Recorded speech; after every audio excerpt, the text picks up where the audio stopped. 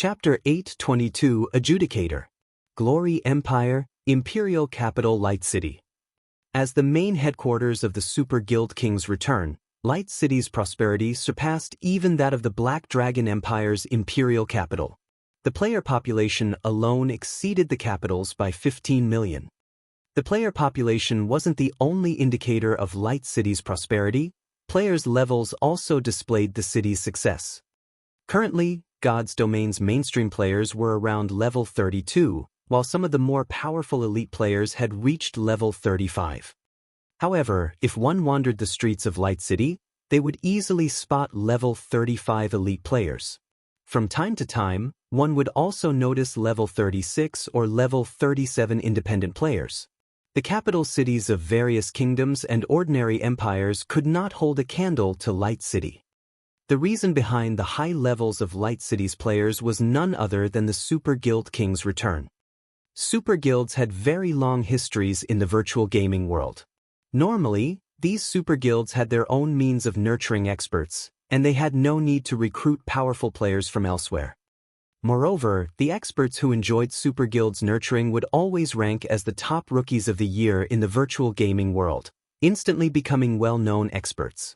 Their personal value would soar by several times. Countless players held this long-cherished dream of gaining overnight fame and riches.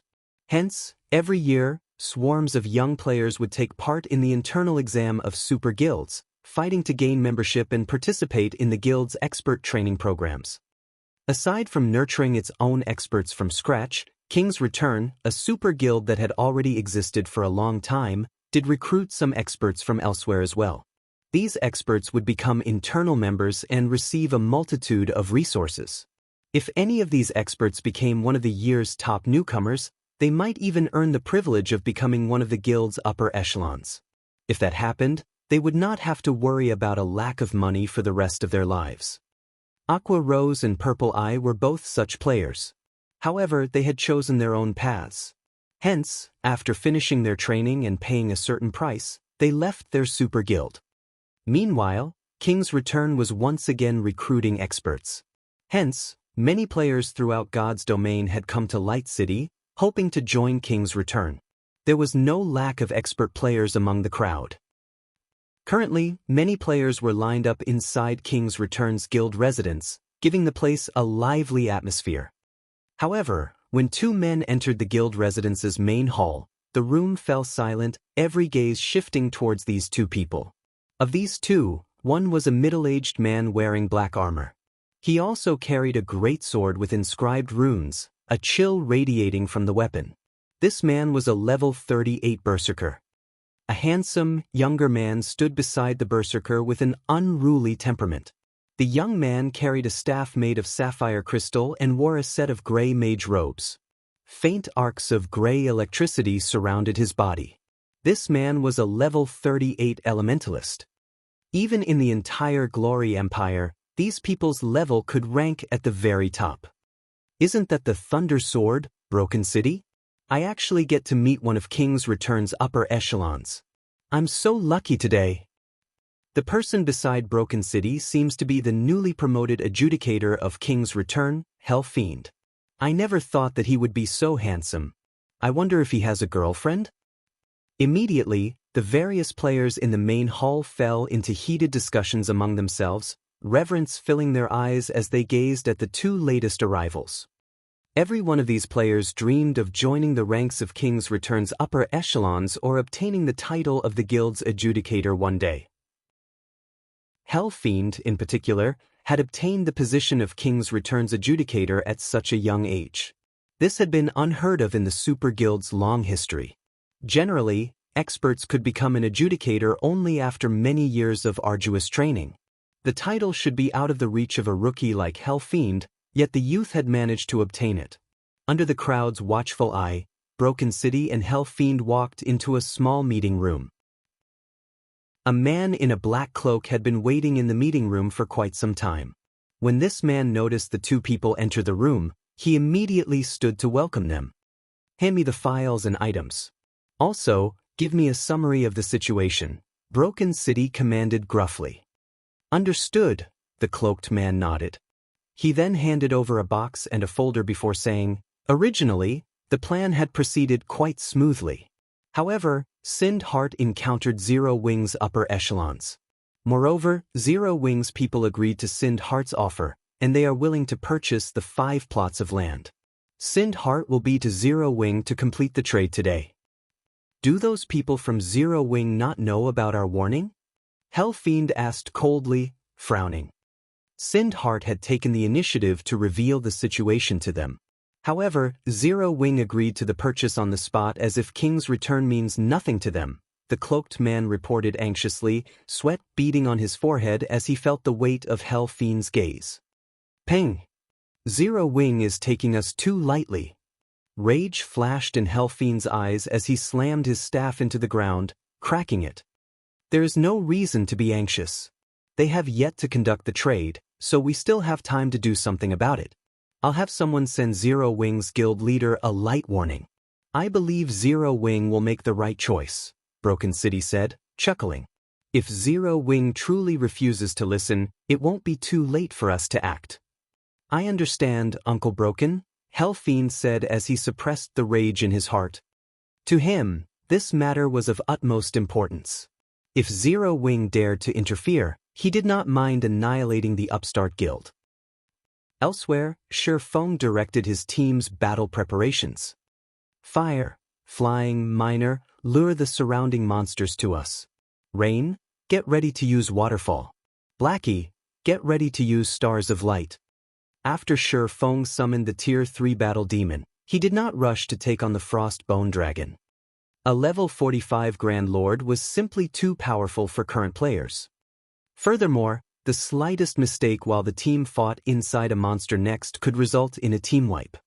Clearing the surrounding monsters was a must, particularly when facing a guardian boss like the Frost Bone Dragon. All guardian bosses possessed a similar ability, Life Devour.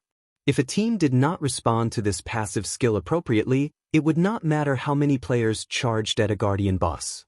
Everyone would simply charge towards their graves.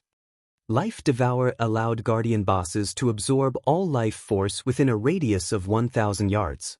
Be they players or monsters, all those in range would lose 1% of their HPs every 3 seconds. Meanwhile, the guardian boss would absorb this HP. Hence, when going up against a guardian boss, too many people was not always a good thing. Guardian bosses usually had very high HP. Chances were high that players could not even deal enough damage to these bosses to overcome their innate battle recovery. Moreover, when fighting a Grand Lord like the Frost Bone Dragon, players' stamina consumption rate would be very high. They could not afford to fight a battle of attrition against such bosses. In the end, players would die from exhaustion. Finally, after over an hour, Feng's team managed to clear all of the monsters within the Frost Bone Dragon's range of activity. "Move out." Following which, Feng directed the Battle Demon to charge at the Frost Bone Dragon. He also activated the demonic Flame Tiger's Battle Roar and Dark Blessing. Immediately, the entire team's attributes and magic resistance rose by a large margin. Chapter 823, Monster Level Battle. Groar.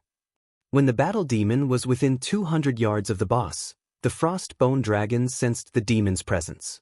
As it released a furious roar, the Grand Lord flapped its massive bone wings. The generated gust prevented the Battle Demon from approaching.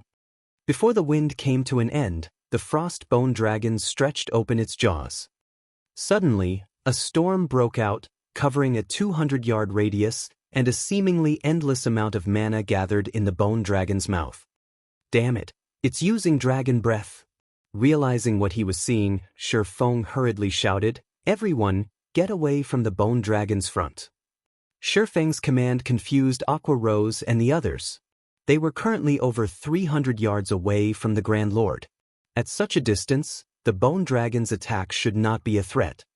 However, seeing at Feng's anxious expression, the Zero Wing team did not dare to be careless as they rushed to the sides. Due to Battle Roar and Dark Blessing, everyone's attributes had received a significant boost.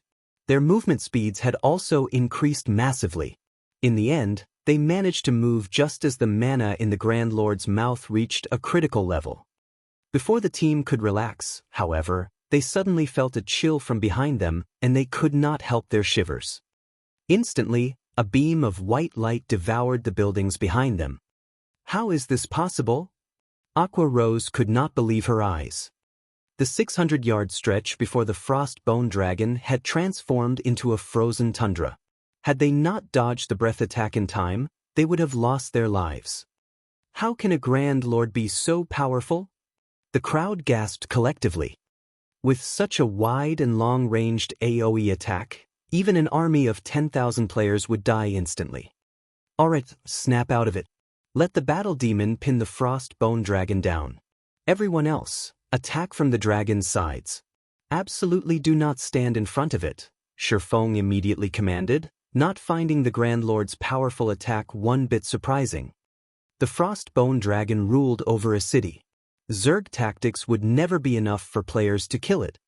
If not for his ability to summon a Tier 3 demon, he would not risk everyone's lives by provoking such a boss. Although the Frost Bone Dragon was more powerful than their team, it was only a level 45 Grand Lord. However, the Tier 3 demon he had summoned was level 55. The difference of 10 levels could, mostly, make up for the difference in rank. Even if he could not exert the Tier 3 demon's full strength, he could use it to pin the boss down. As the breath attack ended, the battle demon, which Feng had previously moved out of the breath attack's range, arrived before the Grand Lord and used a Tier 3 skill. Round Flash. Countless flashes of light appeared around the bone dragon's skull until the monster's head was hidden behind a dazzling, silver glow. Minus 592,018. The Frost Bone Dragon released a pained cry as its body fell to the ground abruptly, flattening the buildings beneath it. The impact caused South Lake City to tremble. As for Autumn Goose and the others, who had begun their charge towards the Frost Bone Dragon, they were momentarily stunned. With a single hit, the Tier 3 demon demolished a small, but visible, chunk of the Frost Bone Dragon's HP. This one attack was most likely more powerful than the combined attacks of a player army of thousands. Moreover, this was the first time she had ever seen Tier 3 beings fight against each other. Usually, she only saw players tackle monsters. The shock of watching two monsters face each other was intense. This scene allowed them to realize just how weak players were. Compared to this great battle, their previous battles were practically child's play. Before the Frost Bone Dragon, which towered over 100 meters tall, any player would seem insignificant. The mental pressure the Grand Lord exerted stole their breath. Don't stop. We've entered its frost domain. As long as we remain inside this domain, our stamina will decrease rapidly. Even if we don't move, our stamina will decrease. We need to hurry and get rid of the Bone Dragon before our stamina runs out. Feng reminded his team as he glanced at Autumn Goose, Thoughtful Rain, and the others, who had stopped moving due to shock. Notify me immediately if any of you run out of stamina during the battle. Yes. Everyone nodded as they regained their focus. Against such a boss, Aqua Rose and the other core members of Zero Wing fared relatively well. After all, they had raided a Grand Lord before. Only, the Frost Bone Dragon was significantly more powerful than that Grand Lord. However, this was the first time Autumn Goose, Death Wind, Gunfire, Thoughtful Rain, and Blue Bamboo had faced a Grand Lord. Fighting against such an oppressive pressure and bathing in such frigid killing intent, even moving became a struggle for them. It would be a miracle if they could even exert 50% or 60% of their usual strength. How can a Grand Lord be so terrifying? Autumn Goose's heart pounded as she watched the Bone Dragon's mountain-like body. She then looked at Fire Dance and the others, who appeared almost unfazed and were still charging towards the Grand Lord, and she smiled bitterly. Back in the Wind God's Spear, she had always pursued adventure and excitement. However, compared to the Frost Bone Dragon, those adventures had been a walk in the park. This Grand Lord's might was overpowering enough that she felt incredibly powerless. In contrast, despite such an oppressive pressure, Zero Wing's members did not show any signs of slowing. With this, one could easily tell that Zero Wings members had long since become accustomed to such battles. For some reason, a random thought invoked a strange feeling within Autumn Goose. This was what she has searched for all this time. While Autumn Goose was caught up in her daze, the Frost Bone Dragon slammed its massive claws down onto the battle demon. Unable to dodge the attack in time, Feng could only direct the battle demon to defend itself with its weapon. Boom! Minus 95,164. The ground beneath the battle demon's feet shattered as the demon became embedded into the ground. The surrounding land shook from the impact, a deep fissure forming and spreading towards Autumn Goose. Autumn Goose was momentarily taken aback. Compared to the Frost Bone Dragon's destructive power, the great lords they had defeated earlier were nothing more than harmless kittens. However, Autumn Goose still reacted. Although her movements were sluggish due to the Guardian boss's pressure, she had managed to pull her weapon up before her. Ping! The incoming shockwave struck and threw Autumn Goose, a damage of minus 867 appearing above her head. A gasp tore through the watching players. Despite standing so far away, Autumn Goose still received nearly minus 900 damage after defending herself successfully. If she had failed to lift her weapon in time, she probably would have lost over 4,000 HP in an instant. As for the Frost Bone Dragon's claws, even Cola might die instantly if he received a direct hit. Even after activating his Berserk skill and all of his life-saving skills, he would only survive one attack at most. Fortunately, however, they had a Tier 3 demon to take the Bone Dragon's hits for them. Otherwise, they wouldn't have any chance of surviving against the Grand Lord. Feng simply smiled at everyone's reaction. Ordinary bosses could not compare to a Guardian boss. Furthermore, the Frost Bone Dragon was a member of the dragon race. It was much stronger than ordinary bosses. Even if Cola reached level 45, he could not tank this boss by himself. At the very least, they needed 3 MTs of equal caliber to handle the Frost Bone Dragon. This should be far enough. Feng arrived beside the Bone Dragon and raised the Abyssal Blade. He swung the magic weapon down on the Grand Lord. Abyssal Curse. Chapter 824, Super Large-Scale Destruction Spell. Seal! Feng shouted low. Suddenly, a massive, black magic array appeared beneath the Frost Bone Dragon's feet. Even with its gigantic body, the magic array enveloped the Grand Lord, and an endless stream of black fog penetrated the Bone Dragon's body, slowly corroding it. Roar! The Frost Bone Dragon struggled, trying to break free from the array's bindings, but no matter how hard it fought, it could not expel the black fog from its body. Everyone on the team immediately used their most powerful skills against the Frost Bone Dragon. Lifting his spear, Gunfire leaped into the air and used Beheaded. Ping! Although the Frost Bone Dragon had received the attack without any resistance, when Gunfire's attack struck the Grand Lord's white bone, it felt as if he had just hit a solid wall. Not only did the attack fail to cause any external damage, but the resulting vibration also inflicted pain to his own hand. His attack had only caused slightly over minus 700 damage. What kind of defense is this? Horror filled Autumn Goose as she stared at the damage. No matter what was said or done, Gunfire was one of the top-ranking experts in the Wind God's Spear. He was very well equipped. Even against all those great lords prior to this fight, his beheaded skill always dealt around minus 2,000 damage. Now, however, even after receiving a significant boost to his attributes, his beheaded had only caused around minus 700 damage. The Frost Bone Dragon's defense had to be more than double that of the previous great lords. Meanwhile, the Frost Bone Dragon had 64 million HP. With its battle recovery alone, it could regenerate 640,000 HP every second. Not to mention, since the battle had begun, the Grand Lord had been absorbing 1% of their HP every 3 seconds. With such a powerful recovery, even 100 continuously attacking Gunfires would barely scratch the Frost Bone Dragon. They would be no threat to the Grand Lord at all.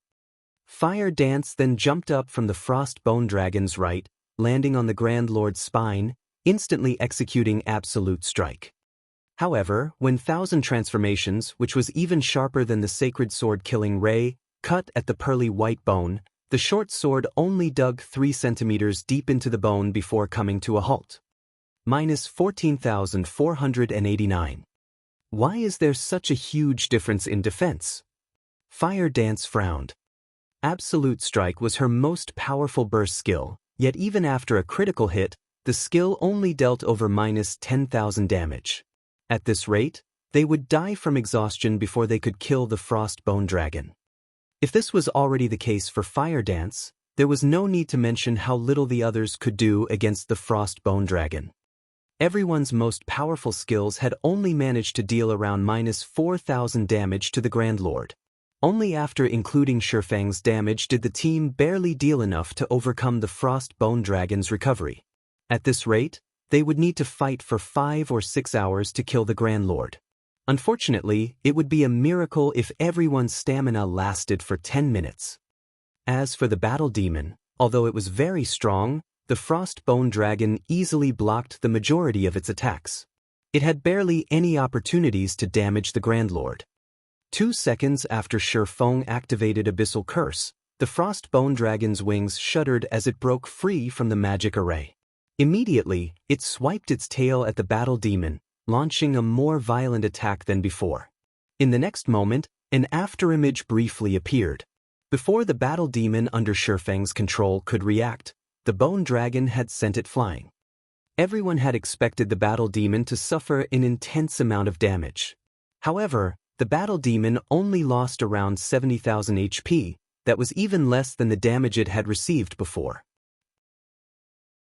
The Bone Dragon's attributes have decreased, Aqua Rose stated as she looked at the Frost Bone Dragon's HP. Currently, the Grand Lord only had a maximum HP of 57,600,000. Its attributes had been decreased by 10%. The players felt joy bloom in their chests. Their will to fight soared. Even to ordinary players, a 10% attribute drop would significantly affect their combat power, much less for a guardian boss like the Frost Bone Dragon. Everyone, activate your Berserk skills. Use this opportunity to slay this boss. Feng hurriedly reminded. Abyssal Curse could reduce the Frost Bone Dragon's attributes for 10 minutes, so if they could not finish the Grand Lord off in these 10 minutes it would become much harder to defeat later. They needed to exert all of their strength now. Following Feng's command, everyone activated their Berserk skills at full strength. As for Feng, he activated Heavenly Dragon's Power. Among the several Berserk skills Feng had, Dragon's Power increased his strength attribute the most. With the Tier 3 Battle Demon acting as a meat shield, Feng used Silent Steps and appeared directly behind the Frost Bone Dragon. Phantom Kill. Flame Burst. Feng and his doppelganger released a series of 30 dazzling explosions on the Bone Dragon's weakened ribcage. Minus 20,484. Minus 28,497. Minus 41,054. Minus 57,149.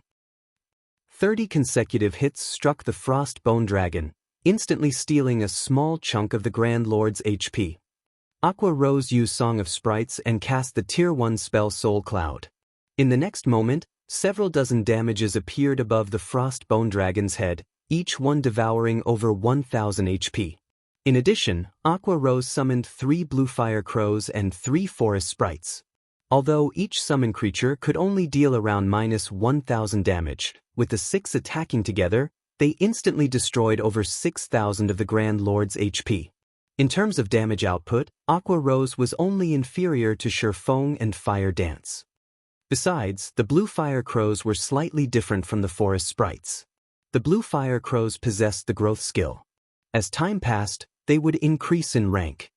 From elite monsters, the Blue Fire Crow could grow to become lords. At that point, Aqua Rose's damage could even surpass Fire Dance's. Seconds and minutes passed quickly. Under Feng and his team's all-out assault, the Frost Bone Dragon's HP quickly fell to 30%. Finally, the Tier 3 Battle Demon was in an extremely miserable state. It currently had less than 20% of its HP remaining. Foolish humans, feel the wrath of the abyss, the Frostbone Dragon bellowed as it suddenly flapped its wings.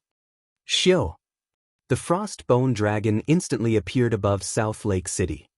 In the next moment, an endless amount of elemental mana surged towards the Frostbone Dragon's body from all directions. At the same time, a deep blue, two-fold magic array appeared above South Lake City as well, enveloping the entire space above the city. The violent power radiating from the magic array threw everyone to the ground as if the end of the world had arrived. It's over. How does the Bone Dragon know such a spell? Shock filled Aqua Rose's eyes as she stared at the magic array above South Lake City.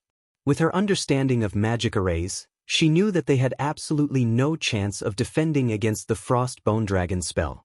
They could only wait for death to claim their lives. With spells like this, how can anybody defeat the Frostbone Dragon? The other team members felt similarly powerless as they watched. It was technically not impossible to deal with a super large-scale destruction spell like this. However, with the magic array covering the entire South Lake City, how could they escape the spell's range in time? Ha! Go on. Flee. Let's see if you can escape the wrath of the abyss. The Frostbone Dragon laughed. I've been waiting for this. Feng's lips curled into a smile. He had been waiting for this moment for a long time. Immediately, he activated Wind Rider. He then switched the aura of wind to the aura of time before looking at Aqua Rose, saying, "Use Song of Sprites on me." It had already been 5 minutes since Aqua Rose last used Song of Sprites. The skill's cooldown should have ended. Although Aqua Rose did not understand what Feng intended to do, she cast Song of Sprites on him. Feng then flew towards the Frostbone Dragon, which was still in the process of gathering and condensing mana. Absolute Time. This was Feng's final trump card against the Frostbone Dragon. If he could not interrupt the Frostbone Dragon's abyssal wrath, a super large-scale destruction spell, trying to deal with the Grand Lord would be sheer lunacy. Immediately, with the Frostbone Dragon as the center, the space within a radius of 300 yards froze. All mana in the area scattered and vanished immediately. No! Due to the sudden loss of mana, the Frostbone Dragon released a pained cry as it suffered a backlash from its spell. Its massive body, which had been over 100 meters in height, suddenly shrunk to only 60 meters or so. Its attributes also fell by 40% as it entered a weakened state for 3 minutes. The Frostbone Dragon's body then crashed to the ground. With its combat power greatly reduced, how could the Frostbone Dragon be a challenge for the team from Zero Wing? Even without the Tier 3 Battle Demon, the Frostbone Dragon was no longer a threat. At this time, Feng activated the power of darkness, his attributes soaring once more. He then began a rampant assault on the Grand Lord. When the Frostbone Dragon had less than 500,000 HP remaining, Feng activated Divine Providence before using Flame Burst on the Grand Lord, destroying the Grand Lord's final strand of HP. The instant the Frostbone Dragon died, everyone heard the sound of a system notification.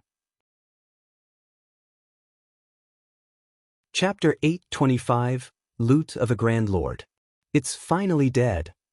They could not help but breathe out a sigh of relief when they saw the Frostbone Dragon falling to the ground, the Grand Lord's HP thoroughly depleted. As the Frostbone Dragon fell to the ground, everyone's experience bars had also abruptly increased by a large margin. So much EXP. A golden glow covered Autumn Goose, Death Wind, Gunfire, Thoughtful Rain, and Blue Bamboo as all 5 of them leveled up from level 38 to level 39, expressions of shock appearing on their faces. Even the combined EXP they gained from killing the 20 Great Lords from before could not compete against the EXP provided by a single Frostbone Dragon. While everyone was celebrating over their success in killing the Frostbone Dragon, a system announcement suddenly surprised everyone. System announcement: Congratulations! You have killed the Guardian Boss Frostbone Dragon. War God's Temple Reputation plus 20 points. Rewarding 5 basic medals of honor. What? We've hit the jackpot this time. We got 5 basic medals of honor. Autumn Goose and the others were similarly stunned by this situation. They never imagined that there would be such great rewards for killing the Frostbone Dragon. They had heard that many large guilds had organized massive expeditions to conquer towns. Meanwhile, aside from earning a large amount of honor points, another important reason these guilds were organizing such expeditions was to increase their reputation with the War God's Temple, as well as obtain basic medals of honor. The higher one's War God's Temple reputation was, the more discounts one could obtain when exchanging for items using honor points. At the same time, after one's reputation with the temple reached a certain level, they could also exchange for higher-ranking items. The high-ranking items available for exchange would tempt even top-tier expert players, much less ordinary expert players. For example, battlefield mounts, rare skills, high-ranking rare potions, and many other items could not be found on the market. Although a battlefield mount was only useful in the Abyss battlefield, the quality of the mount itself was very high. Players could exchange for a bronze mount right from the onset. As one's War God's Temple reputation increased, one could even exchange for a dark gold mount. These mounts could increase a player's combat power in the Abyss battlefield significantly. Not to mention, there were also all sorts of rare skills. However, aside from needing a large amount of honor points, these high-ranking items also required one other thing for which to exchange. And that item was the basic medal of honor. Exchanging for a single bronze battlefield mount required 20 basic medals of honor and 30,000 honor points. Without basic medals of honor, even with all the honor points in the world, one would not be able to exchange for items that were truly useful to players. However, it was extremely difficult to obtain a basic medal of honor. From the knowledge they gained through the research done over the past few days, for players who participated in capturing a town there was only a single basic medal of honor awarded. Now each of them had obtained 5 medals. That was equivalent to capturing 5 towns. If one wanted to exchange for a bronze mount, they'd need to capture a total of 20 towns. Capturing a town was easier said than done. Unlike the outside world, once players died in the Abyss battlefield, they had to wait until the next day to enter the battlefield again. Hence, one's life was essential in the Abyss battlefield. To avoid death, players would usually act carefully and spend a long time raiding a single town. However, there were currently no bronze mounts being sold on the market at all. Only a single common mount was for sale, which cost 40 gold. Even if someone were selling a bronze mount, it would cost several hundred gold at the very least. How could ordinary players possibly afford to purchase one? Consequently, if one wanted to experience riding a bronze mount, this was the fastest method to do so. In the Abyss battlefield, battlefield mounts were slightly more powerful than normal mounts. Not only were they faster, but their combat power was also higher by a single rank. Just a fine gold battlefield mount could already rival a chieftain of the same level, while dark gold battlefield mounts could rival a lord of the same level. With such a mount, players could obtain honor points in the Abyss battlefield more easily in the future. While everyone was feeling ecstatic over their unexpected harvest, Feng had appraised all the items dropped by the Frostbone Dragon. Although the Frostbone Dragon had only dropped 5 items, every piece was either a top-tier weapon or equipment. Big Brother Feng, looking at how happy you are, just what kind of items did the boss drop? Hurry up and share them with us. Don't just keep them to yourself. Blue Bamboo became exceedingly curious when she saw the smile on Feng's face. This was the first time she had raided a Grand Lord. Moreover, there was also a rumor going around in the outside world saying that Grand Lords had a chance of dropping epic items. Nothing much. I'm just happy because we managed to complete the Abyss set. Aside from that, the boss has also dropped a level 40 dark gold ranked shield, a level 40 dark gold ranked ring, and a pair of growth-type gloves, Feng said, laughing. He then shared the details of the shield and ring through the team chat. Frostbone shield, dark gold rank. Level 40, level 45. Equipment requirement, strength 500. Defense plus 2720, level 40. Block rate, 37%. Strength plus 43, endurance plus 51. Ice resistance plus 10. Evasion plus 10. Weakens damage received from the front by 20%. Every time shield is struck, 10% of damage will be converted into user's defense. Up to a maximum of 2000 defense can be converted. Maximum HP increased by 10%. Additional skill dash. Frost Body. Becomes immune to all damage coming from the front for 4 seconds. Cooldown, 5 minutes. The defense on this shield is especially high. Just the defense on this shield alone is already a match for my total defense. Aqua Rose was dumbstruck after seeing the attributes of the Frost Bone shield. The Divine Blue Fire Shield Cola was currently using only had 1950 defense. However, the total defense the Frost Bone shield could provide was 4720 points. Not to mention, the shield itself also had a passive damage reduction skill and an active skill that provided pseudo-invulnerability. With the shield, they would be able to take on even the super powerful skills of bosses in the future. Particularly, when the healers could not keep up with the damage the MT wielding the Frost Bone shield was taking, said MT could use Frost Body to alleviate the burden on the healers. Ice Spirit Ring, Dark Gold rank. Level 40, Level 45. Equipment requirement, Intelligence 400. Strength plus 15, Agility plus 18, Endurance plus 24, Intelligence plus 55, Vitality plus 37. Casting range plus 2. Casting speed increased by 10%. Magic damage increased by 10%. Attacks have a certain probability to trigger freeze effect, freezing target for 3 seconds. Additional skill dash. Rapid cooldown, resets cooldown of all skills learned by user. At the same time, removes all control effects and increases casting speed and movement speed by 30% for 10 seconds. Cooldown, 10 minutes. After everyone saw the statistics of the Ice Spirit Ring, their eyes nearly fell out of their sockets. With this ring, a magical class's damage output would increase by at least 20%. Blue Bamboo said as she greatly admired the Ice Spirit Ring. This was the first time she had seen a ring with such amazing attributes. Ornaments were very rare in God's domain. Their value was much higher than even weapons. Despite being fully geared in top-tier equipment, the ring she currently wore was only a level 20 mysterious iron ring. However, she was very well off already. Many players were still wearing level 10 bronze ranked rings. However, compared to the Ice Spirit Ring, her level 20 ring was practically trash. Don't get too excited. Whether it is the shield or the ring, the value of these two items most likely cannot be compared to this pair of gloves. Feng then shared the stats for the gloves with everyone. Chapter 826, Background of the Number 1 Guild. Growth Type Equipment. Everyone looked at the image that was releasing a faint white glow. There were many divine runes carved on the pair of gloves. There was also a small, dark blue magic array etched on the back of the gloves, with a light blue bead embedded in the middle of the magic array.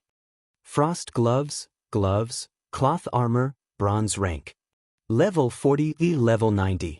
Defense plus 348, level 40. Intelligence plus 26. Vitality plus 22.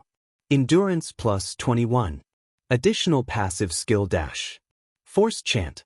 While casting, there is a 5% chance to cast tier 1 or below spells instantly. Additional active skill dash. Frost Breath. Deals 500% magic damage in a cone to enemies within 30 yards and freezes all targets hit for 5 seconds, and then reduces their movement speed and attack speed by 40% for 15 seconds. Cooldown, 1 hour. Gloves that had once been worn by the Frost King with frost beads embedded on the gloves, which were sealed by the Frost King, and are unable to display their full power. To lift the Frost King's 5-layered seal, a large amount of EXP is needed to be absorbed. Removing the first seal requires 300 million EXP.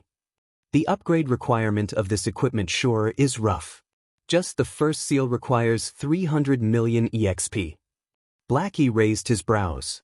This much EXP was enough to allow current ordinary players to level up once. Moreover, this was only the first seal. There would still be 4 more seals after this one. Needless to say, the following seals would surely have higher requirements. But the skills of this piece of equipment are amazing. It is capable of instant casting Tier 1 spells. Only, the chances are a little too low. The AoE control skill, on the other hand, is quite good. With these 2 skills together, this pair of gloves would not lose out to any dark gold equipment, Aqua Rose commented. When Feng heard everyone's unbiased evaluations, he could not help but shake his head and laugh, saying, "Do you guys think that removing the seals will only improve the equipment's basic attributes? This is growth-type equipment. It can be upgraded into epic rank if you remove all of the seals. Whether it is the basic attributes of the gloves or its skills, both will gradually improve along with the undoing of the seals. Dark gold equipment definitely cannot compare to something like this." This is epic equipment? Everyone was surprised. Zero Wing's core members had a profound understanding of just how powerful epic items were. Compared to epic equipment, dark gold equipment was practically garbage. The two were on entirely different levels.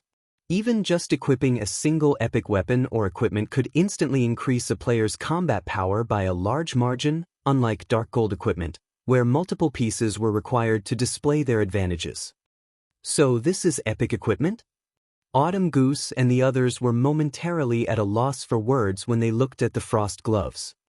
While they were still at the stage of being joyful over getting a piece of dark gold equipment after defeating a great lord, Zero Wing had already set its sights on epic equipment. Over time, the gap between them and Thoughtful Rain would unquestionably grow increasingly larger. Following which, Feng held an internal auction between the members of Zero Wing. This scene caused Autumn Goose, Deathwind, and Gunfire to grow exceedingly envious. They never imagined that, even for such powerful equipment, Zero Wing was willing to distribute them through an internal auction. In other guilds, such equipment was usually distributed based on the team leader's designation. In the end, the Frostbone Shield was won by Yi Wumian, while Thoughtful Rain obtained the Frost Ring. This outcome greatly surprised Thoughtful Rain.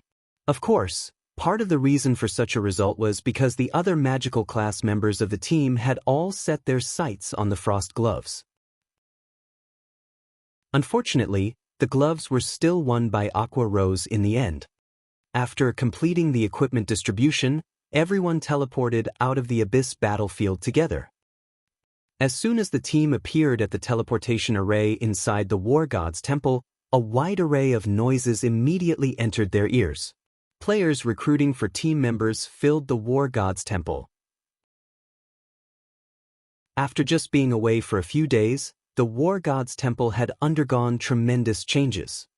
Currently, players crowded the main hall of the War God's temple. The levels of the players here, as well, had undergone significant changes. Originally, level 30 players were considered mainstream.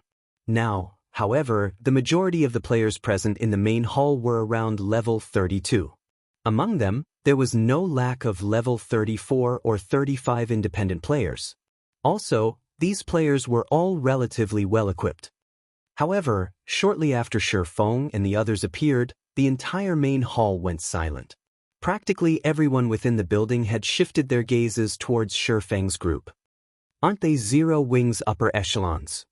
Damn, they're the real deal. As expected of the top-tier experts of Star Moon Kingdom, even though I am standing so far away from them, I still can't help but shiver at the pressure they give off. Who are those 3 independent players beside them? All 3 of them are level 39. What? Level 39? The number 1 player on Star Moon Kingdom's ranking list just reached level 38 not long ago. Did they hide their levels on the ranking list? Just how did they manage to level up so quickly? It would be great if I can mooch off of them. Pros, carry me please. No one could believe their eyes when their gazes landed on Autumn Goose and the others. Feng and the other members of Zero Wing were wearing black cloaks, so no one could identify their levels. Autumn Goose and the others, however, were not wearing black cloaks, so everyone could see their current levels clearly.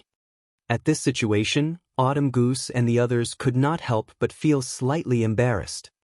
If not for Feng bringing them along to kill so many great lords, it would be impossible for them to reach level 39 so quickly. At most, they would have reached level 37 by now. After they returned to the Dark Knight Empire, the other members of the Wind God's Spear would also be shocked upon seeing their levels. Yi Feng, are you not coming with us to turn in the quest?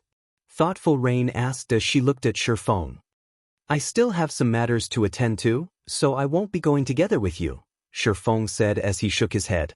He had just received a message from Melancholic Smile saying that representatives from King's Return wanted to meet him to discuss an important matter. After considering the situation for a long moment, the only conclusion Feng could come up with for this sudden visit was due to the matter relating to Sindheart. After all, Zero Wing did not possess any actual connections with King's Return. However, he also felt that the possibility of such a thing happening was low. A super guild like King's Return could easily annihilate an upstart guild like Immortal Light. Just like Nine Dragons Emperor of the Dragon Phoenix Pavilion, King's Return could simply take direct action against Immortal Light. There was no need for them to go through so much trouble to deal with a single upstart guild. However, since people from King's Return had come personally to visit him, no matter what was said and done, it was necessary for him to pay back their sincerity. As for the Silver Legend quest, even if he turned in the quest together with Thoughtful Rain and the others, the most he would get in return was a little EXP. That meager amount of EXP was practically negligible to him. Now that the final arc of the Silver Legend quest was complete, there was no need for him to tag along with the group anymore. Hearing Feng saying so, a hint of disappointment appeared on Thoughtful Rain's face. Zero Wing's Guild Residence. Inside the large guild hall, Zero Wing's members could be seen moving about busily. All this was due to the appearance of the guild stable. To purchase their own guild mount once they reached level 40, everyone began frantically taking on quests one after another, earning as much money as possible. This situation caused the entire guild to buzz with activity. However, inside the busy hall, two people were currently seated inside the reception room of the second floor, leisurely observing the situation inside the guild. They've managed to run the guild quite well. It's no wonder why Zero Wing is known as Star Moon Kingdom's #1 guild. Unfortunately, the guild's background is poor, and it doesn't have any expert nurturing capabilities. A robust man in silver heavy armor spoke disdainfully as he watched the situation downstairs. This man was a level 38 berserker. Although there were many elite players in Zero Wing, at the end of the day, they were only slightly better than the players of Star Moon Kingdom. They were no match for Empire players at all. It was especially true when comparing the levels of expert players. Currently, the highest leveled player in Star Moon Kingdom had only recently reached level 38. On the other hand, many of the players on Empire ranking lists had already reached level 39. At this moment, the doors to the reception room abruptly opened. Feng, who was currently using his appearance of black flame, then walked into the room. Level 40? How could this be? Chapter 827, Sword King Black Flame. As Feng entered the elegant reception room, he did not bother with disguising his current level. The robust man's gaze fixed on Feng, confusion filling his eyes. A guild in Star Moon Kingdom actually had someone higher leveled than the #1 player on the Glory Empire's ranking list. No matter how he thought about it, this was inconceivable. Their levels were already quite high, so they required a tremendous amount of EXP to level up. It was especially true for leveling from level 39 to 40. All those who held their rank on the ranking list practically grinded without rest. Moreover, ordinary experts could not compare to their efficiency. Usually, these rankers had groups to lure and damage monsters for them. When the monsters dropped to their final strand of HP, these rankers would strike the final blow, taking the majority of the monster's EXP.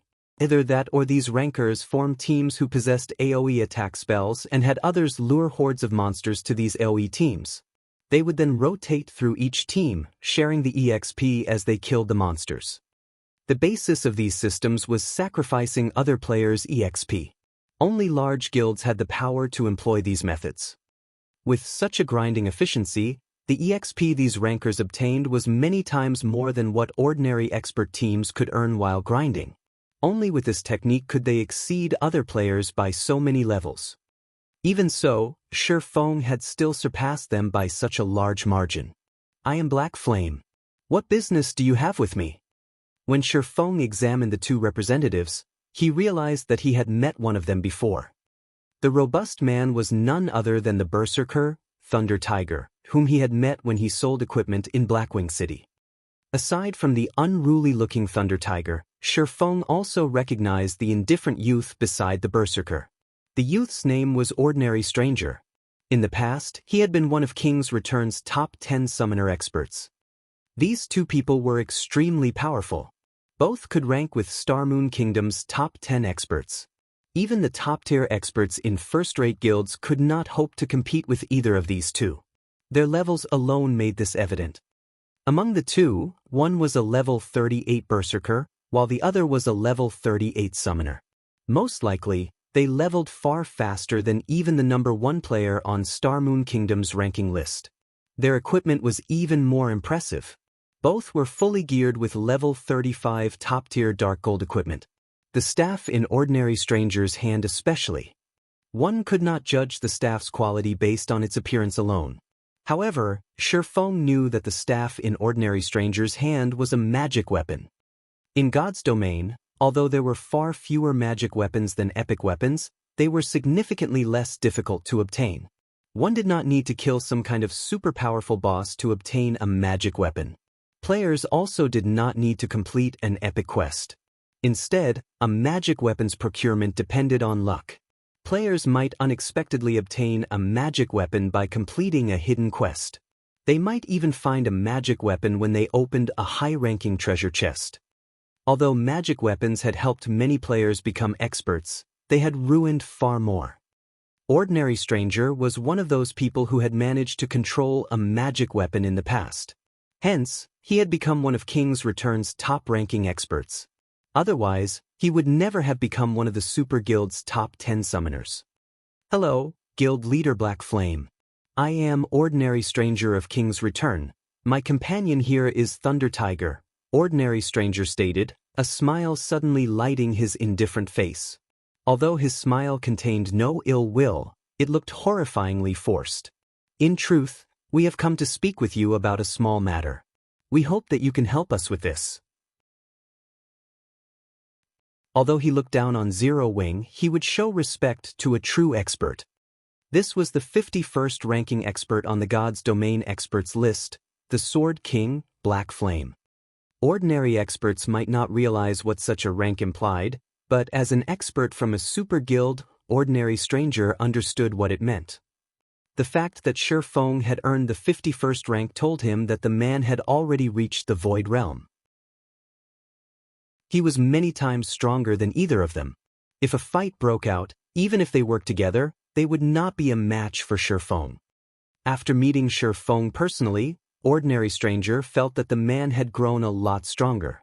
He was particularly convinced when he saw the exquisite mold and intricate runes of the weapons hanging from Feng's waist. Although their special effects were hidden, he was certain that dark gold weapons could not compare to those two blades. Based on the rumors floating around, these two weapons could very well be epic weapons. Epic weapons. Even experts like themselves only obtained weapons like those in their dreams. Currently, only the guild's monster-level characters possessed epic items.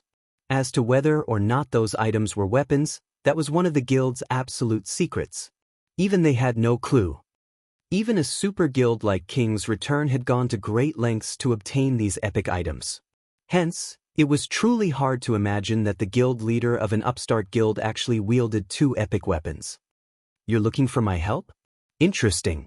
King's Return is a super guild. Is there truly anything your guild can't do in God's domain? Feng said, laughing. Guild leader Black Flame, you jest, Ordinary Stranger said hurriedly. We really need your help with this situation. All right, tell me, what business do you have with me? Feng waved his hand dismissively. Recently, we've heard that Zero Wing plans to buy some of Snowfield City's lands. We would like to dissuade you. In return, King's Return will provide Zero Wing with a plot of Light City's land, allowing the Candlelight trading firm to develop there, Ordinary Stranger explained. Although Snowfield City was the third largest city in the Twin Towers Kingdom, its player population could not compete with Light Cities. The difference between the two cities was simply too massive. Even an extremely ordinary plot of land in Light City was far more valuable than Snowfield City's golden lands. Can you tell me which plot of land you are offering? Feng was slightly surprised. He had never expected King's Return to be so generous. Only the extremely wealthy could afford land in imperial capitals. Moreover, even if one managed to purchase 1 or 2 plots, without the endorsement from the city's ruling guild, one's business would fail. The ruling guild would cause all sorts of trouble to chase away their customers, going so far as to kill the players who dared to spend gold at their shops. This was especially true for imperial capitals in which super guilds had set up their headquarters. In a few years, the players within these imperial capitals would either become members of the guild, guests who had business with these super guilds, or players who supported these super guilds. It would be practically impossible these guilds' foundations in their home cities. Hence, even if one could afford the land in an imperial capital, most guilds usually avoided them. After all, these lands would only become expensive paperweights. Of course, it was a different story if one obtained the permission of the ruling guild. This was why Feng wanted to cooperate with Phoenix Rain. Since King's Return would willingly allow the Candlelight trading firm to develop at Light City, once the trading firm set up a shop, that shop would most likely earn more money than 5 or 6 kingdom cities combined. After all, the player population in Light City was that massive. Here it is. Ordinary Stranger took out a drawing. This was none other than the map of Light City. A red dot had been marked on the map's top corner, representing the land for resale. The slums.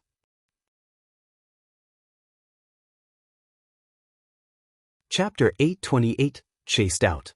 Feng thought he had interpreted the map wrong when he examined the marked location. Cities in God's domain generally had many districts. Among them, the most important was the trade area. Normally, when players tried to set up a shop, they purchased land in the trade district. Following the trade area would be the Nobles District. The Nobles District housed the city's library and the War God's Temple. Naturally, players frequently visited these locations. The Commoners District followed the Nobles District. The Commoners District contained the Adventurers Association and the Underground Arena. Hence, that district enjoyed quite a bit of player traffic as well. The district with the worst traffic was the slums. There were practically no establishments in the slums that could attract players to the area. Very few players were willing to visit. Hence, in every city in God's domain, the lands in the slums there were the cheapest. Opening a shop there was no different than throwing money into the furnace. "This is your offer?" Feng asked, laughing. After all that talk, King's Return wanted to trade a worthless location for 5 valuable plots of land. Guild leader Black Flame, don't be in such a rush. Many of Light City's lands have already been distributed. We cannot procure good plots of land with so little time. These are the only ones left. However, our superiors have stated that King's Return will allow the Candlelight trading firm to enter Light City to conduct business.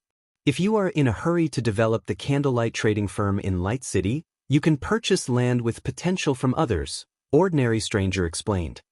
In Ordinary Stranger's opinion, this offer was a powerful show of faith towards Zero Wing. Light City was King's Return's main headquarters. The city was home to more than 10 million players. In the future, that number could definitely climb to 20 million, or even 30 million. It was not an exaggeration to say that every inch of land in Light City was worth its weight in gold. To obtain a share of this golden pie, all Zero Wing needed to do was to turn away from those 5 plots of land in Snowfield City. There were lots of guilds that hoped to set up a shop in Light City. The fact that King's Return had agreed to let the Candlelight trading firm set foot in Light City was an opportunity that many guilds dreamed of, but could not obtain. "What if I refuse?" Feng asked. Although ordinary strangers' offer sounded nice, what fool would actually sell the high-potential land they had only obtained after so much trouble? In the end, Zero Wing had nothing more than an empty promise at the loss of 5 very high-potential lands. Wasn't King's Return being a little too arrogant? This ordinary stranger was taken aback. He had never dreamed that Feng would actually consider turning his offer down. Coldly, he replied, "I hope that guild leader Black Flame will rethink this carefully. King's Return is a super guild. Is it really worth offending us over a few plots of land?"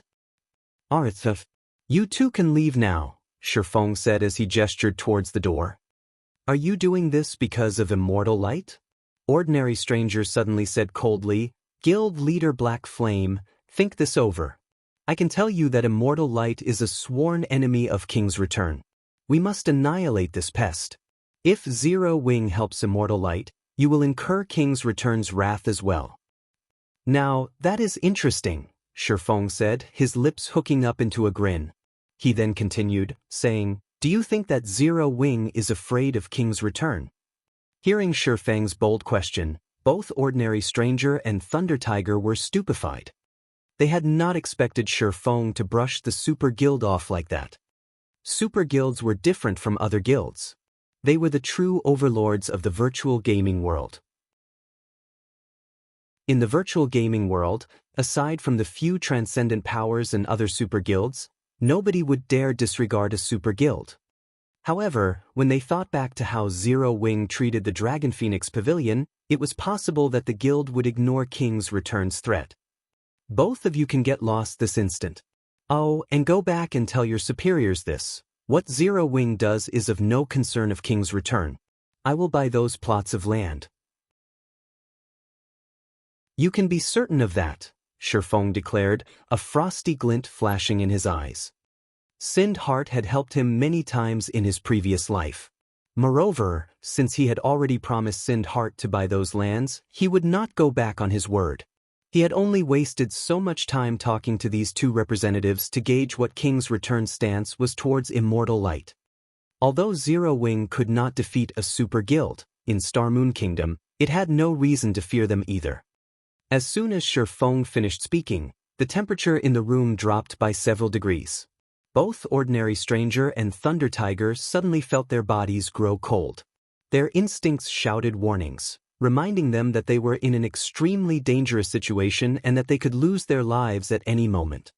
Both Ordinary Stranger and Thunder Tiger knew that they were not a match for Feng. Helpless, they could only leave Zero Wing's residence without accomplishing their objective. "What are we supposed to do now?" Thunder Tiger asked as he looked back towards the guild residence. "Are we just going to return and report this? What else can we do?" Ordinary Stranger had not expected Feng to be this insane. He was actually willing to offend King's Return for a meager guild like Immortal Light. "Let's find a quiet location and report to Elder Broken City. We'll let the Elder decide how we should proceed." The two experts immediately ran to a high-class restaurant and rented a VIP room. They intended to report Feng's reply, word for word, to Broken City. Meanwhile, Feng arrived at the candlelight trading firm. "Melancholic, how many strengthening devices has your team completed?" Feng no longer carried a fortune. Although he had earned quite a bit through Stone Forest Town and the candlelight trading firm while he had been gone, after deducting the guild expenses and the magic crystals, which could not be sold, he only had roughly 4,000 gold on hand. Of course, to any first-rate guild in God's domain, having 4,000 gold of liquid funds after deducting guild expenses was practically a dream.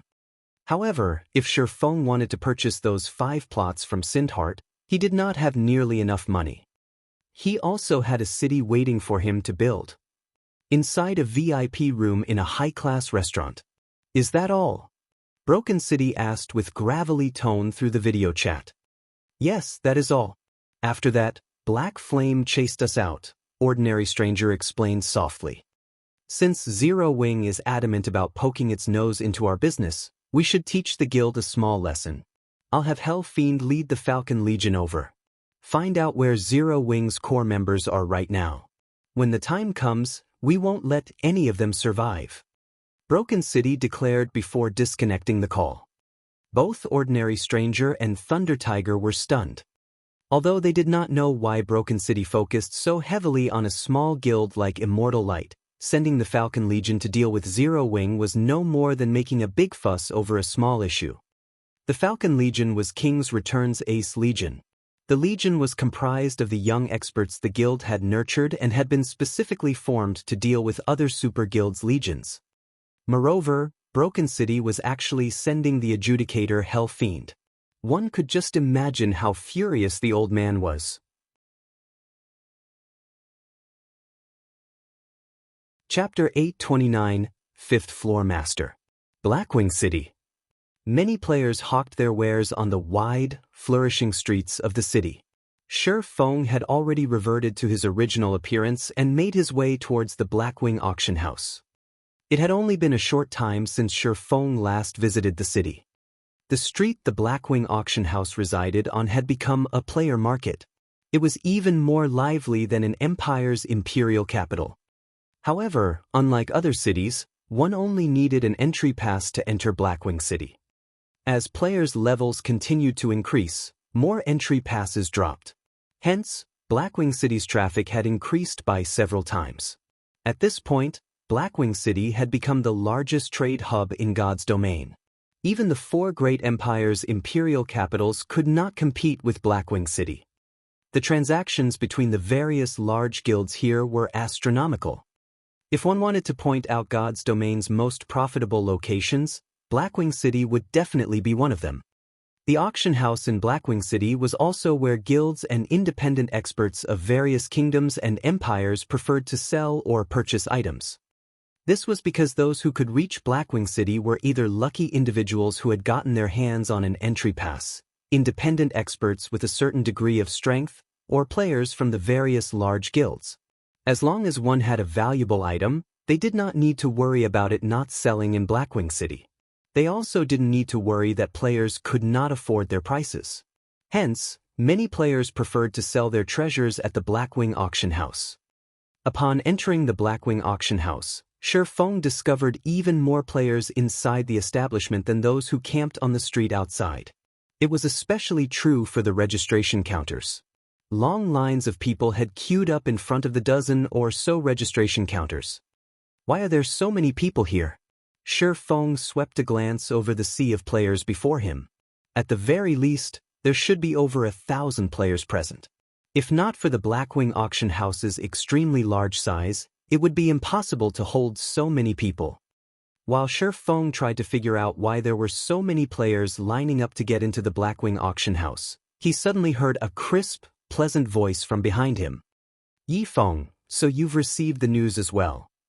Turning to the source of the voice, Feng discovered none other than Gentle Snow, whom he had not seen for quite some time. Currently, Gentle Snow wore a set of silver sacred armor.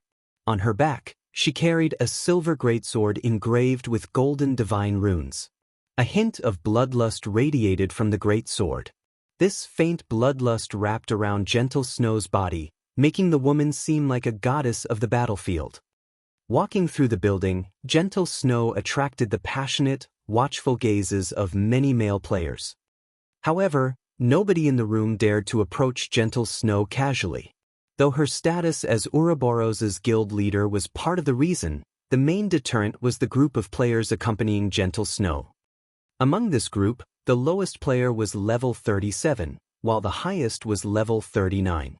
In a kingdom, these players would rank at the very top of the kingdom's ranking list. Furthermore, every one of these players had an extraordinary origin. This was particularly the case for Hidden Cloud, the level 39 assassin leading the group. Hidden Cloud was a famous character that belonged to the Super Guild 9 Heavens Pavilion. He had been one of the talented newcomers that had entered the virtual gaming world 10 years ago. He had risen to prominence like a comet when he had joined. Through a relatively popular virtual reality game, he had earned numerous achievements. Afterward, the 9 Heavens Pavilion had paid an astronomical price to recruit him. Back then, his appearance had shaken the virtual gaming world. Moreover, after joining the 9 Heavens Pavilion, he had become the 9th floor master in just 3 years. his growth had left other super guilds speechless. There were a total of 9 floor masters in the 9 Heavens Pavilion. Each of them enjoyed an even higher status than the guild elders. They were the guild's absolute core members. The first floor master was the 9 Heavens Pavilion's guild leader.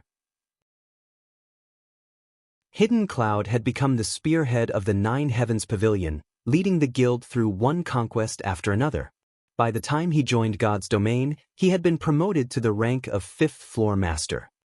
With a super guild's high-profile individual present, who would dare try to flirt with Gentle Snow? Only those who wished to quit God's Domain or wished to start a new account would be so bold. Not only was Hidden Cloud inhumanely strong, but he was also incomparably vicious. There was once the upper echelon of a large guild who had tried to compete with a good friend of Hidden Cloud's over a woman. In the end, Hidden Cloud had wiped his guild out of existence, removing the guild from the virtual gaming world permanently. From then on, nobody ever dared to offend anyone close to Hidden Cloud. Guild Leader Snow. Feng could not help his confusion as he watched the woman approach. He had not come here due to any particular news. He had only come here to earn money. Is something going on here? You don't know? Today, Blackwing City will hold its monthly auction. Incredibly rare items will be available for bidding. I have heard that there is a possibility that epic items will make an appearance, Gentle Snow informed him, somewhat surprised by Feng's reaction. The man before her was one of Zero Wing's core upper echelons. Although news of the monthly auction had only been announced today, with Zero Wing's capabilities, it should have received this information.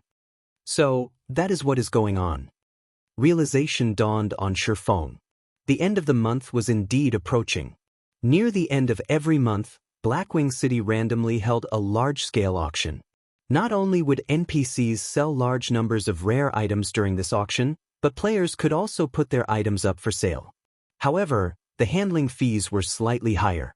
If one sold ordinary rare items during this auction, they would not walk away with any profit.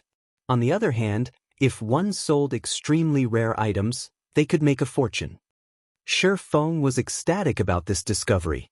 He never expected this coincidence. Before teleporting to Blackwing City, Feng had retrieved 5,000 strengthening devices from Melancholic Smile. These strengthening devices were the culmination of several days of Melancholic Smile and her team's hard work. The magic crystals the few of them had spent during this period would even astound a first-rate guild. The current market value for magic crystals was 24 silver each. However, that was only true if one purchased them in bulk. Purchased individually, one would have to spend at least 25 or 26 silver.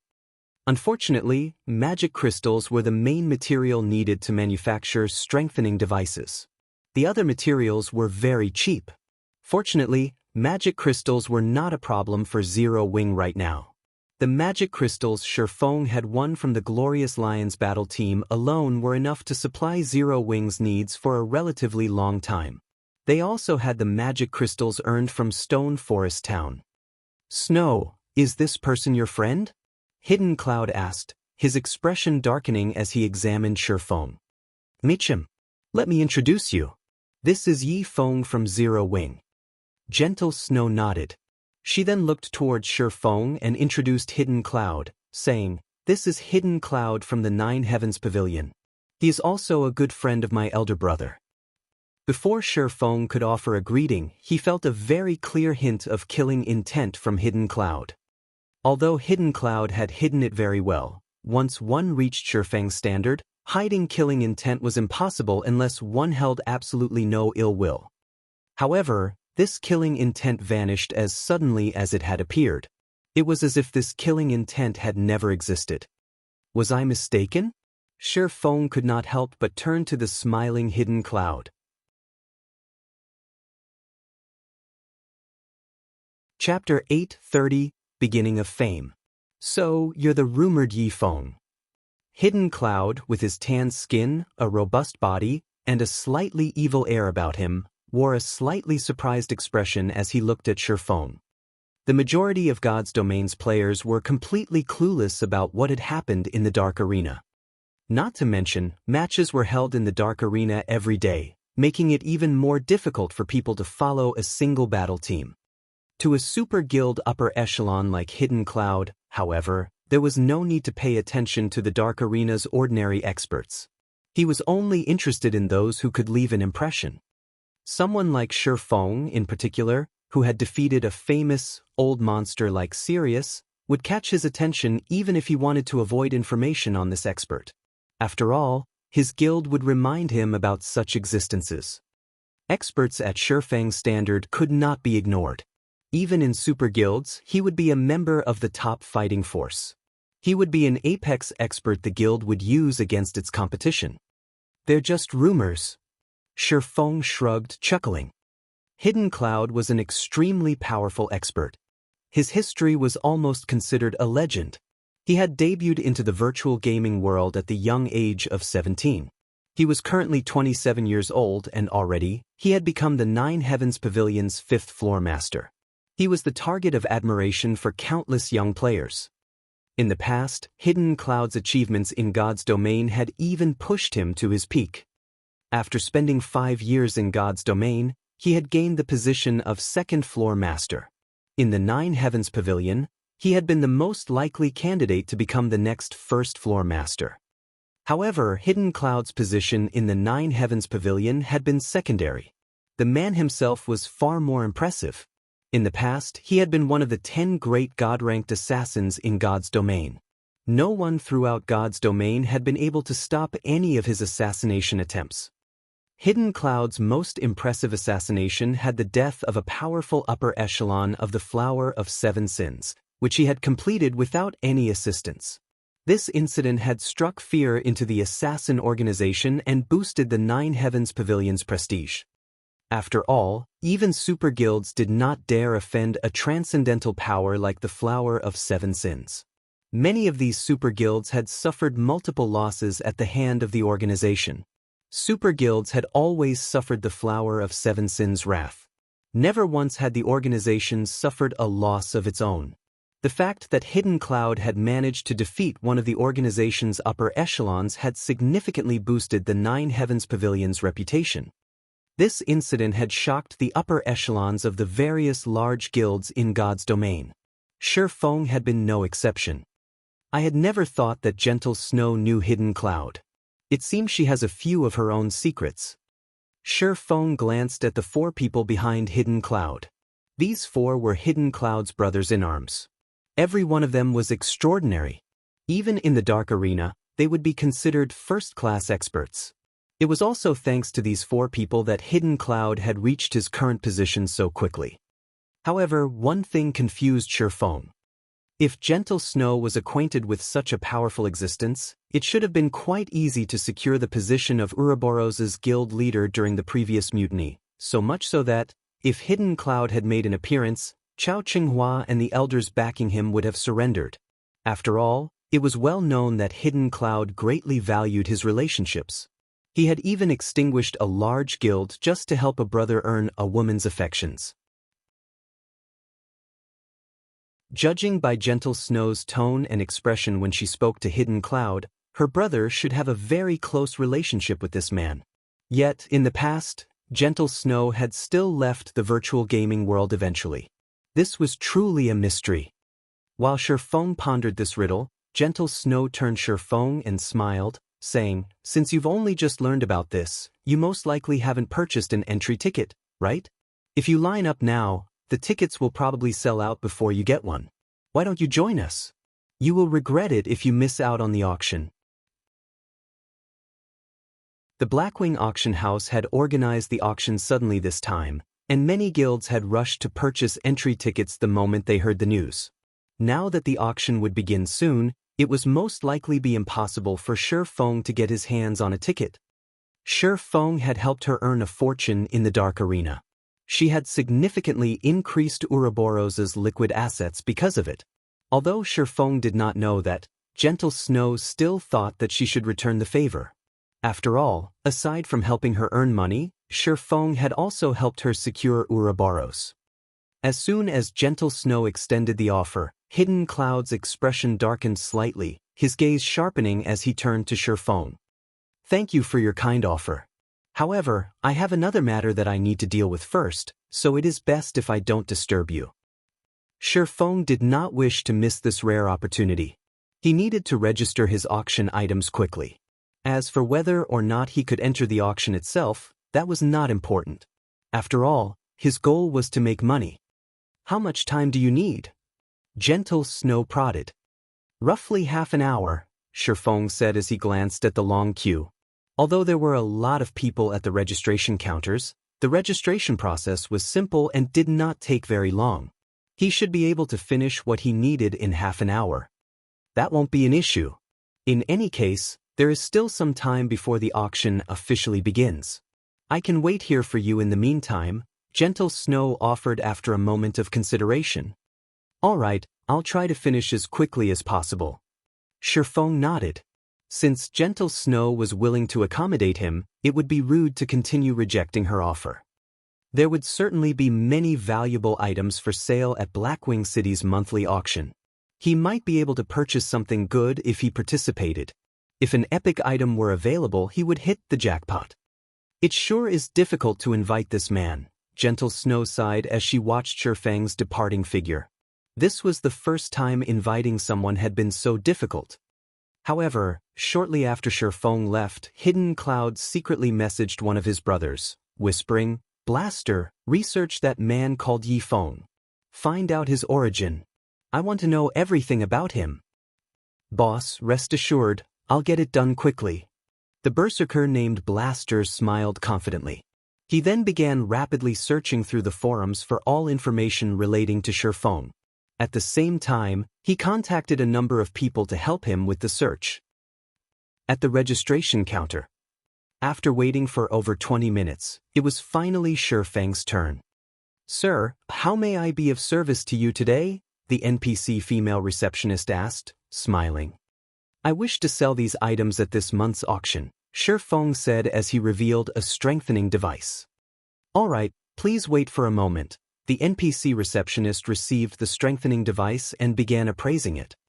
Not all items were allowed in the auctions held in the Blackwing auction house. Items needed a certain value before being permitted.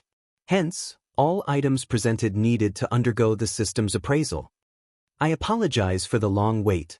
Sir, the estimated minimum price for this item is 1 gold 40 silver. If you wish to sell this item at our auction house, we will charge you a 30% handling fee. Do you wish to put it up for auction?" The female receptionist handed the strengthening device back to Feng after she had finished. Only Blackwing City's auctions would charge a 30% handling fee. Other places charged 20% at most. Even so, Feng did not mind it. "Yes." Feng took out 2,000 strengthening devices and divided them into hundreds of auction lots, with each lot having anywhere from 1 to 100 strengthening devices. If he sold too many at once, it would only cheapen the strengthening device. The various large guilds participating in this auction should be able to stomach 2,000 devices. After dealing with the strengthening devices, Feng ran to meet Gentle Snow. He then entered the auction venue with Gentle Snow and her companions, quietly waiting for the auction to start. At this time, Blaster sent Hidden Cloud a private message, reporting, "Boss, we've learned everything there is to know about that brat."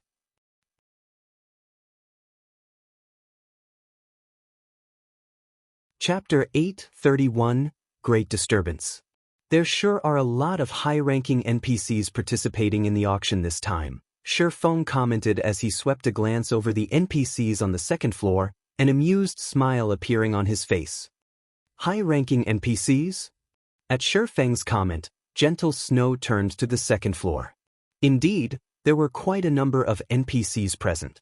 But isn't it normal for high-ranking NPCs to participate in the Blackwing auction house? This was not her first time attending an auction in the Blackwing auction house. She had even attended high-ranking auctions before. Players were not the only ones to compete over items up for auction. NPCs similarly contested over the items. However, after some of her own research, Gentle Snow, more or less, understood these NPCs' function. These NPCs were here to make sure items were sold at an appropriate price. If the price players offered was too low, these NPCs would join the bidding. They would not let players take advantage of the system. At such a large auction, it was natural that more NPCs would join. However, when players tried to purchase an item, as long as the price they offered was higher than the item's actual value, these NPCs would automatically relent and end their bidding. In response, Feng smiled and nodded, saying, "It is very normal. Only, I've never seen so many powerful NPCs attend at the same time, so I'm slightly surprised." "Tisuch, what about these NPCs is surprising?" Blaster commented disdainfully. The others nodded in agreement, scorn flashing in their eyes as they looked at Feng. Initially, they had thought that Feng was one of God's domain's apex experts. Now, however, it would seem that he was just a country bumpkin that had never seen the world of the great. At the end of the day, he was simply the upper echelon of an upstart guild. There was no way he could measure up to their standards. Feng simply smiled at the group's reaction, not bothering to explain. However, Gentle Snow's expression turned serious at Feng's statement as she secretly observed the NPCs on the second floor. She did not think that Feng would be surprised just because there were a lot of high-ranking NPCs present. What? How can this be? When Gentle Snow's eyes fell on a handsome youth in a suit of golden armor and an exquisite cape, she was shocked. Previously, she had never bothered to observe the NPCs. Now that she did, however, she discovered something astounding. When she examined the handsome youth, she could not uncover any information about him. She could not even see the most basic of information such as his name or level. Even after activating an advanced identification skill, she was still left empty-handed. More frighteningly, when her gaze fell upon the youth, he actually turned and returned it, observing her. However, this youth simply smiled before turning away. Although they had only exchanged glances for a brief instant, Gentle Snow felt as if she had been suffocating. In that instant, she had felt as if her life was no longer her own. She had never encountered such an NPC before. She had not even experienced this feeling when she met with a Tier 5 NPC in an imperial capital. Tier 5 NPCs were considered top-class individuals even in an empire. Players could not encounter them casually. She had only met one due to a special quest.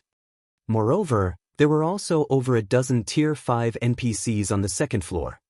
Even if one added together the Tier 5 NPCs in an empire, there would be fewer than those that were here now. It was no wonder why Feng was surprised. Feng, with so many high-ranking NPCs participating in the auction, will something happen? Gentle Snow sent Feng a private message, wearing a nervous expression.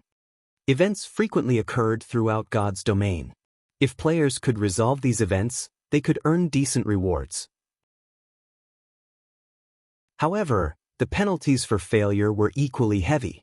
When these events occurred, players' consent did not matter. As long as one was within the event's area, the system considered the players to have accepted the quest. Events in God's domain varied in terms of sizes. The larger an event was, the more horrific its punishment would be. She had met the Tier 5 NPC due to an event. In the end, said event had claimed the lives of 99% of the tens of thousands of players that had been present. A lot of equipment had dropped that day, and very few players had survived. She had been one of the lucky few. Unfortunately, because the event had not been completed, neither she nor the other survivors had received a reward. However, compared to the players that had died, she was considered very lucky.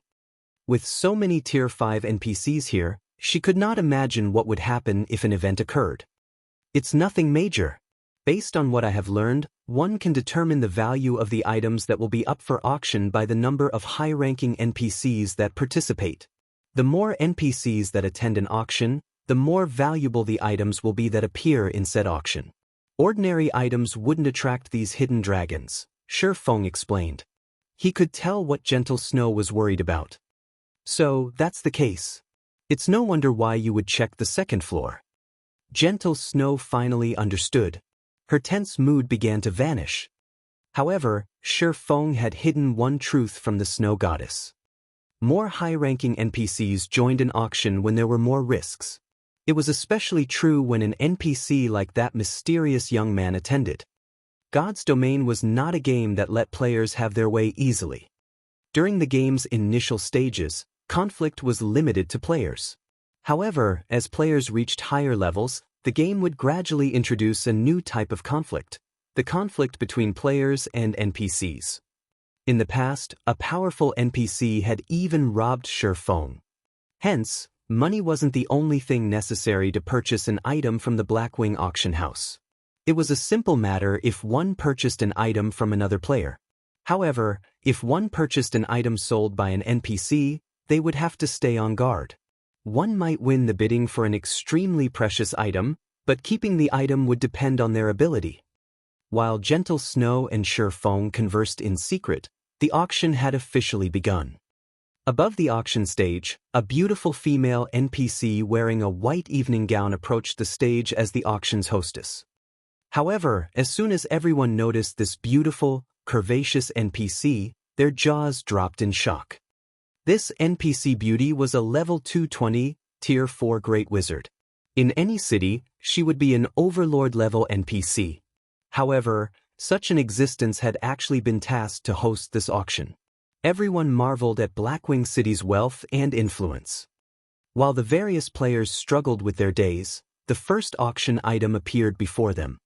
After examining the item's information, these players were thrown back into their stupor. The item was a golden tablet, radiating a purple-gold glow. Complex runes and images had been carved into the metal. With a glance, it was obvious that this tablet was anything but ordinary. A secret technique. Damn, this can't be real, right? The system is so generous to sell something like this at the very beginning. Our guild must have that. We had been right to join the Blackwing auction this time. Notify the others and tell them to purchase coins immediately. Buy as many as you can. We cannot let other guilds obtain this. Ordinary large guilds were completely clueless about the excitement that tore through the crowd. However, various super guilds and super first-rate guilds were thrown into chaos. These representatives eyed the golden tablet like ravenous wolves. Blaster, notify the guild elders immediately. Tell them to send as much money as they can as quickly as possible. Hidden Cloud shouted, excitement coloring his face. I understand. Not daring to delay, Blaster rushed out of the auction house and rapidly contacted the Nine Heavens Pavilion's elders.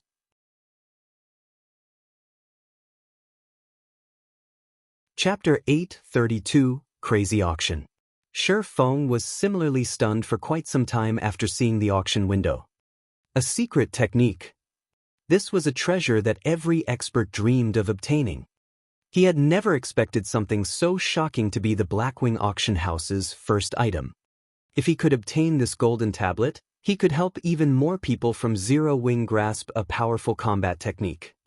While Feng recovered from his shock, the bidding for the golden tablet had begun. Bidding for the golden tablet started at 100 gold. However, a few players present instantly bid on it like madmen. 110 gold. 120 gold. 700 gold. It only took a few short seconds to stun many of the players present. The golden tablet's starting bid had already been beyond many players, yet for just a piece of a broken tablet, someone was actually willing to pay 700 gold. Even to a third-rate guild, this was an astronomical price. A single third-rate guild would have 400 or 500 gold at most. Only second-rate guilds and above could afford such a price. Second-rate guilds, however, unless they had lost their minds, would not spend all their liquid funds on an unknown tablet piece. Suddenly, Hidden Cloud shouted, 1,000 gold. This tablet belongs to the Nine Heavens Pavilion. Once again, many players were dumbfounded. They had never expected a super guild like Nine Heavens Pavilion to be so insane as to willingly spend 1,000 gold on the golden tablet. Such big words.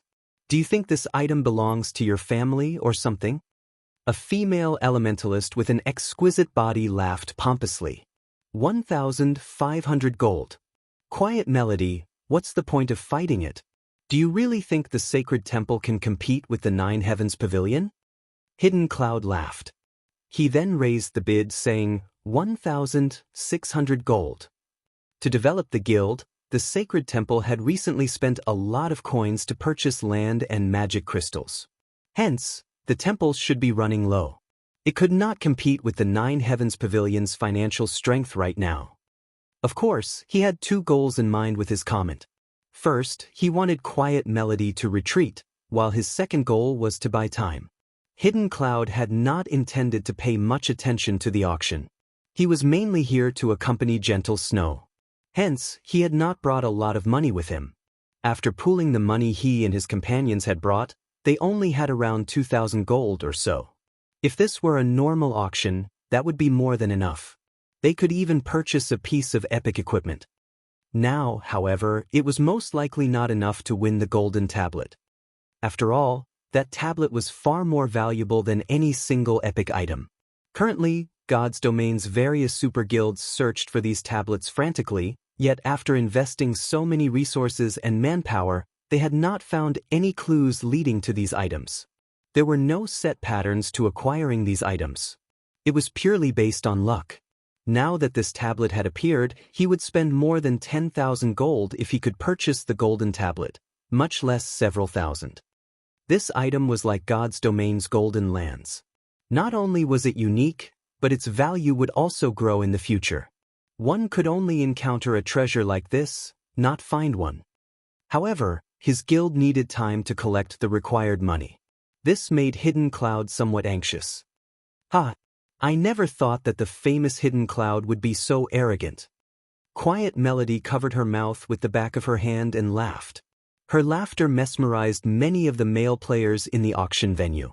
It seems you really don't have much money on hand right now. Well then, I'll gladly buy this golden tablet on your behalf. 3,000 gold. The entire venue suddenly fell silent. The various guild representatives and the many independent players could not believe what they had just heard. 3,000 gold. With that much money, one could buy an ordinary plot of land in an imperial capital. Even to super guilds, this was a large sum of money, yet someone was willing to spend it on a piece of a broken tablet. This was insane. Just what kind of item is this? Gentle Snow was astounded when she heard Quiet Melody's bid. As expected of the Sacred Temple's Vice-Temple Master, Feng, on the other hand, silently praised the beautiful Quiet Melody. He had not expected the woman to see through Hidden Cloud's troubles with just a glance and act on it.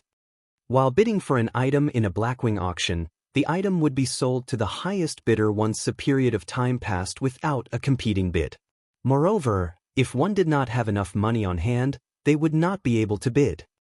Hidden Cloud's expression instantly soured when he noticed that his ploy had backfired. 3,000 gold was already far beyond his limit. If he had not provoked Quiet Melody and had gradually increased the bid, he could have earned some time for his guild to send more money.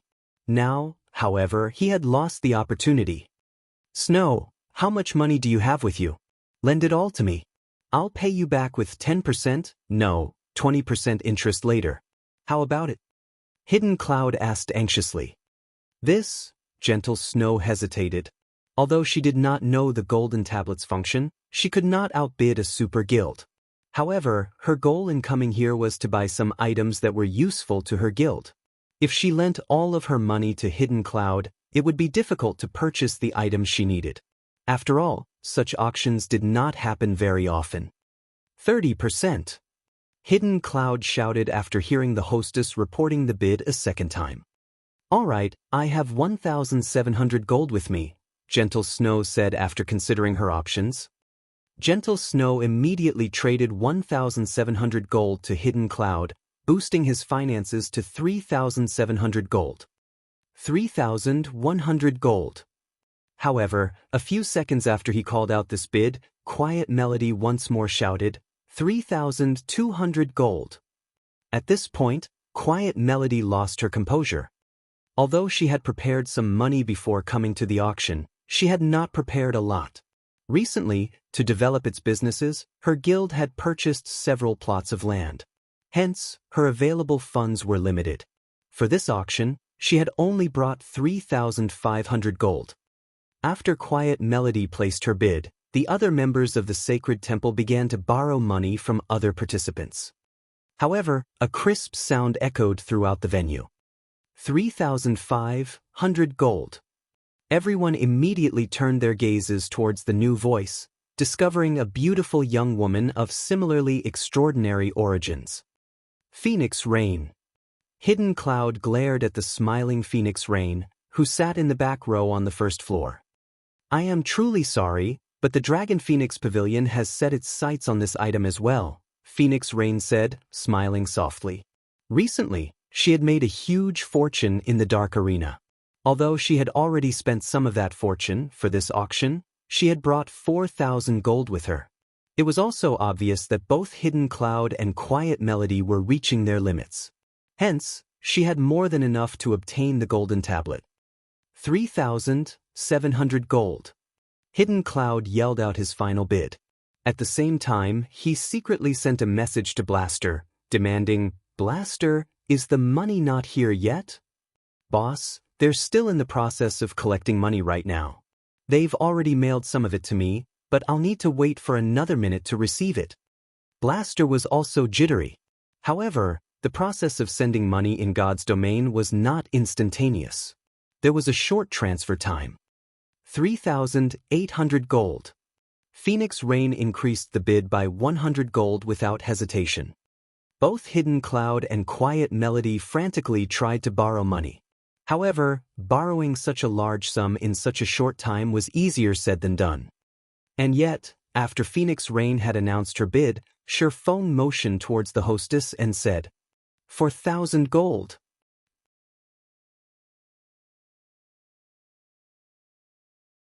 Chapter 833, Stone Tablet Obtain. Yi Feng. Phoenix Rain's mouth twitched slightly when she saw Feng suddenly raise his hand. She hadn't expected him to be here. Moreover, he had placed such a high bid. This placed her in a somewhat awkward position. She only had around 4,000 gold on hand. It would be difficult for her to continue bidding. However, Phoenix Rain's surprise was minor compared to the shock everyone else in the venue felt. This had been a contest between God's domain's major powers, yet someone from a lesser guild had actually dared to outbid them. He had practically issued a direct challenge.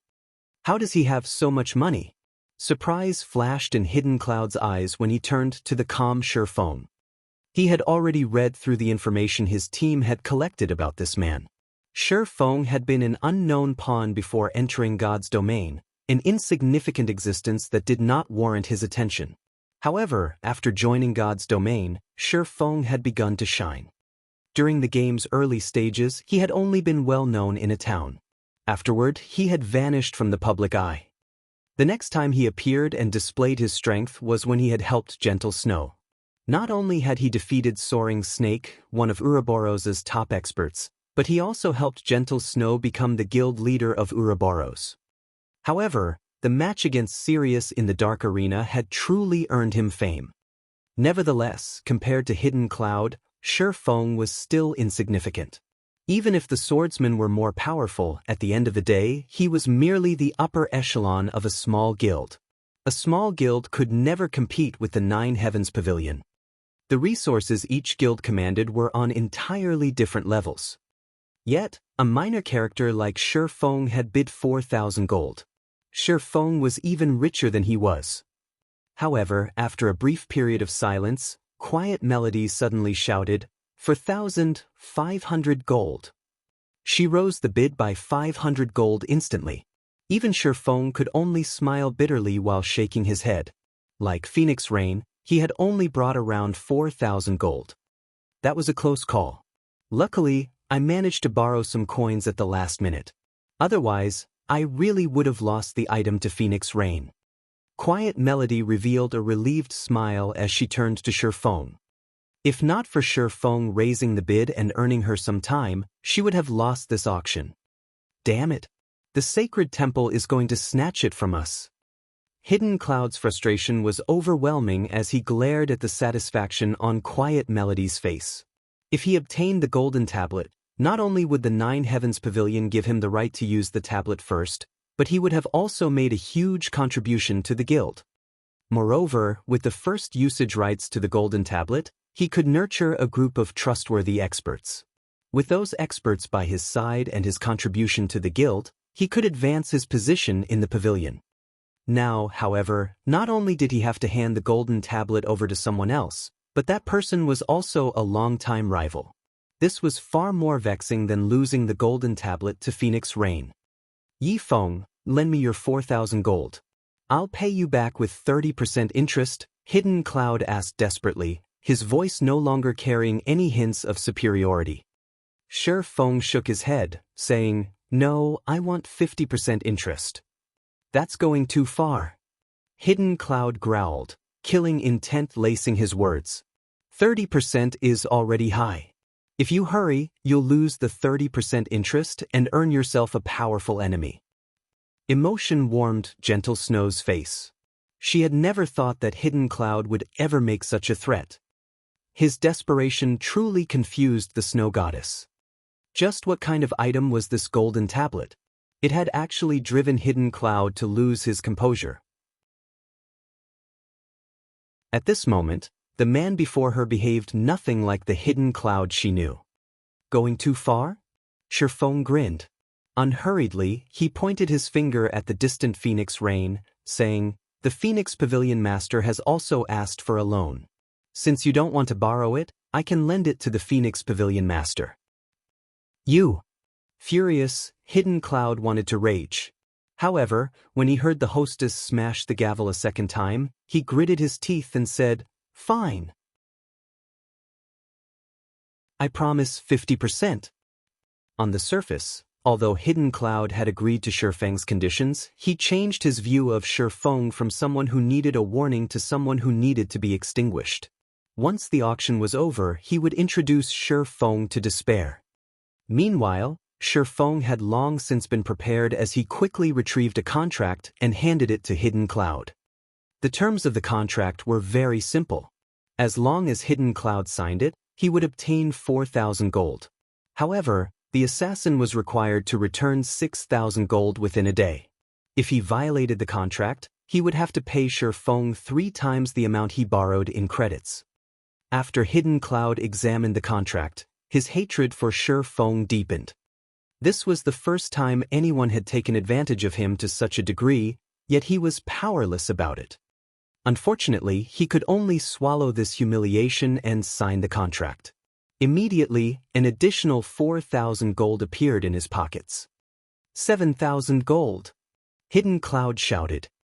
As these words echoed throughout the auction venue, even Quiet Melody was momentarily stunned. She couldn't believe that Hidden Cloud would be this decisive. She had only managed to gather a total of 5,100 gold. The auction would be long over by the time she gathered enough money to make a counterbid. This Yi Feng really is hateful. Even though we are secret partners, he loaned the money to Hidden Cloud. Blue Phoenix huffed as she watched the calm Feng. "I was truly blind to have thought of him as a good person." However, Phoenix Rain, who sat beside Blue Bamboo, remained silent as she seriously evaluated the distant Feng. She, too, had initially been angry. However, her anger quickly dissipated after she read the message Feng had sent her. The message was very simple. The Golden Tablet is dangerous. Although she did not know what kind of danger the Golden Tablet possessed, she did not think that Feng would lie to her. After all, she had a close partnership with Zero Wing. She had previously stated that, after she obtained the Golden Tablet, she would split half of the slots to learn the secret technique with Zero Wing. This trade would benefit both sides. There was simply no reason for Feng to reject her offer. She also did not believe that Hidden Cloud would be generous enough to split any of the learning slots with anyone else. While Phoenix Rain pondered, the hostess smashed her gavel a third and final time. "Congratulations to this gentleman for obtaining this tablet. Let us give him a round of applause," the beautiful hostess announced as she clapped her hands. "I finally got it." At this moment, Hidden Cloud felt ecstatic. When the Golden Tablet rested in his hands, wondrous fantasies of a powerful future filled his mind. He then shifted his gaze to Feng, ridicule flashing in his eyes. Now that I've obtained the tablet, I'll take care of you soon. Feng paid no heed to Hidden Cloud's gaze. Instead, his eyes shifted towards the venue's second floor. The moment Hidden Cloud obtained the golden tablet, the mysterious youth on the second floor smiled happily at the assassin. When Feng had first laid his eyes on the golden tablet, he too had wanted it for his own. However, when he shouted his bid of 4,000 gold, he had turned his attention to the second floor. Indeed, just as Feng had guessed, this golden tablet was not some kind of treasure at all. It was a fatal poison. The instant he announced his bid, the mysterious NPC on the second floor had shifted his gaze towards him. Feng had lived in God's domain for many years, so he was very familiar with the game's NPCs. He was also very familiar with the look in the youth's eyes when he turned towards him. It had not been a look of curiosity or congratulatory. He had looked at Feng as a predator looked at prey. Since the golden tablet was the youth's apparent target, Feng had dropped out of the foolish competition for it. After the first auction item sold, the venue's atmosphere grew heated. The items that appeared afterwards sold quickly, one after another. However, none of these items caught Feng's attention. Ladies and gentlemen, the next auction item is a precious tool in God's domain. With this, not only can you strengthen your defense, but you can also preserve your equipment's durability. This is definitely a must-have when adventuring. The female hostess then presented the attributes of the strengthening device. When the players in the venue saw the strengthening device's attributes, they were flabbergasted, and a passionate flame began to burn in their eyes.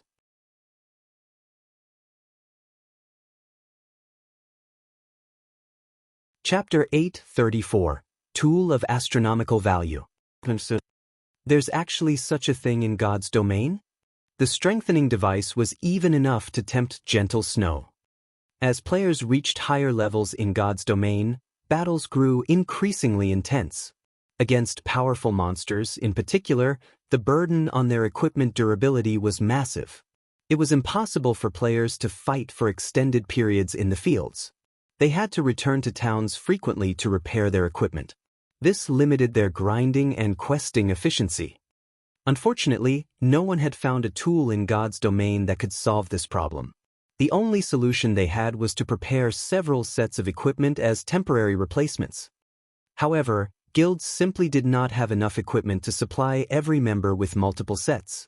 It was especially true for top-tier equipment. Even a first-rate guild like Ouroboros had to rely on outside sources for equipment, not to mention other guilds. To make matters worse, as players faced higher-leveled monsters, equipment drop rates decreased. This had significantly slowed guilds' development. If guilds had a tool like the strengthening device, they could solve this problem. Although the strengthening device was somewhat expensive, compared to the cost of preparing 1 or 2 additional sets of top-tier equipment for a player, the strengthening device was a cheap solution. Gentle Snow wasn't the only person who had realized this. The representatives of the various large guilds also understood the value of the strengthening device. Unfortunately, only one device was up for auction right now. I wish more were up for sale, Gentle Snow sighed in disappointment. Although everyone shared her feelings, nobody held back when placing their bids. 2 gold. 2 gold 10 silver. 2 gold 30 silver. Although only one strengthening device was available, many people participated in the bidding. This was completely different from the golden tablet's sale. The tablet's price would soar randomly by several hundred or thousands of gold. Small guilds simply could not afford to participate. However, they could compete for an item that only cost several gold. 5 gold. Hidden Cloud decisively raised the bid by a large margin, causing hesitation to ripple through the crowd. After all, if they call out a higher bid now, they would be challenging a super guild. They were not so desperate as to offend a super guild for a single strengthening device. Suddenly, Quiet Melody shouted, 6 gold. Melody, you think you can challenge me? Hidden Cloud sneered. He then shouted, 10 gold. Now that he had the golden tablet, the guild elders were extremely pleased with him and had marked down his contribution to the guild. Hence, he was in a very good mood. Moreover, the guild had sent him the collected money. Even after paying off his debt to both Gentle Snow and Feng, he still had around 5,300 gold. He was not afraid to compete with the sacred temple in the least. When the bid reached 10 gold, everyone promptly gave up. If they bought the strengthening device for 10 gold, they would lose money rather than saving it. After a moment of thought, Gentle Snow chose to give up as well. Only a single strengthening device was up for sale. Even if she obtained it, its impact was limited. After the hostess slammed her gavel 3 times, Hidden Cloud won the strengthening device. Unfortunately, before Hidden Cloud could celebrate his victory, the hostess presented another strengthening device. Unlike before, however, she displayed a stack of 100 strengthening devices. 100 devices? Gentle Snow was momentarily stunned. Immediately, joy blossomed in her heart. 100 strengthening devices would have a far greater impact than just one. It would be of great help during large-scale team quests. 300 gold. 310 gold. 500 gold. The bids continuously increased. You want to compete with your meager wealth? Hidden Cloud laughed. If he could obtain these 100 strengthening devices, he could contribute far more to the guild. He then shouted, 700 gold.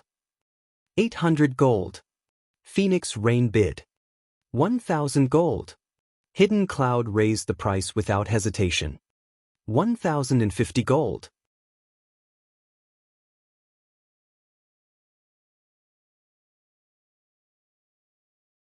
Chapter 835, Soul Disintegration. Who is that? Phoenix Rain, who had just exited the auction house, watched the mysterious youth slowly walk towards Hidden Cloud in disbelief. This was the first time she had encountered such a situation. Blackwing City was not an ordinary city. Even the city patrols were far superior to an imperial capital's. Yet, despite it the daylight hour, this NPC acted so boldly. The most unbelievable part about this situation was that even the Tier 3 guard captains had been frozen in place. This mysterious youth's power was incredibly frightening. What are you trying to do? Hidden Cloud asked the mysterious youth before him. He had only managed to force these words out after an intense struggle. He could clearly feel how terrifying the man before him was. The bloody glint in the man's eyes alone made him involuntarily shiver. Before this man, his power was as insignificant as a speck of dust. If this man wished it, he would lose his life instantly. His only option right now was to delay for time. What kind of place was Blackwing City? It was probably the safest location throughout God's domain. There was no way Blackwing City's authorities would allow an NPC to do as they wished. Ha! You sure are an interesting little fellow. You're still trying to buy time? I advise you to give up. Although you are still in Blackwing City, this space is in a completely different dimension. Even a Tier 5 Divine Mage, adept in space magic, won't detect us here. The mysterious man smiled calmly at Hidden Cloud's question. All right, will you hand over the golden tablet on your own, or will I have to retrieve it myself? Although the youth's words had not been loud, every player on the street had heard him very clearly. What? An NPC is robbing someone? Is this some kind of event? Isn't this NPC too strong? He's actually making a move inside Blackwing City. This isn't a legendary quest, right? The watching players were both excited and scared. Although this chance encounter was interesting, they were afraid of being caught up in the incident. A meaningless death at their levels would be a major, unfortunate loss. Golden tablet? What is that? I don't know what you're talking about, Hidden Cloud said, his mouth twitching as he stared at the mysterious youth. That golden tablet was his hope of advancing his career in the Nine Heavens Pavilion. Not only had he spent a large sum of money to obtain it, but the pavilion's upper echelons had also heard of his procurement already. If he simply handed the tablet to this NPC and returned to report to his superiors that he had lost it, acting as if nothing had ever happened, he would only enrage the Nine Heavens Pavilion's elders and guild leader. Handing over the golden tablet was scarier than death. Hearing Hidden Cloud's words, Feng glanced at the assassin, admiring the man's courage. When he had encountered an NPC robbery in his previous life, he had tried to resist as well. Unfortunately, he had not experienced a positive outcome. As he had not been strong enough, the NPC had successfully robbed him. However, being robbed was one thing. The true problem lay in the fact that said NPC had attacked. Dying by an NPC's hand had a far more severe penalty than an ordinary death. Moreover, the more powerful the NPC was, the heavier the punishments players received when that NPC killed them. Feng had been considerably lucky. His murderer had only been a Tier 4 Sword Emperor. In the end, he had lost 2 levels and suffered a weakened state for 5 days. Meanwhile, no matter how he looked at it, the mysterious youth was definitely stronger than a Tier 4 Sword Emperor. A lot stronger. "You're not gonna hand it over?" the youth sighed. "It seems that I have to do it myself, then." As soon as the NPC finished his statement, he stretched out a finger and lightly tapped Hidden Cloud's forehead. Peng! Ah! Hidden Cloud screamed with pain, sounding as if this pain came from the depths of his soul. In the next moment, Hidden Cloud's physical body disintegrated, revealing a half-transparent version of himself. However, this half-transparent Hidden Cloud began to fade. The assassin's scream grew in pitch and distorted, sounding almost inhuman. Amazing! This NPC actually knows soul disintegration. Feng was slightly surprised as he watched Hidden Cloud's body vanish in the wind. At this moment, even Feng had sympathy for Hidden Cloud. Feng had only seen soul disintegration in a video in the past. Not only could this attack kill players, but it could also damage a player's soul directly. It was similar to when he absorbed players' immortal souls. An immortal soul, as the name suggested, was an immortal existence. No matter how much damage an immortal soul took, it could recover. When Feng absorbed the immortal souls of the players he killed, he had only absorbed a tiny portion. Even so, this prevented the players from logging into God's domain for a short time. Soul disintegration was different. It was a skill purely meant to shatter a player's soul. It could destroy a player's immortal soul completely. Experiencing one's soul disperse was far more severe than someone or something absorbing a portion of it. Although players could also recover from this damage, it took far more than not logging in for 2 or 3 days. Feng would not be surprised if Hidden Cloud could not log into God's domain for half a month. Why fight it? Though, even if you had handed it over, I would have still killed you. The mysterious youth shook his head as he looked at the golden tablet that had fallen from Hidden Cloud's body. The youth then turned to the other players on the street, smiling as he stated, "Anyways, now that I've obtained the item, let's celebrate with your deaths." A chill gripped the players' hearts as they heard the young NPC's words. "It's over." Phoenix Rain frowned, her previous hint of joy vanishing. Phoenix Rain wasn't the only one to have that reaction. Everyone trembled with fear. They had all heard the assassin's painful wails. Hidden Cloud was an apex expert from the 9 Heavens Pavilion. How much pain could cause an expert like that scream as he had? Feng had been telling the truth. Phoenix Rain suddenly remembered the message Feng had sent. Feng had warned her that the golden tablet was dangerous. Now, it would seem that she had also become one of this NPC's targets, and not even the heavens could save her. Damn it. This NPC is too black-hearted. He won't even spare innocent bystanders. Feng's expression darkened as he watched the mysterious youth's raised hand. He had miscalculated this time. He had never imagined that he would become entangled in the robbery as well. The NPC robberies he had encountered in the past had usually only involved the targeted players. If bystanders kept to themselves, the NPCs would leave them alone. Unfortunately, it was too late to do anything now. In the next moment, an endless amount of mana gathered in the youth's hand. It was as if he had sucked all of the mana in this space into his palm. With this much mana, the spell the youth was conjuring was likely stronger than a Tier 5 skill. The mysterious youth smiled and pointed a finger to the sky. Immediately, the black ball of mana shot up from the youth's hand. After reaching a certain height, a crack suddenly appeared in the mana ball.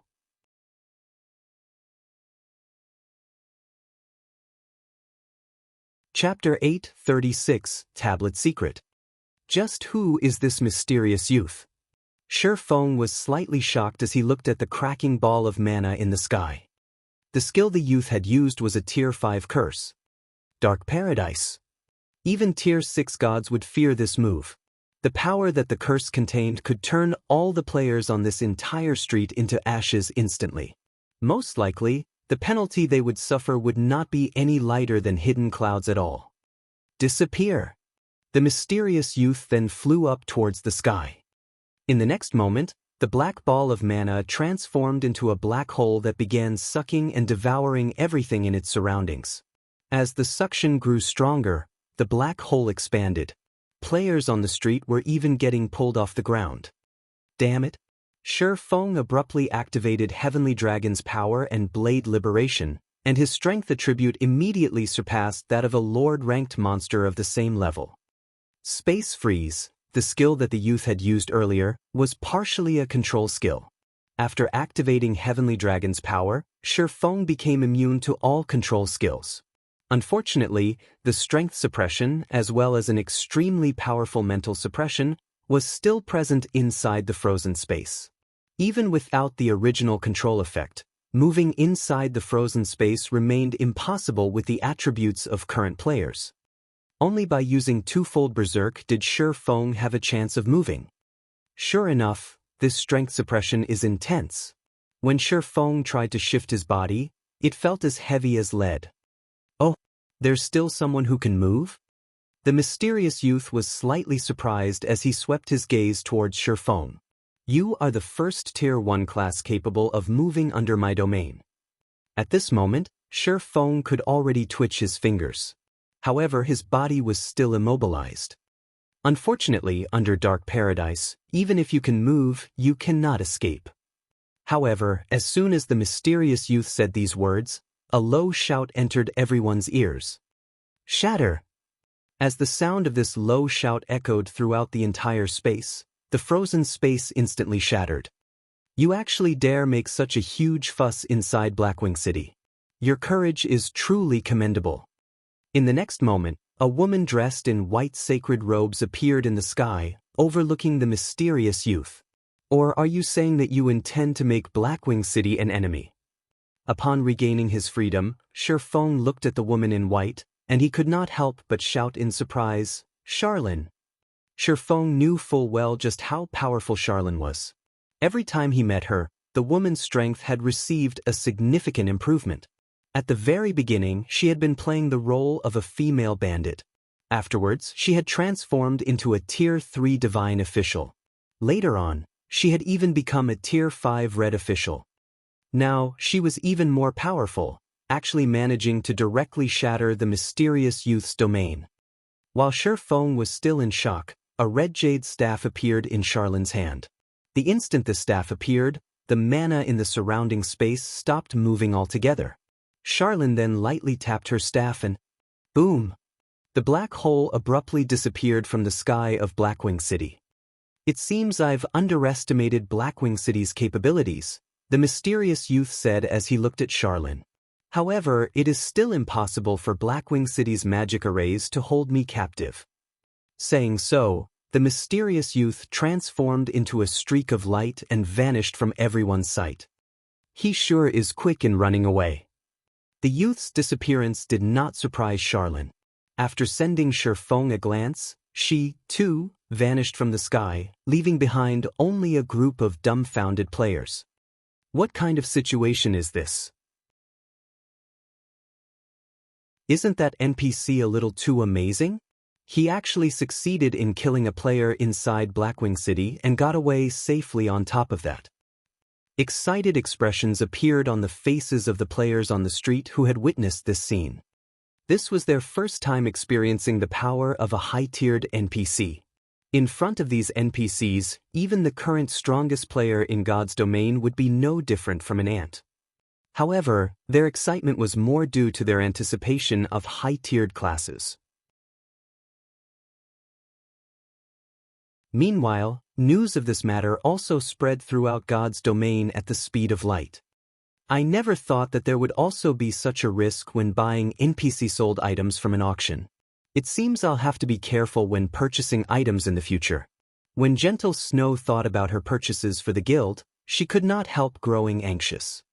Let alone that mysterious youth, even a level 100 Tier 2 NPC could put her in a huge bind. If a Tier 3 NPC appeared, then only death would await her. In reality, Gentle Snow wasn't the only person who had such thoughts. The representatives of the various large guilds shared her fears. In the future, when they were purchasing treasures sold by NPCs in an auction, they would have to estimate properly whether or not they had the ability to protect the treasures they wanted to acquire. If they were not confident in protecting a treasure, they would not buy it. Otherwise, they could lose both their lives and money. He's finally gone. Feng breathed out a sigh of relief as he saw the mysterious youth disappearing. Had Charlene come even 1 or 2 seconds later, he would have had to surrender to fate and gotten sucked into the black hole. At that time, not only would he have lost several levels worth of EXP, but he also would not have been able to log into the game for several days. It definitely would have dealt a fatal blow to his gaming career. However, as soon as Feng relaxed, Charlene's voice suddenly entered his ears. "Come to the library. I have some things to say to you." System, you have triggered the epic quest, Tablet Secret. Quest content, head to White River City's library and meet with Charlene. What? Feng was momentarily stunned when he heard the system notification. Even an NPC robbery can trigger a quest. This was Feng's first time to encounter such a situation. Generally, if one had a certain amount of strength, they would be able to repel an NPC robbery easily and protect the merchandise they bought from the auction house. One could say that having sufficient financial power was only the first threshold to purchasing a treasure from the auction house. At the end of the day, whether one would be able to obtain the treasure depended on their own abilities.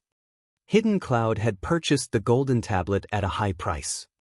If the assassin were to learn that Feng had fortuitously gotten such a chance encounter due to his sacrifice, he would most likely faint from anger. At this moment, however, Hidden Cloud had long since flown into a rage. Damn it! Damn it! That damnable NPC actually dared to steal my tablet. Hidden Cloud bellowed as soon as he exited his virtual gaming cabin, an extremely ugly expression on his face. Now that he had lost the golden tablet, the upper echelons of the guild would definitely be angry. This feeling of falling from heaven straight into hell maddened Hidden Cloud. After Feng had triggered the quest, he did not hurry to return to White River City. Instead, he bade farewell to Gentle Snow and secretly went to a private location and disguised himself. He then returned to the Blackwing auction house and placed the remaining 3,000 strengthening devices up for sale at the establishment. Rather than selling all 3,000 devices at once, he split them up into batches and scheduled them for different time slots. However, instead of selling them in stacks, he would sell anywhere from 10 to 20 individual pieces for each time slot. If he sold the strengthening device at the candlelight trading firm, he could indeed earn a lot more money. After all, he would not need to pay an exorbitant handling fee. He could even increase the trading firm's fame this way. However, strengthening devices were not items that ordinary players could easily afford. Only the various large guilds gathered at Blackwing City possessed the financial reserves to purchase these items. When Feng's first batch of 10 strengthening devices went up for sale at the Blackwing auction house, it immediately triggered another commotion in Blackwing City. Isn't this the strengthening device that appeared in the monthly auction?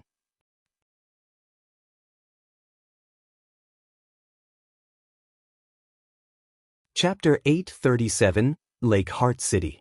Inside the Blackwing auction house. The moment the strengthening devices appeared once more, various members of large guilds, who had been idling around in the main hall of the auction house, began frantically contacting the upper echelons of their respective guilds. the strengthening device from the monthly auction held just before had already become famous. It had even caused a commotion on God's Domain's official forums. Currently, the monsters in God's Domain were growing more powerful. It would be a miracle if an ordinary player's equipment could last them over 10 hours of grinding out in the fields. If these players frequently fought elite or stronger monsters, their equipment's durability would decline even faster, generally lasting 8 hours at most. Guild elite members might be able to hold out for a little longer. However, the current mainstream grinding spots were becoming farther and farther away from cities. Just making a round trip would cost players a lot of time, so much so that their travel time might be even longer than the time they spent grinding monsters. To the elite members and upper echelons of guilds, time was money. It was especially true for the time of guild experts.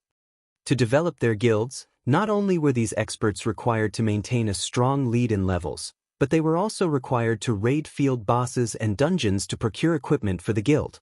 Naturally, these experts could not afford to waste all their time on travel. The obvious solution to this problem was to prepare extra sets of top-tier equipment. However, this method was simply too extravagant even for guilds. While the monthly auction was still ongoing, the various large guilds had immediately experimented on the strengthening devices they acquired. As a result, they had already gained a relatively precise understanding of the item's effects. Previously, they could only make a rough guess based on the introduction of the item. Hence, upon conducting their tests, these large guilds were shocked. Although the strengthening device could only extend a player's grinding time by 3 to 4 times, the better the equipment the strengthening device was used on, the greater the effects. In addition, while battling, the bonus durability provided by the strengthening device would be the first to diminish instead of the equipment's own durability. In other words, as long as players still had strengthening devices on hand, they could devote their time to grinding.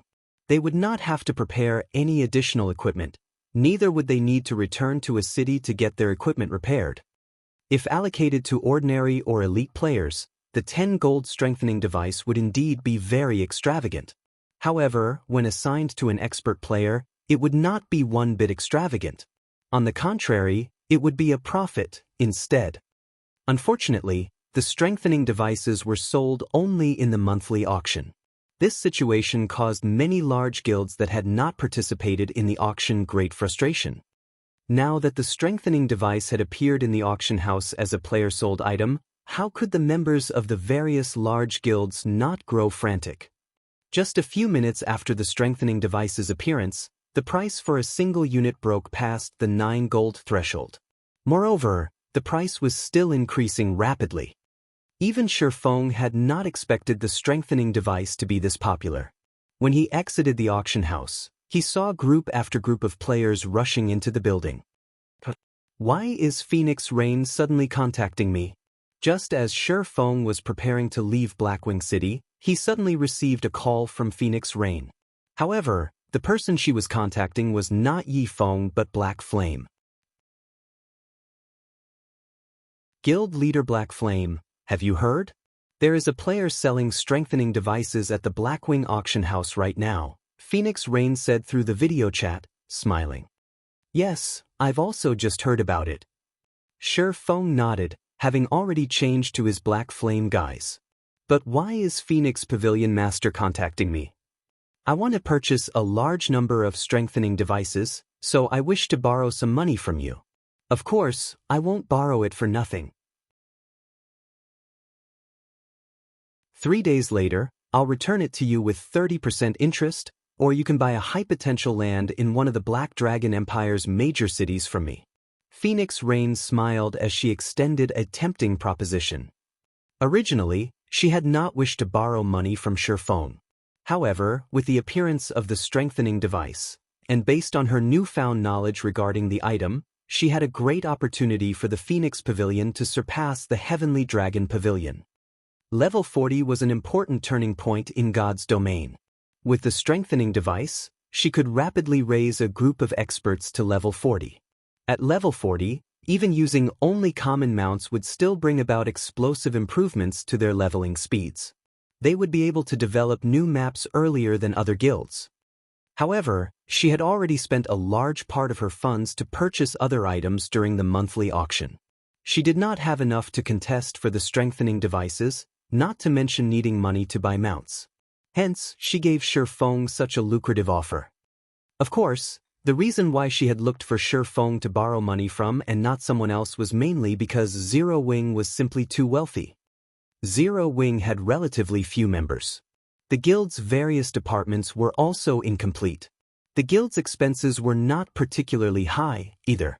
Moreover, Zero Wing was the proud owner of Star Moon Kingdom's wealthiest trading firm, the Candlelight Trading Firm. The guild also possessed the enviable Stone Forest town. The guild's daily profits were in no way inferior to even those of a super first-rate guild like the Dragon Phoenix Pavilion. Due to these reasons, the wealth Zero Wing possessed could make even her envious. Just from the bid Yi Feng had placed earlier on the golden tablet, one could tell how rich Zero Wing was. Alright, but I want to purchase land at the Black Dragon Empire's Lake Heart City. Feng inwardly cheered upon hearing Phoenix Rain's words. He had never imagined that the woman would be so desperate. However, I'll say this first. I still have other uses for my coins. I won't buy it if your price is too high. Although he had previously purchased some potential land in the Black Dragon Empire and subsequently established the Candlelight Trading Firm at these locations, there was a limit to his funds. Currently, large guilds within the Empire had long since bought up the majority of the potential land in the Empire's major cities. Even if Zero Wing could afford to purchase them now, nobody would be willing to sell any of their lands. Now that Phoenix Rain was willing to sell potential land, he naturally had to take advantage of the opportunity. In the future, the value of these plots would increase manifold. It was especially true for the land in Lake Heart City. Lake Heart City was a small island city located within the Black Dragon Empire. The island itself was situated in the middle of Mist Lake, the Black Dragon Empire's largest lake. Lake Heart City was also a producer of one particular item. And that item was the Ice Jade. On its own, the Ice Jade was an item that could raise a player's ice resistance temporarily. It could also be processed into ice resistance gemstones, which could be inlaid into equipment, similar to regular gemstones, and greatly increase a player's ice resistance. During the initial stages of the game, this item was not particularly valuable. After players reached level 50, however, the value of Ice Jades would multiply. At that time, the demand for the item would exceed its supply. Likewise, the value of the lands of Lake Heart City would also increase markedly. Previously, there had been too many lands that Zero Wing had to purchase. However, the guild's funds were extremely constrained. Hence, it had to limit its purchases to a few cities. Although it had earned enough money later on, by then, the potential lands of Lake Heart City had long since been bought clean. As for the golden lands of the city, Zero Wing had neither the money nor reputation required to purchase them. In the end, the guild had no choice but to settle for an ordinary plot of land. Lake Heart City? Phoenix Rain checked and discovered that there were indeed 2 plots of high potential land under her name in Lake Heart City. Moreover, although Lake Heart City was one of the major cities in the Black Dragon Empire, the player population there was not particularly high, as the city was mainly a tourist spot for casual players. She had never imagined that Feng would actually be interested in such a location. Alright, I have land that is close to the auction house there. I'll sell it to you at market price, which is 6,200 gold. However, I also want to borrow an additional 4,000 gold. I'll return the 4,000 gold 3 days later. How about it? Deal. Feng immediately grew ecstatic when he saw the location of the land in the map Phoenix Rain had sent him. With this plot of land, he would gain another income source for his city-building funds.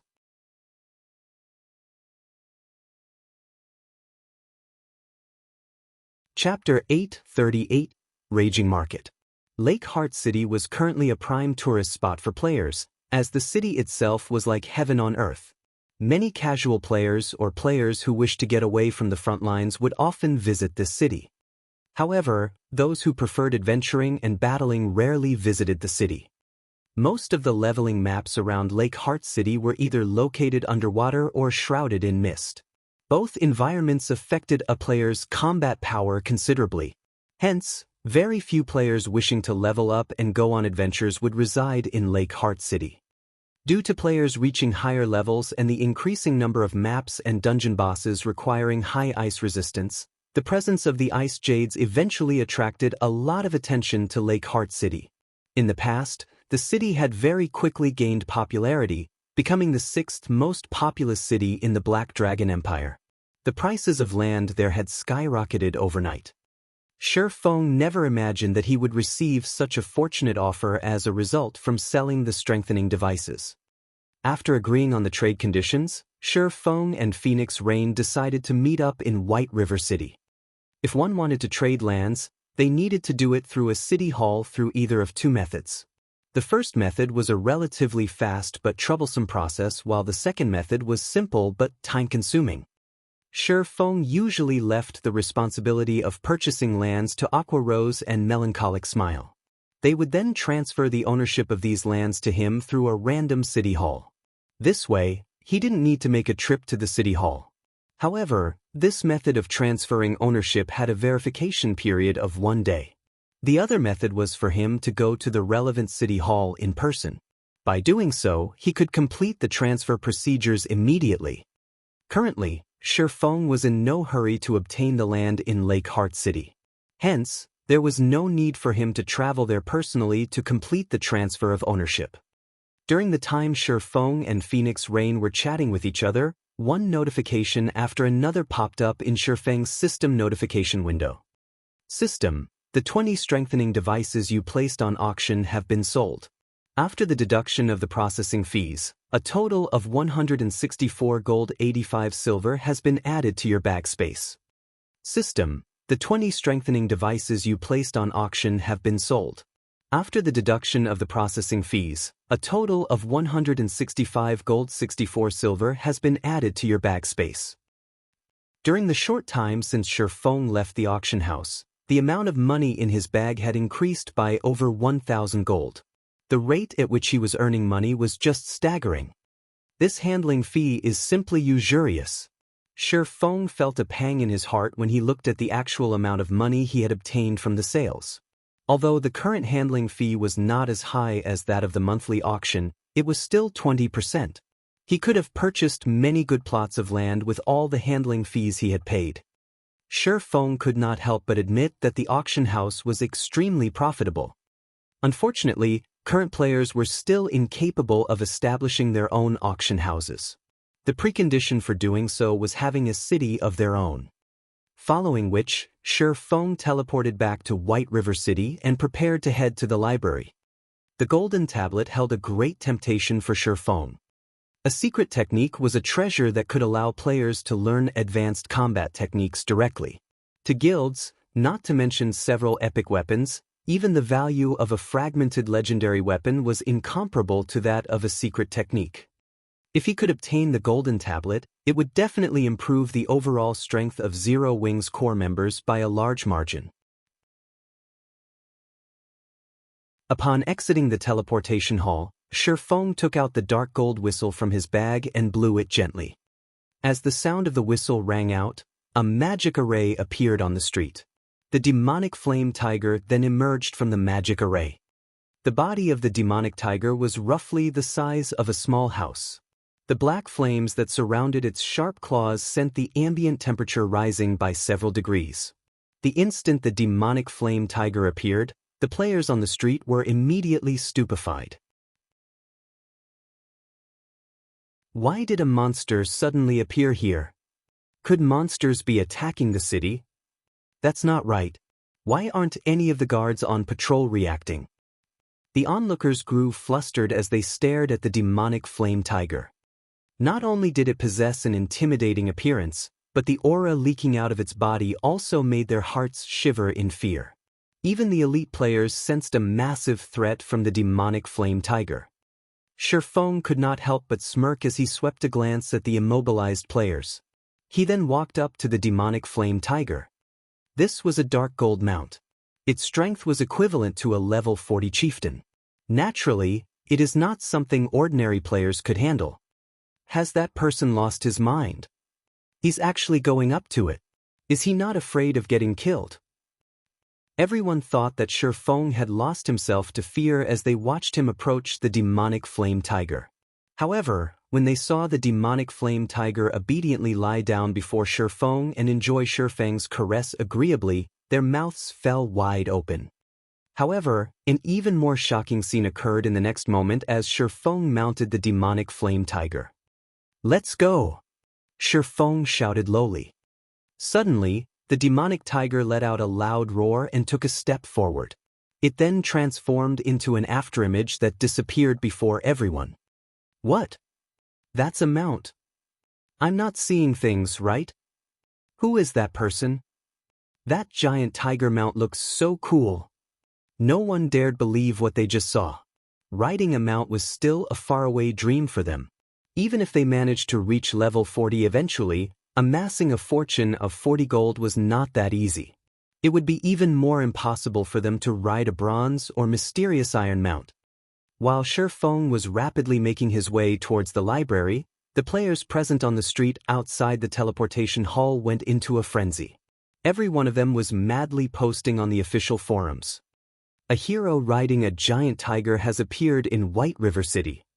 Many people initially did not believe the words written in this post. After all, the number 1 players on the various Empire ranking lists were only at level 39. These players were still a long way off from reaching level 40. How could there possibly be someone capable of riding a high-ranking mount right now? After watching the recorded video, everyone was shocked.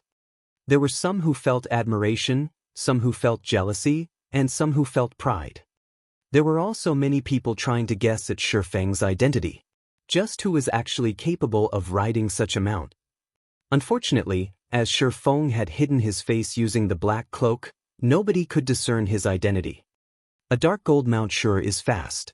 Even an advanced horse carriage is far inferior to it. This was also Feng's first time riding a dark gold mount. The speed of the mount was simply incomparable to fine gold mounts.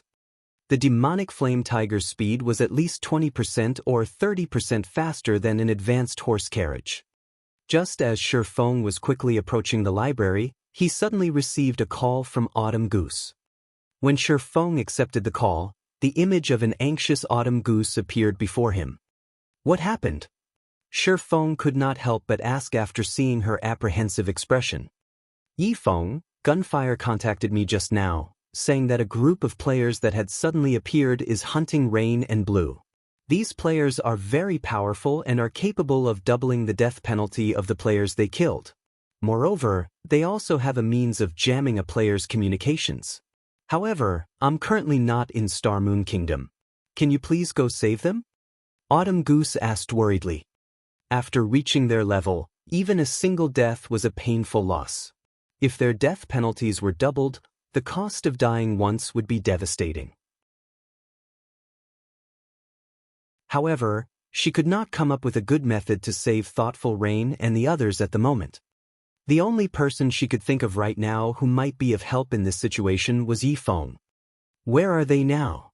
Feng was initially stunned, but he immediately said in a hurried tone, "I'll head over there right away."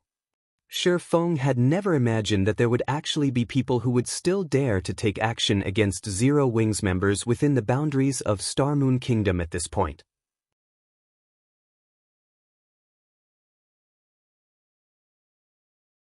Chapter 839, Crystal Maze. Hearing Feng answer without hesitation, Autumn Goose was touched. She also felt slightly envious. The reason why she had joined an independent organization like the Wind God's Spear was precisely how the people within the organization treated each other like family. If one of them got bullied, they would fearlessly help out their companions regardless of the cost. They did not behave like guild members, who had to worry about various aspects even when helping out a companion. Generally, players in the upper echelons of guilds, like Feng, were even less likely to make a move casually. People in his position would usually ascertain what kind of enemy they were going up against first and make a decision only after determining the potential profits and losses. However, Feng had not done any of this. Instead of asking who their enemy was, the first thing Feng wanted to know was the whereabouts of Thoughtful Rain and Blue Bamboo. Such a situation generally would never happen in a guild. Some experts ambushed Rain and the others at the Crystal Forest. The enemies were wearing black cloaks, so they did not find out anything about those experts.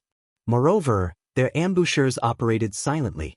Fortunately, Rain and Blue managed to use the instantaneous movement scrolls you gave them before to escape.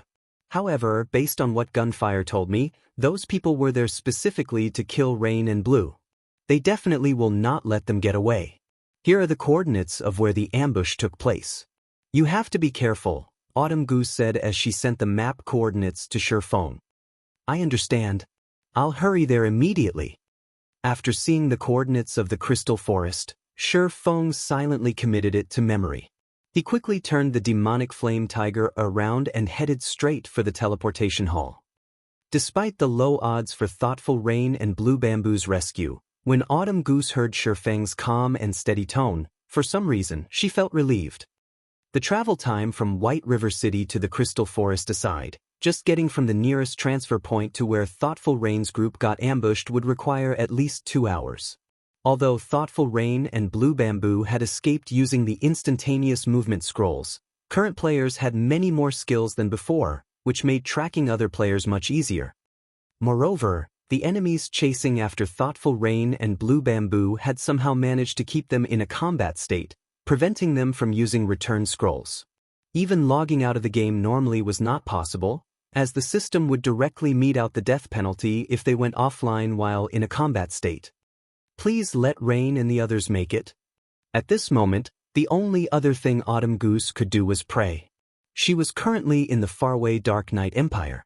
She would need even more time than Feng to reach the Crystal Forest.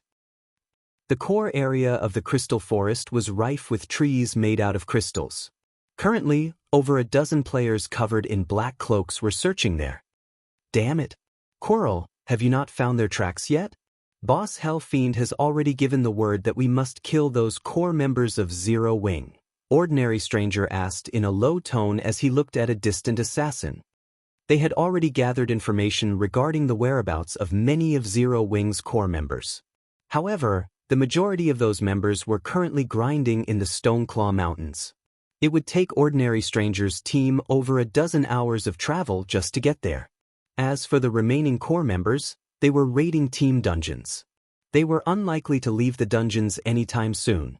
The only ones nearby were Thoughtful Rain and Blue Bamboo, who had been seen grinding with Zero Wing's upper echelon before. However, he had never imagined that even those 2 women would succeed in escaping his ambush. In the end, his team had only managed to kill 2 unrelated independent players. If this matter were to reach the Adjudicator's ears, his team's days in King's Return would no doubt be numbered. Do you think it is that easy to track players here? The assassin named Quirrell rolled his eyes at Ordinary Stranger. He then swept a glance at the surrounding crystal shrubbery, gnashing his teeth as he said, "Those 2 beauties sure know how to run. They actually reached this crystal maze. If not for this natural maze, I would have long since found them by now. However, rest assured, although the terrain here is complex, this place has only one exit. The 2 of them cannot use return scrolls right now. They also cannot log off normally. It is only a matter of time before we find them. Good. Thunder and I will guard the exit. You guys head inside and search for those 2. We need to kill them as quickly as possible. Don't forget, we don't have much time left. We still need to deal with the other members of Zero Wing, Ordinary Stranger instructed. I understand. Quirrell also began hastening his search. Aside from Quirrell, the other members of the team paired off and began searching the crystal maze. Rain, what are we going to do? Those people are still chasing after us. If we head in any further, we will arrive at the lair of the crystal wolves. Blue Bamboo's heart began palpitating as she looked at the patrolling pack of crystal wolves some distance away. These crystal wolves were incomparably powerful. In order to complete a crystal collection quest, They had also personally experienced the strength of these monsters. Previously, when Feng had led them to kill the crystal wolf packs, they had not felt these monsters to be much of a threat. However, after returning to this place again by themselves, they found out just how difficult and exhausting dealing with these monsters was. Alone, a single wolf pack was not particularly scary. However, if they did not kill these crystal wolves quickly enough, these monsters would summon more companions in the vicinity, instantly bolstering their numbers by several times. Sometimes, the crystal wolves would also draw special elites, or even chieftain-ranked monsters. Fortunately, when the chieftain appeared, they had Death Wind to tank it. Otherwise, they would have died without a doubt.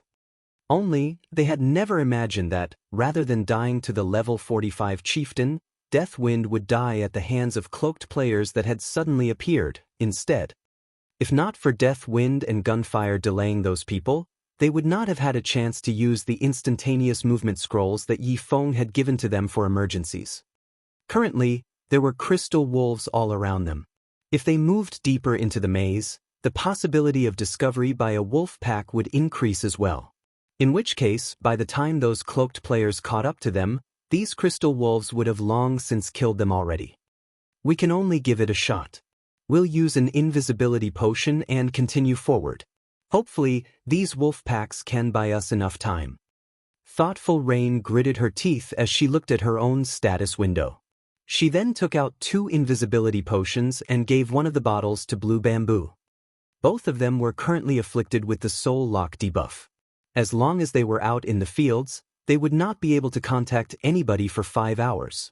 Their attackers had also forced them into a constant combat state, which prevented them from using their return scrolls. Arbitrarily logging out of the game would result in them suffering the death penalty immediately. While Thoughtful Rain and Blue Bamboo snuck deeper into the crystal maze, Feng had already arrived at the crystal forest. I finally caught up. Feng tapped on the demonic flame tiger, storing it away as he looked at the crystal forest before him. He then opened the map for the crystal forest. Even now, Autumn Goose had yet to contact him again. This silence meant that Thoughtful Rain and Blue Bamboo were still alive. The enemy is extraordinary. The fact that Rain and Blue have remained at large suggests that they entered the crystal forest's core area, the crystal maze. Hopefully I can make it in time. After taking a glance at the map, Feng used space movement, the activatable skill of the aura of space. Space movement allowed him to cross up to 600,000 yards instantly. He could easily traverse the entire crystal forest or move to any location within the map. If not for this skill, he would not have made it to the crystal forest so quickly either. Now that the skill's cooldown was over, he could use it once again. In the blink of an eye, Feng appeared at a location close to the crystal maze's entrance. Guarding the entrance as well? It seems you guys really are targeting Zero Wing. The instant Feng appeared in the area, he immediately noticed the cloaked ordinary stranger and Thunder Tiger keeping watch at the entrance of the crystal maze, their eyes radiating cold, killing intent.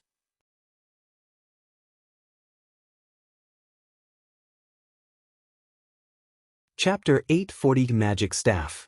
Just when Feng noticed Ordinary Stranger and Thunder Tiger, the two of them caught sight of Feng. "Brat, I don't know how you suddenly appeared here, but since you've come to this place, you can only consider yourself unlucky," Thunder Tiger, who had hidden his identity and appearance, said when he suddenly saw the similarly anonymous Feng. Taking the initiative, he walked towards Feng. "All this waiting around has made me annoyed. Old stranger, you better not make a move. I'm gonna use this brat here to relieve some of my stress." "Sure, but the equipment he drops will belong to me," Ordinary Stranger laughed. Ordinary Stranger had discovered Feng's presence the instant Feng had appeared. Initially, he had thought that a powerful enemy had shown up. However, after some close observation, he did not sense any threat coming from beneath the black cloak. On the contrary, he had noticed many holes in Feng's defense. If not for Thunder Tiger declaring his claim, Ordinary Stranger would have long since taken action to remove this ant. However, even if the opponent were an expert, It would not matter. Thunder Tiger was a top-tier expert of King's Return. Currently, he was already level 38. Placed in Star Moon Kingdom, his level would rank within the top 10. Not to mention, he was fully geared in level 35 Dark Gold equipment. His maximum HP was as high as 14,600. His combat standard was also at the refinement realm already. Dealing with 2 or 3 ordinary experts simultaneously would be child's play for him. Even if the opponent were an expert of the same combat standards, Thunder Tiger was a refinement realm expert of King's Return.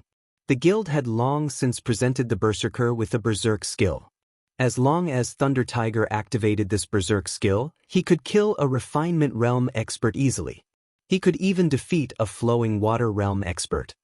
In the off chance that Thunder Tiger was no match for this new arrival, Ordinary Stranger himself could still back up the Berserker. If he and Thunder Tiger worked together, they would be practically invincible in Star Moon Kingdom. Only Zero Wings Black Flame and Yi Feng could cause them to feel fear. No one else was worth mentioning. As soon as Ordinary Stranger finished speaking, Thunder Tiger retrieved a two-handed saber from his back and used Charge at Feng.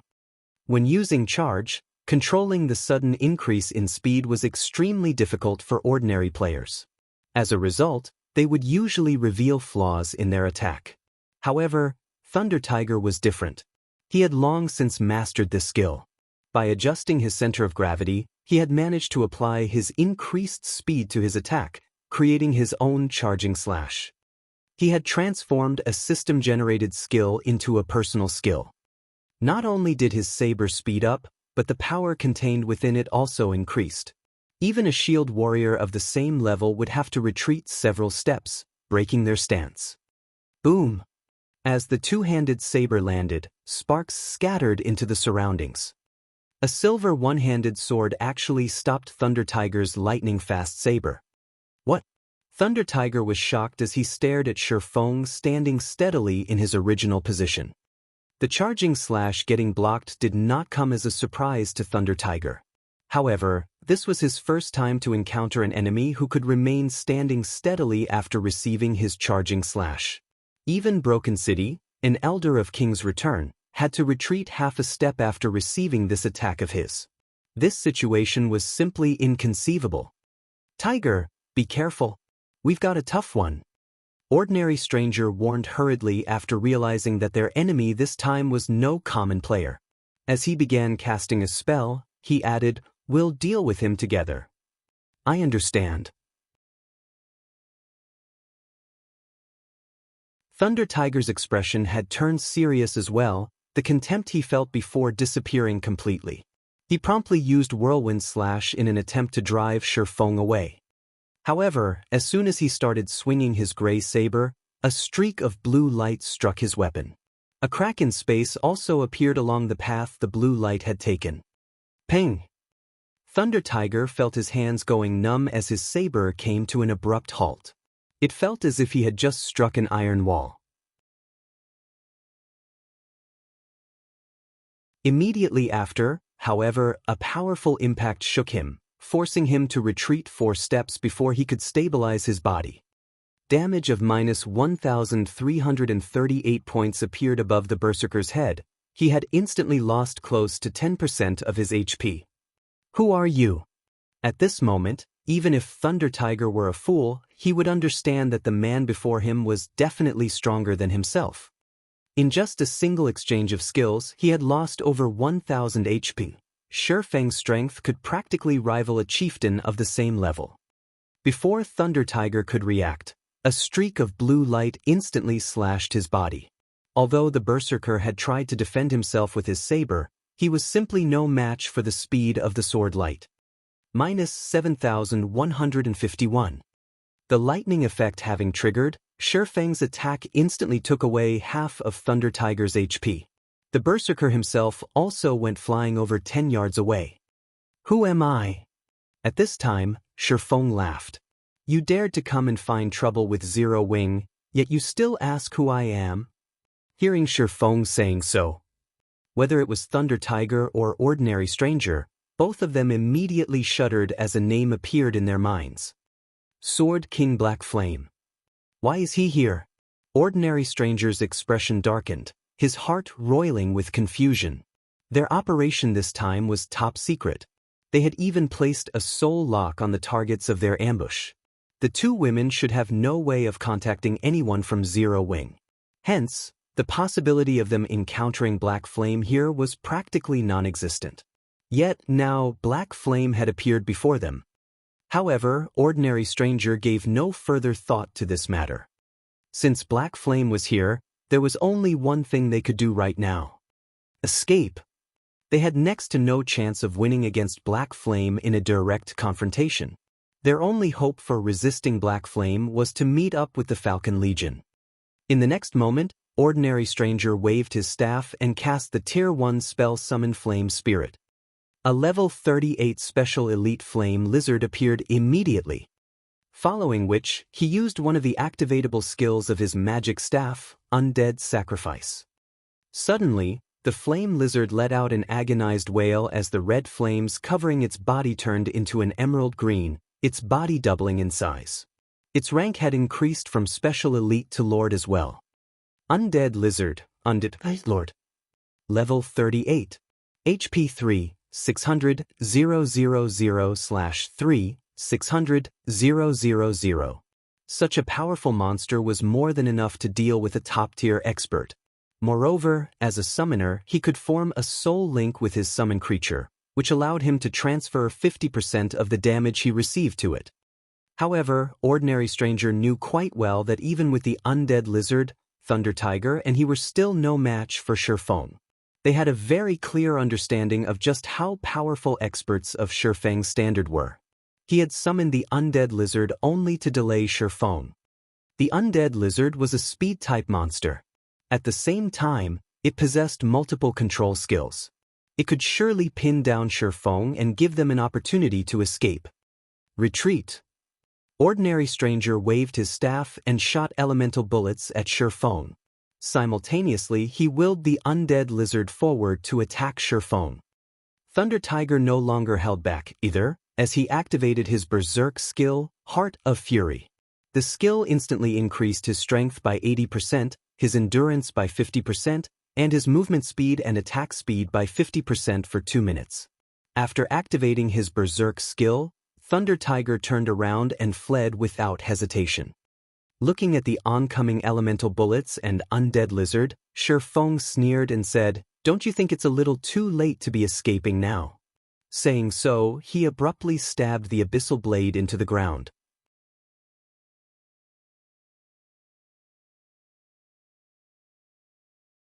Chapter 841. Taboo Skills Might. You're not getting away. Feng deflected the elemental bullets using Killing Ray while activating one of the Abyssal Blade skills. Abyssal Curse. Immediately, a black magic array appeared on the ground. With Feng as the center, it covered a radius of 30 yards, instantly enveloping the Undead Lizard, which was the size of a small house, as well as Ordinary Stranger and Thunder Tiger. Endless streams of black mist flowed into their bodies. Not good. It's an AoE control skill. Ordinary Stranger frowned. Right now, it felt as if his body was stuck in quicksand. He could not move at all. He had never imagined that Feng would have such a trump card as well. At this moment, not to mention him, even the Lord-ranked Undead Lizard was immobilized. As a result, Feng had readily broken through the Lord's defensive line and was currently charging rapidly at them. Tiger, delay him, buy me some time. Ordinary Stranger no longer tried to hold back as he activated his Berserk skill, Mana Detonation, his attributes increasing by a large margin. At the same time, he used Mental Exemption, becoming immune to all control effects for 5 seconds. He then began chanting an incantation, causing the surrounding mana to churn violently. Thunder Tiger nodded in response to Ordinary Stranger's instructions. Activating Brilliant Will, he removed the control effect of Abyssal Curse, then shifted in front of his summoner companion. "Come, let me have a look at the abilities of the Sword King." Thunder Tiger bellowed as he stomped down, shattering the ground underfoot. He then swung his two-handed saber abruptly at the swordsman rushing straight at him. Tier 1 skill, Storm Slash. Over a dozen wind blades flew at Feng, every one of them targeting his blind spots. Unlike the normal attacks of players, the wind blades of Storm Slash appeared simultaneously. There was no time lag between each attack, preventing Feng from evading them entirely. Moreover, Storm Slash was a skill that could not be blocked, only dodged. It was an extremely rare skill of the Berserker class. This skill was also the trump card Thunder Tiger usually used to kill experts of equal standards. For players who did not know the intricacies of this skill, they would generally defend themselves with their weapons. The outcome of doing so would be these players receiving the strikes of the dozen or so wind blades. Currently, Thunder Tiger had his Berserk skill activated. The destructive power of his Storm Slash could easily instant-kill Feng. Try to block it if you can. Thunder Tiger could not help but sneer as he saw Feng remaining steadfast in his charge forward. Unfortunately for Thunder Tiger, he had grossly underestimated Feng's understanding of God's domain. When the wind blades arrived before Feng, he was already within 20 yards of Thunder Tiger. He promptly used the Tier 2 Taboo skill, Instant Strike. Suddenly, Feng vanished before the wind blades of Storm Slash and reappeared in front of Thunder Tiger, faint arcs of electricity circling Feng's body. Thunder Tiger panicked. He instinctively executed Whirlwind Slash. However, before the Berserker's Whirlwind Slash could complete even half a rotation, numerous blue arcs of lightning devoured him whole. In the next moment, Thunder Tiger's HP dwindled at a rate visible to the naked eye until it finally hit 0. How is he so fast? Thunder Tiger's eyes widened as he looked at where the strikes had landed. He simply could not bring himself to believe that what he was seeing was real. He had activated his Berserk skill. He should have received significant improvements in speed, yet he still failed to keep up with Feng's swords. Not to mention his body, before his eyes could even react, the swordsman's swords had cut through him multiple times. This was definitely his first time witnessing such speed. Standing a short distance away, fear similarly covered Ordinary Stranger's face. He had never dreamed that Thunder Tiger would not manage to delay Feng for even a short while despite having activated his Berserk skill. Fortunately, Feng was still roughly 10 yards away. The time it would take for the swordsman to reach Ordinary Stranger was more than enough for him to finish casting his spell. At that time, although the spell would not kill Feng, at the very least, it would help buy Ordinary Stranger time to escape. Where is he? During the brief moment Ordinary Stranger was lost in his thoughts, Feng, who had been standing in front of Thunder Tiger, actually vanished. Wah! Suddenly, Ordinary Stranger felt a pang at his heart. Without him noticing, a long sword wrapped in blue electric arcs had emerged from his chest. You! Turning his head around, Ordinary Stranger discovered Feng standing right behind him. He had actually failed to notice the swordsman approaching him altogether. It was as if Feng's presence was completely non-existent. Seeing his HP decreasing without any signs of stopping, Ordinary Stranger was at a loss for words. He and Thunder Tiger were both top-tier experts of King's Return. They could easily become top-class existences in any kingdom they went to. Although he had long since known that he and his Berserker companion were no match for Feng, he had never imagined that the gap between them was actually so enormous. At this moment, even if he related everything that had happened here to someone else, most likely, nobody would believe him. Although Ordinary Stranger still wished to say something, he was already out of time as his vision suddenly turned gray, his body falling to the ground. When he died, he dropped 2 pieces of cloth armor. There were actually 2 Refinement Realm experts. It's no wonder Rain and the others were no match for them. Although Feng had failed to discover the identities of thoughtful Rain's assailants, he clearly grasped the combat standards of the 2 from the battle just now. With the strength of those 2 players, they would be hard-pressed to find any opponents capable of opposing them. Unfortunately for them, they had encountered him today. Not to mention, he had even activated a Tier 2 Taboo skill to deal with them. Following which, Feng picked up the items that the 2 dropped. He then summoned the demonic flame tiger and headed straight into the crystal maze.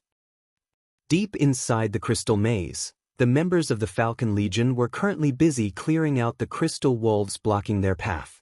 They were moving increasingly closer to the lair of the crystal wolves. These two beauties sure know how to run. They're hiding wherever there is danger. However, let's see how you'll continue escaping once you enter the lair of the crystal wolves, Coral muttered as he switched his footwork. Like a black gale, the dagger in his hand struck at a level 45 Special Elite Wolf. Without giving the Special Elite Wolf any opportunity to react, Coral landed blow after blow with his daggers. Although the Special Elite tried to resist, none of its attacks could connect with the assassin's body. Little by little, Coral plundered away the Special Elite's HP, wielding the pitch-black daggers in his hands rapidly. A short moment later, the Special Elite Wolf, whose HP had been in the hundreds of thousands, fell to the ground. From start to end, the wolf had never once managed to land a hit on Coral. Team leader Coral sure is amazing. His skill level has improved again. In the guild's next class competition, his ranking will no doubt increase once more, a nearby level 37 female assassin said, her face filled with admiration as she looked at Coral. Don't make a fool of yourself.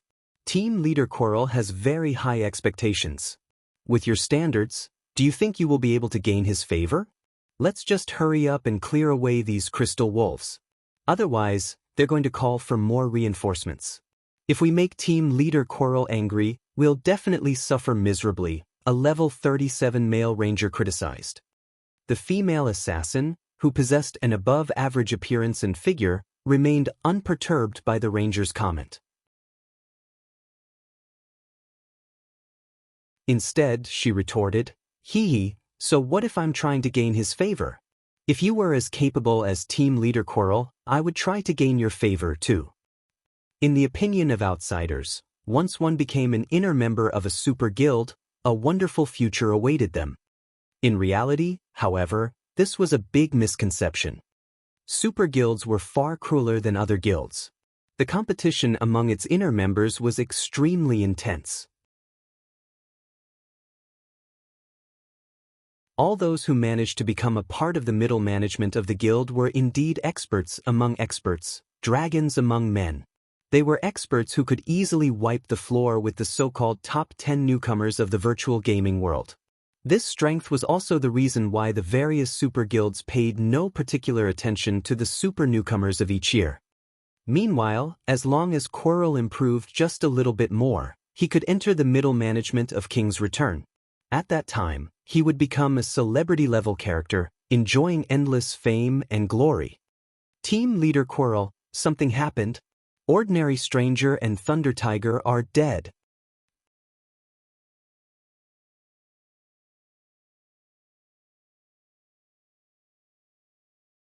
Chapter 842, Feng arrives. They died. When Coral heard the report, he quickly called out the system team window. Sure enough, among the list of team members, both the names of Ordinary Stranger and Thunder Tiger had turned gray, which meant that the two of them were no longer alive at this time. When the other members of the team heard this, they promptly checked their team windows as well. They simply could not bring themselves to believe what they were seeing was true. Ordinary Stranger and Thunder Tiger were both top-tier experts in their guild. Their strength was equal to Coral's. If the two of them worked together, even a team of ordinary experts would be helpless against them. It was truly hard to imagine that these two experts had died. "Leader, should we head back and take a look?" an assassin asked. "We can't just let someone kill the members of King's Return and do nothing about it. If we don't deal with this matter properly, the other super guilds will surely make fun of us." "No. Just traveling back to the entrance will take us more than half an hour. By that time, the enemy would have long since disappeared," Coral said, shaking his head. "Moreover, we don't have a clear understanding of the situation over there. First, find those two women. We'll talk about what to do next after we've gotten rid of those two. If the enemy is capable of killing both Stranger and Tiger, we cannot underestimate their strength. It is highly likely that the enemy is a powerful team that came here to grind. It won't be too late for us to deal with them after we complete our mission." In Coral's opinion, even a great lord-ranked monster would not be able to kill Ordinary Stranger and Thunder Tiger. No doubt the two of them had died at the hands of other players. Moreover, the enemy had to have very large numbers. They should also have many top-tier experts among them. Otherwise, with the two's strength, at least one of them should have survived. As the number of opponents was high, resolving this matter would definitely be time-consuming. Their primary mission was to kill Zero Wing's core members. They would risk letting their targets get away if they chose to deal with this new enemy first. The losses greatly outweighed the gains. Now that they were close to completing this mission, they naturally could not give up halfway. Following which, Coral and the other members of the Falcon Legion continued to move deeper into the lair of the Crystal Wolves, defeating one pack of Crystal Wolves after another. Leader, I found the two women's footprints up ahead. Judging from the tracks, they should have moved through here only recently, an assassin, who had detection activated, said as he looked at the light blue footprints on the ground. These light blue footprints showed that players had passed through this place before. However, these footprints were visible only to players using the detection skill. One could make rough judgments based on the size and brightness of these footprints. The brighter the footprint, the more recently it was left behind. Good. We can finally put an end to this game of hide and seek. Coral revealed a cold smile as he looked at his map. As Coral said so, the members of the Falcon Legion began slowly walking in the direction indicated by the assassin. Rain, what should we do now? Blue Bamboo, who was hiding in a crack in a rock wall, asked nervously as she looked at the slowly approaching Falcon Legion, her hands tightly clenched around her staff. They were currently level 39. If they died now, it would take several days of hard work to make up for the loss. There's nowhere else to hide. When the time comes, we can only make a last stand. Thoughtful Rain was also out of ideas. Previously, they had used up their instantaneous movement scrolls to escape from the sudden ambush. Afterwards, to shake off the pursuit of their ambushers, they had no choice but to hide inside the crystal maze. Now, however, it seemed that all their efforts were still in vain. As the 18 members of the Falcon Legion moved increasingly closer, Thoughtful Rain and Blue Bamboo began casting their respective spells, resolved to fight to their very last breaths. Roar! When the Falcon Legion was roughly 100 yards away from Thoughtful Rain and Blue Bamboo, a roar suddenly resounded throughout the cave.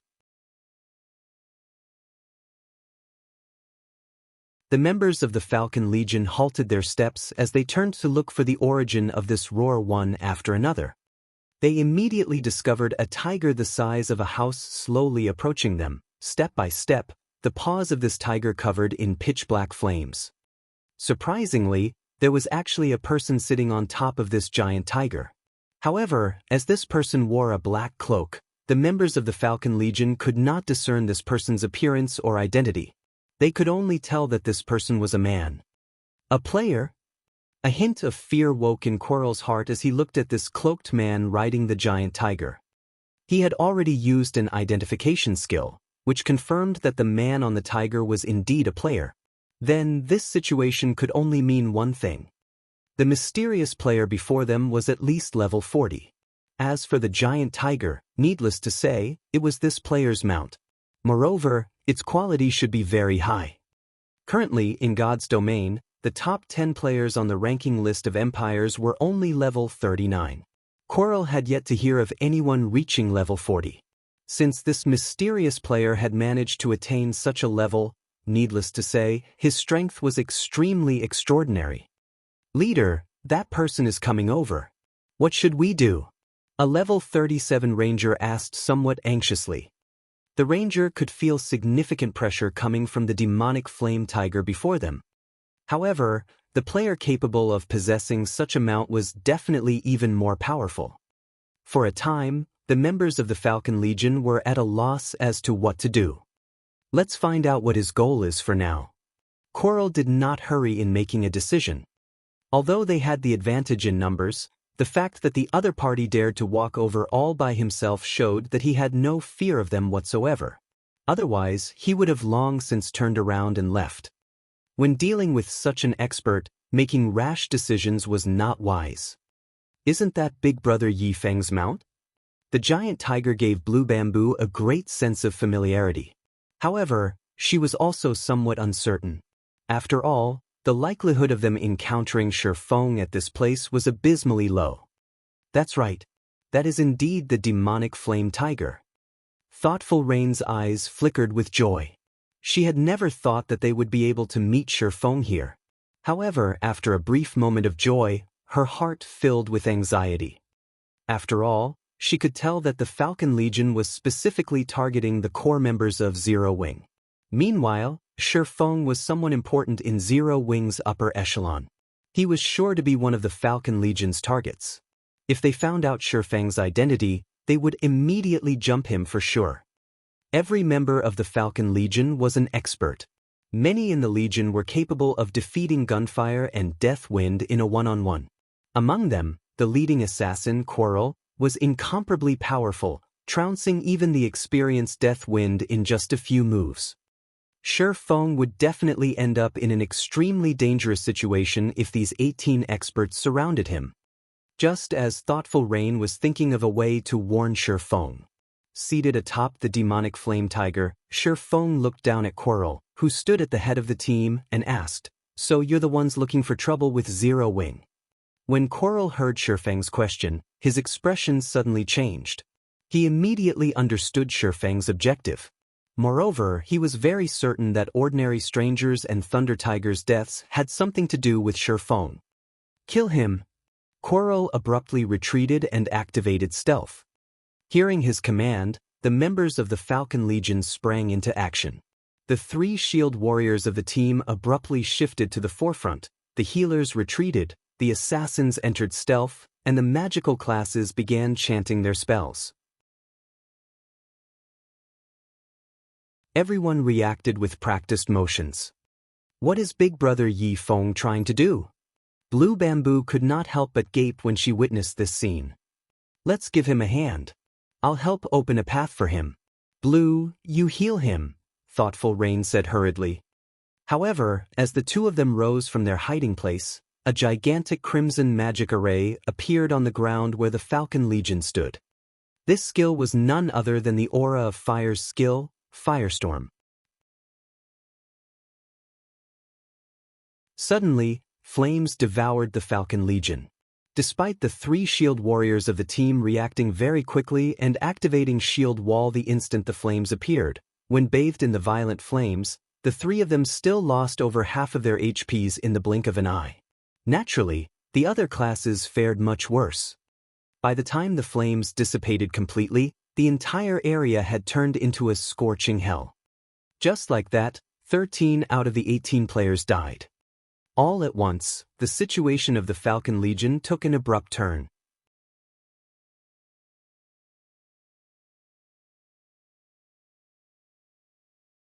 Chapter 843, Showing Off One's Trivial Skills Before a Master. At the sight of his companions reduced to ashes, Quarrel's mouth twitched slightly. This large-scale destruction spell came all too suddenly.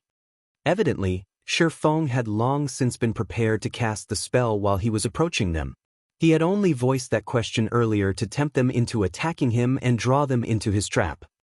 They did not have any time to evade this surprise attack at all. If not for Quarrel being near the edge of the spell's coverage, he would not have been able to utilize the brief invulnerability wind steps provided to rush out of the flames in time. At this moment, he would have most likely suffered the same fate as his 13 other companions. "Leader, what should we do?" a level 37 elementalist asked softly. "We'll retreat," Quarrel replied, gnashing his teeth. Although he didn't want to back off, since the man before them was capable of defeating Ordinary Stranger and Thunder Tiger, just the 5 of them would not be able to do anything to him at all. Previously, they had 18 players on their side, enough hands to activate a magic array to suppress their opponent. Now, however, that plan was no longer viable. If they remained to fight, the only outcome would be a complete team wipe. "Don't think you can escape that easily." Feng smirked slightly as he looked at Quarrel and the others gradually moving away from himself. With quick steps, he approached the closest level 37 elementalist. Previously, in order to survive his firestorm, these players had already used up all their life-saving skills. It would be near impossible for them to escape him now. Don't hold back when going up against him. I'll pin him down. Ranged classes support me. When Coral saw Feng approaching them like a gale, he hurriedly activated his berserk skill, and his attributes increased by a large margin. He then used shadow steps to appear directly behind Feng and stabbed his Feng-like dagger at Feng's heart. Absolute Strike. This was the fastest and most powerful skill of the assassin class. In addition to Coral's flawless movements, there was practically no time lag between the activation of shadow steps and Absolute Strike. It was simply impossible for ordinary players to guard against his attack. Moreover, after Coral activated his berserk skill, the power and speed of his attack were both boosted to inhuman levels. The elementalist at a distance also shot one fireball after another at the locations Feng dodged to, his coordination with Coral seamless. The ranger standing on the other side likewise sent a barrage of frost arrows at Feng, his attacks accurately targeting the swordsman's vital points. Looking at the coordination of the three players, even Thoughtful Rain and Blue Bamboo, who rarely fought other players, could tell that their enemies were very powerful. Immediately, panic appeared on their faces. All at once, however, Feng disappeared. Coral's and the others' attacks all struck air. Where is he? Coral hurriedly observed his surroundings. Suddenly, his eyes widened as he rushed at the distant elementalist, shouting, "Dodge quickly!" At this moment, Feng had already appeared behind the elementalist using silent steps. He then violently swung the sacred sword in his hand. A streak of blue light flashed. Dang! Although the blue light was fast, when it landed on the elementalist's body, it moved no further, as if it had struck an impenetrable wall. Ice barrier? Feng was slightly surprised when he looked at the elementalist, who was currently covered in a layer of ice. The elementalist looked just like an ice sculpture right now. Ice barrier was the strongest life-saving skill of the elementalist class, providing the user with invulnerability for 8 seconds. However, after activating the skill, the user would not be able to do anything else. This skill was extremely rare. Generally, finding 1 or 2 people who had learned the skill out of 100 expert elementalists was unlikely. Helpless against this skill, Feng could only shift his sights to someone else. However, just as he started searching for a new target, a blue magic array appeared above his head. In the next moment, the rumble of thunder echoed in the cave. Coral, who stood at a distance, also revealed a cold sneer on his face. This magic array was the result of him using a Tier 2 magic scroll, Thunderhell.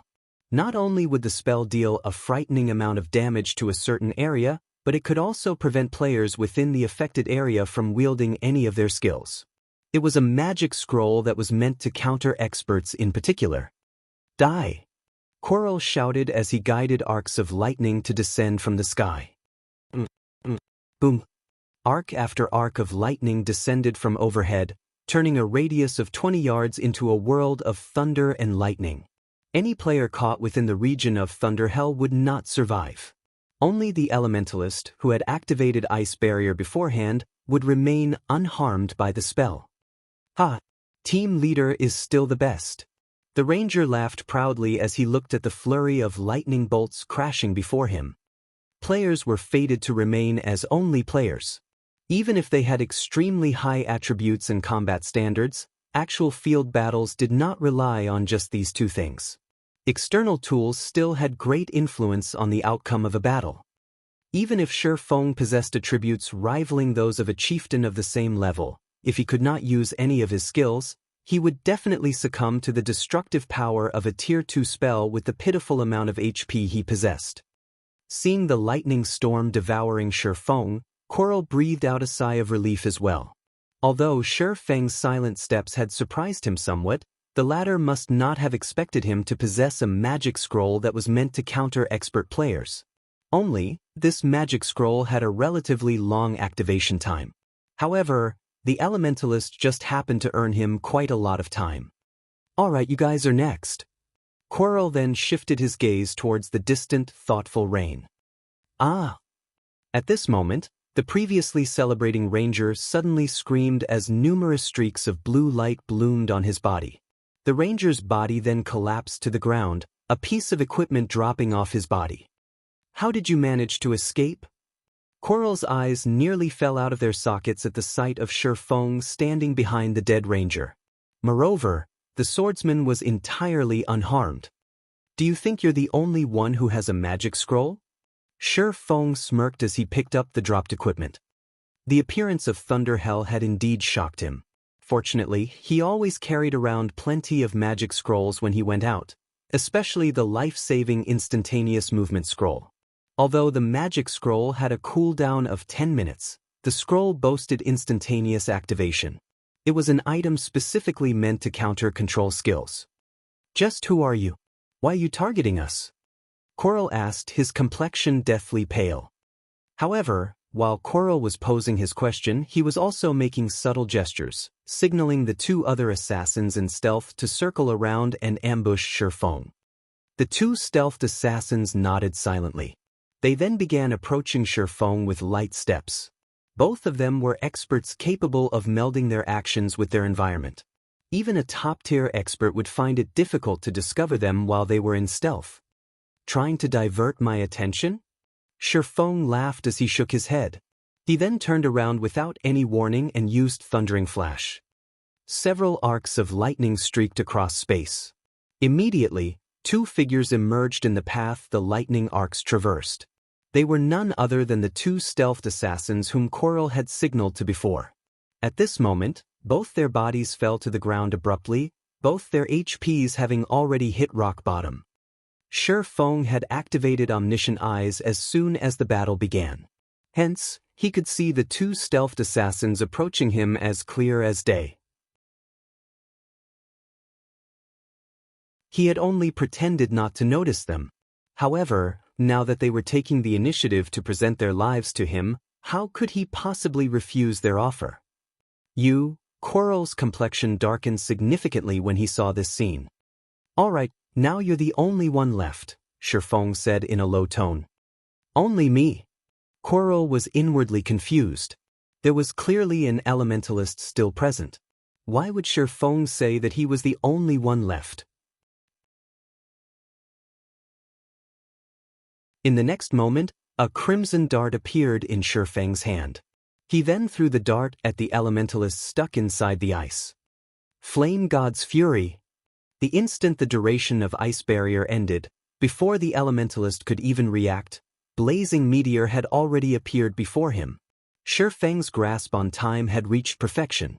Right after, flames devoured the elementalist completely, reducing his body to a pile of smoldering ash. Just who are you? Quirrell asked, fear painted across his face. After he had set up so many traps, even the apex experts in his guild would have succumbed to death by now. Yet, as if he had been playing in Feng's palm all this time, none of his traps had worked on Feng. Just thinking up to this point made his heart shudder in fear, a sense of powerlessness spreading throughout his entire being. Do you have any last words? Feng asked softly, not bothering to answer Quirrell's question. Instead, he slowly walked towards the assassin, step by step. For each step Feng took, Quirrell unconsciously retreated by a step as well.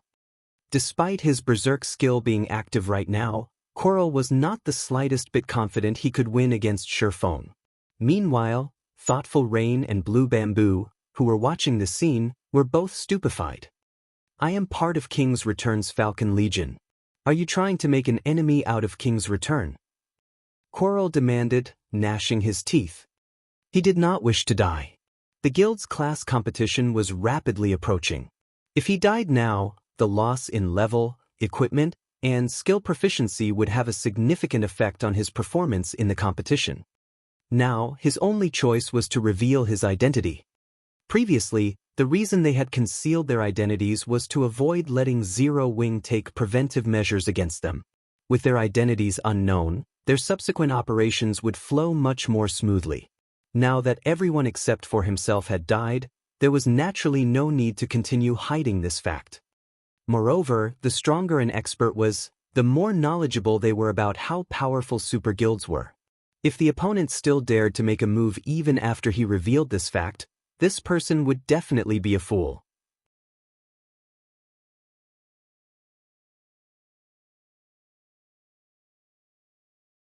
Chapter 844, Field of Swords. What? Don't believe me? Upon seeing Feng showing no signs of stopping, Coral hurriedly took off his black cloak and displayed his King's Return Guild emblem. This sight momentarily stunned Thoughtful Rain and Blue Bamboo. Why is someone from a super guild targeting us? Thoughtful Rain was confused as she looked at the King's Return's emblem. She no longer possessed her previous joy at seeing Feng defeating the Falcon Legion. On the contrary, she felt somewhat worried instead. Although she had come into contact with virtual reality games only recently, she still knew just how powerful in existence a super guild was. In current society, virtual reality games had over a century of history already. The super guilds of virtual reality games were just like major celebrities. In the real world, one often saw news coverage of these existences. Hence, it was difficult for one not to know about them. Among them, King's Return operated slightly differently from other super guilds. The guild would occasionally recruit expert players. Regarding popularity, King's Return greatly surpassed the other super guilds. One could frequently hear news of certain powerful experts joining King's Return. Hence, Thoughtful Rain had a certain degree of understanding of the guild, and she knew just how wide the gap between Zero Wing and King's Return was. Whether it was in terms of member count or number of experts, the two guilds were on entirely different levels. If a war were to break out between their two guilds, it would be a disaster for Zero Wing. No wonder you guys dared to take action against Zero Wing's members in Starmoon Kingdom. So you're a member of King's Return. Feng finally understood what was going on. Because he had rejected King's Return's previous offer, the guild was now targeting Zero Wing's core members. However, he immediately smiled at Coral and asked, "But don't you know who I am?" Saying so, Feng stored away his black cloak and revealed his original appearance. Feng. Coral's mouth slackened when he saw Feng's appearance. He simply could not bring himself to believe this was true. Feng was not as famous as Zero Wing's Black Flame and was in existence known only among the major powers of God's domain. But when speaking of strength, Feng was someone who had defeated Sirius, one of the Wolf Kings of the Battle Wolves Guild. After the fight at the Dark Arena, King's Return had even created a database specifically for information on Feng. Coral himself had watched the battle video between Feng and Sirius, learning from it. Hence, Coral recognized Feng right off the bat. However, although he had indeed recognized who his opponent was, his complexion turned even uglier than before. Damn it! Why is my luck so horrible? To think I would actually encounter him here. At this moment, Coral was regretting the fact that he had revealed his own identity. If he had not exposed himself, he might still have a chance of surviving. Now, however, nothing he said would get him out of this situation alive. Although he still had his vanish skill, even if he was stupider, he could tell that invisibility skills were useless against Feng. Otherwise, Feng would not have struck at the stealthed assassins behind him without even the slightest bit of hesitation. If even stealth was ineffective, then wanting to escape in front of such an expert was nothing more than a pipe dream. King's Return had done detailed research on that battle at the Dark Arena and made a rough estimation of the attributes of the two fighters already. In terms of basic attributes, he was considerably inferior to Feng. Not to mention, speed was also one of Feng's strong points. Coral's face darkened at the sight of Feng rushing over. Damn it! To think that I would have to use that opportunity now. I definitely won't forgive you, Feng. I will definitely massacre every core member of Zero Wing. Coral bellowed. He then took out a purple crystal ball from his bag while continuously spewing venomous curses. Just you wait. Coral, will definitely make you regret this day." In reality, the real reason he did not wish to die was the crystal ball in his hand. This item was something he had obtained unexpectedly after completing one part of a chain quest. It was a one-time use item. Moreover, it could only be stored in his bag and would drop upon death. This item could directly transfer its user to a special space. Based on his research, that special space should be a sacred training ground capable of allowing players to improve their combat techniques and standards. Its effects should be even better than those of a secret technique tablet his guild possessed. This item was something he had kept to himself. Originally, he had intended to wait until he had grown stronger and had hit a bottleneck before going to that special space, because based on the information he obtained, that space was extremely dangerous. If he went there too soon, he would only be wasting this opportunity. Hence, he had always done things with great care, avoiding dangerous situations as much as possible. He had never expected that he would actually be forced to enter that special space due to the mission this time. This crystal ball was his greatest opportunity to join the guild's upper echelon. Now, however, Feng ruined all of his plans. How could Coral not be angry? Suddenly, an endless amount of mana rapidly flowed into his body. A crack then appeared in the space behind him. Like a black hole, the spatial crack sucked the assassin towards it. "You think you can get away?" Feng smiled with disdain. He switched the aura of fire to the aura of time and then activated absolute time. Suddenly, the mana within a radius of 100 yards stilled. The mana surrounding Coral's body also dissipated abruptly. Following which, the crack in space started mending itself. No! Coral was momentarily dumbfounded. In the next moment, his eyes turned bloodshot as he abruptly executed unique footwork and transformed into 3 identical copies of himself.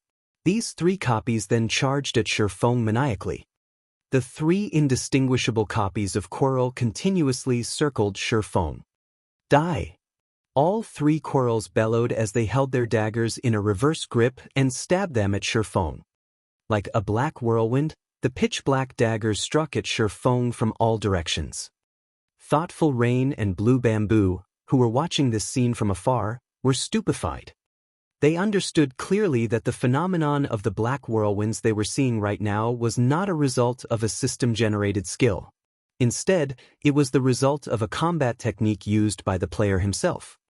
This was the first time they had seen such a situation. They were utterly clueless as to how the assassin had achieved such a feat. Compared to Coral, the experts they had encountered before were simply weaklings. It was no wonder death, wind, and gunfire fell at Coral's hands in just a few moves. He was practically a monster in human skin. So he's finally using his specialty, Whirlwind Strike. This sudden development did not surprise Feng. After all, Coral was no stranger to him. In the past, Coral had been titled the Whirlwind Assassin. Although he had not been particularly famous during the early stages of God's Domain, upon his promotion to King's Return's middle management, he began improving rapidly. In the end, he had even managed to become an Adjudicator of King's Return. His strength back then had been extremely overbearing. Not daring to be careless, Feng chose to activate Thunder God's Descent, which increased his movement speed and attack speed by 150% and damage dealt by 50%, as well as decreased all damage received by 50%. Facing the storm-like dagger attacks, Feng madly brandished his 2 swords. Immediately, sparks scattered as the clangor of metal clashing against metal echoed throughout the surroundings multiple times. Feng had already reached the Void Realm. He had long since exerted his 5 senses to their limits. He read his surroundings like an open book. Even if it was an attack that was invisible to the naked eye, Feng could still clearly perceive it and execute a timely response. In the next moment, numerous streaks of blue and silver lights bloomed around Feng's body, forming an inviolable field. As long as the black daggers entered this field, they would immediately get repelled. Since Coral had his berserk skill activated, the assassin was superior to Feng in strength. Hence, Feng would lose around 200 HP following each clash of their weapons. Fortunately, with Thunder God's descent, Feng still had a clear speed advantage, so none of Quarrel's attacks managed to penetrate his defense.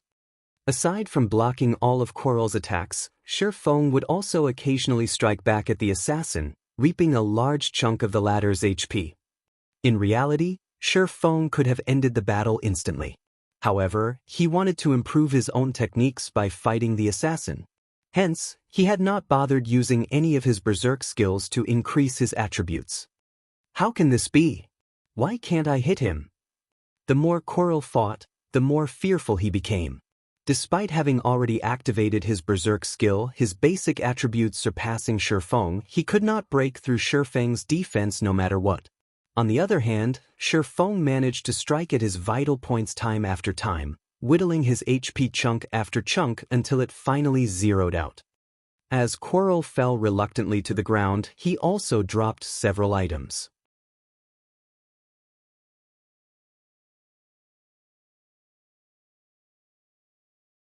Chapter 845, 5 Great Legacies. When Quarrel died, Thoughtful Rain and Blue Bamboo, who had watched quietly from afar, were astonished. When they looked at Feng again, shock filled their eyes. They felt as if the man before them was a stranger. This was the first time they ever truly understood Feng's strength. Those two were simply too strong. Words alone were no longer sufficient to describe this level of strength. This was the first time they had ever witnessed such an intense battle. Their eyes had not been fast enough to keep up with the combatants' speed, let alone their bodies. If they had fought Quarrel, the battle would have ended as soon as it had begun. In the end, however, Feng was still superior. Big brother Yifeng is so strong. If I had even half of his skill, I could defeat Autumn Goose. Excitement filled Blue Bamboo's eyes as she stared at Feng. Thoughtful Rain could not help herself from laughing when she heard her friend's words. When they were usually out in the fields adventuring and questing, Blue Bamboo was always lazy. She was never particularly interested in fighting and would generally stay in the back to heal the members of their party. Although they had advised her many times to brush up on her combat techniques, she never bothered to do so. Instead, she usually replied by saying that it would be fine so long as she had good equipment and that she didn't need good combat techniques. Thoughtful Rain had never thought that the girl would be mesmerized by this one battle's combat techniques. Alright, enough daydreaming. Let's head over there. It's too dangerous to stay here, Thoughtful Rain said, laughing. Feng began to collect his loot. Naturally, an elite squadron from King's Return, led by an expert like Quarrel, possessed excellent equipment. Every piece of equipment they dropped was level 35 dark gold quality. Each item was worth dozens of gold. In total, he had gained several hundred golds worth of equipment. What's this? While Feng looked over the loot he had placed in his bag, he discovered a glowing, purple crystal ball. Among the many weapons and equipment that dropped, it was eye-catching. Moreover, Feng felt a faint hint of pressure from this crystal ball, a very familiar pressure. Divine Might. It was a special power that only gods could wield. This is interesting. Feng took out the crystal ball and observed it carefully. Spatial Transfer Orb, consumable. Able to send one player to a mysterious otherworld. This item can only be stored in the bag. Drops upon death. There were very few items in God's domain capable of sending players to an otherworld. Based on Feng's understanding, every item that could transfer players to an otherworld was considered an absolute treasure. Even an epic item was not as valuable. In God's domain, an otherworld was the equivalent of a dungeon. Only, this dungeon was a lot larger than generic dungeons. Otherworlds also offered far more bountiful rewards. The lowest reward one could obtain in an otherworld was an epic item. Some people had even obtained fragmented legendary items in the past, while others earned super skills and such. To put it simply, all of the rewards one could gain in an otherworld could significantly improve a player's strength. It's no wonder why he had tried so hard to live. He obtained a chance to head to an otherworld. I wonder what rank this otherworld is? When Feng recalled the Quarrel's deranged expression as the assassin fought, he could not help but chuckle. He would have fought desperately to live too. Quarrel hadn't been particularly famous in King's Return during the early stages of the game either. However, after joining the guild's middle management, his progress had suddenly skyrocketed. It was as if he had become an entirely different person. His progress might very well be related to this thing. There were many other worlds in God's domain. Based on the main God system's categorization, other worlds fell into common, epic, and legendary rank, with each one being larger than the previous. Each rank also offered players greater benefits. A common otherworld alone could massively impact a player's growth. By visiting a common otherworld, an ordinary player could instantly become an expert. There was no need to mention epic or legendary otherworlds. However, the majority of the otherworlds in God's domain were common rank. Even so, many desperately wished to encounter one, but alas, many failed. In the past, when players had discovered otherworlds, the various large guilds had frantically searched for clues relating to them in the hopes of nurturing a large batch of their own experts. After all, there were innumerable guilds in the virtual gaming world. Not every one of them could nurture their own experts. With such a golden opportunity available, the various large guilds could not let it slip through their fingers. In the past, a top-tier expert had sold an opportunity to go to an otherworld at an auction. Although the otherworld in question had only been common rank, the various large guilds fought over it like a pack of wolves. In the end, Summer's Emerald, a first-rate guild, had won the transfer tool for 15,000 gold. Everyone who had participated in that auction had been stunned. After all, during that time, a single epic item had only sold for around 2,000 or 3,000 gold. With that much money, one could easily purchase 5 or 6 epic items. One could also use 15,000 gold to purchase a good plot of land. Yet, Summer's Emerald had used that money to purchase a common otherworld, which was the equivalent of a single epic item. Wasting so much money was the epitome of foolishness. Yet, nobody could have ever imagined that, in the end, Summer's Emerald would profit from the exchange. The guild had only obtained a single epic weapon, which was worth roughly 6,000 gold, from the common otherworld. That had been far less than the money it had spent. However, thanks to the adventures in the otherworld, Summer's Emerald had also gained a Void Realm expert. The outcome had made many guilds regret not fighting harder during the auction. From then on, transfer tools to other worlds became extraordinarily precious. Even Feng, who had been the guild leader of a second-rate guild, had invested a long amount of time before he had gotten his hands on a common otherworld transfer tool.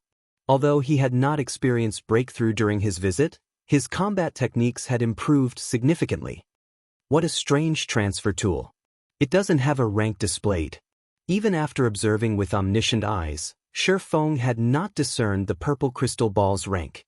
This was the first time he had encountered such a situation. However, although there was no rank displayed, the crystal ball reminded Feng of something. Otherworld transfer tools. This was a good option to cultivate guild experts. The general populace had yet to learn of otherworlds. They were also not well known by the various large guilds. Hence, none of the guilds were bothering to look for clues regarding otherworlds. Although Feng only knew 5 or 6 clues, no one else had obtained any of these otherworld transfer tools. He could head out to search for them. Once he obtained these otherworld transfer tools, he might be able to increase the number of Zero Wings Refinement Realm experts. As Blue Bamboo walked over, her eyes practically shone as she looked at Feng. Patting her ample chest, she said, "Big brother Feng, it is truly a blessing to meet you here. If not for you, Rain and I would have suffered.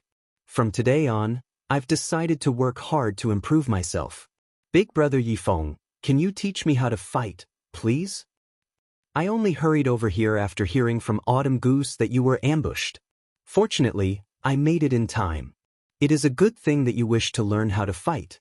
Unfortunately, as I am not a cleric, I am not particularly clear as to how clerics should fight. However, I can have Violet teach you." Her combat standard ranks at the very top of our guild. Feng chuckled. Really? Blue Bamboo's eyes flashed with excitement when she heard this. She had only made the comment as a joke. She knew full well just how busy Feng was. How could he possibly have time to teach her? However, she had not expected to get a chance to learn from her idol. She felt as if she were dreaming. Of course, when have I ever lied? Feng nodded. By the way, why did you two come to the Crystal Forest? Didn't you already finish your quest? We thought we had finished it. However, after I handed the quest in, I received another special quest that requires me to collect a crystal heart. However, we have yet to obtain it, Thoughtful Rain explained. Crystal heart? What kind of quest is this? Feng was slightly surprised. He knew how to obtain the crystal heart. One had to kill the Crystal Wolf King. The quest was not easy to complete alone. Thoughtful Rain then sent Feng the quest details. How did you receive this quest? Feng could not help his shock upon reading the quest introduction. The quest Thoughtful Rain had accepted was no ordinary quest. Rather, it was one of Star Moon Kingdom's 5 great legacy quests. The Witch's Sin.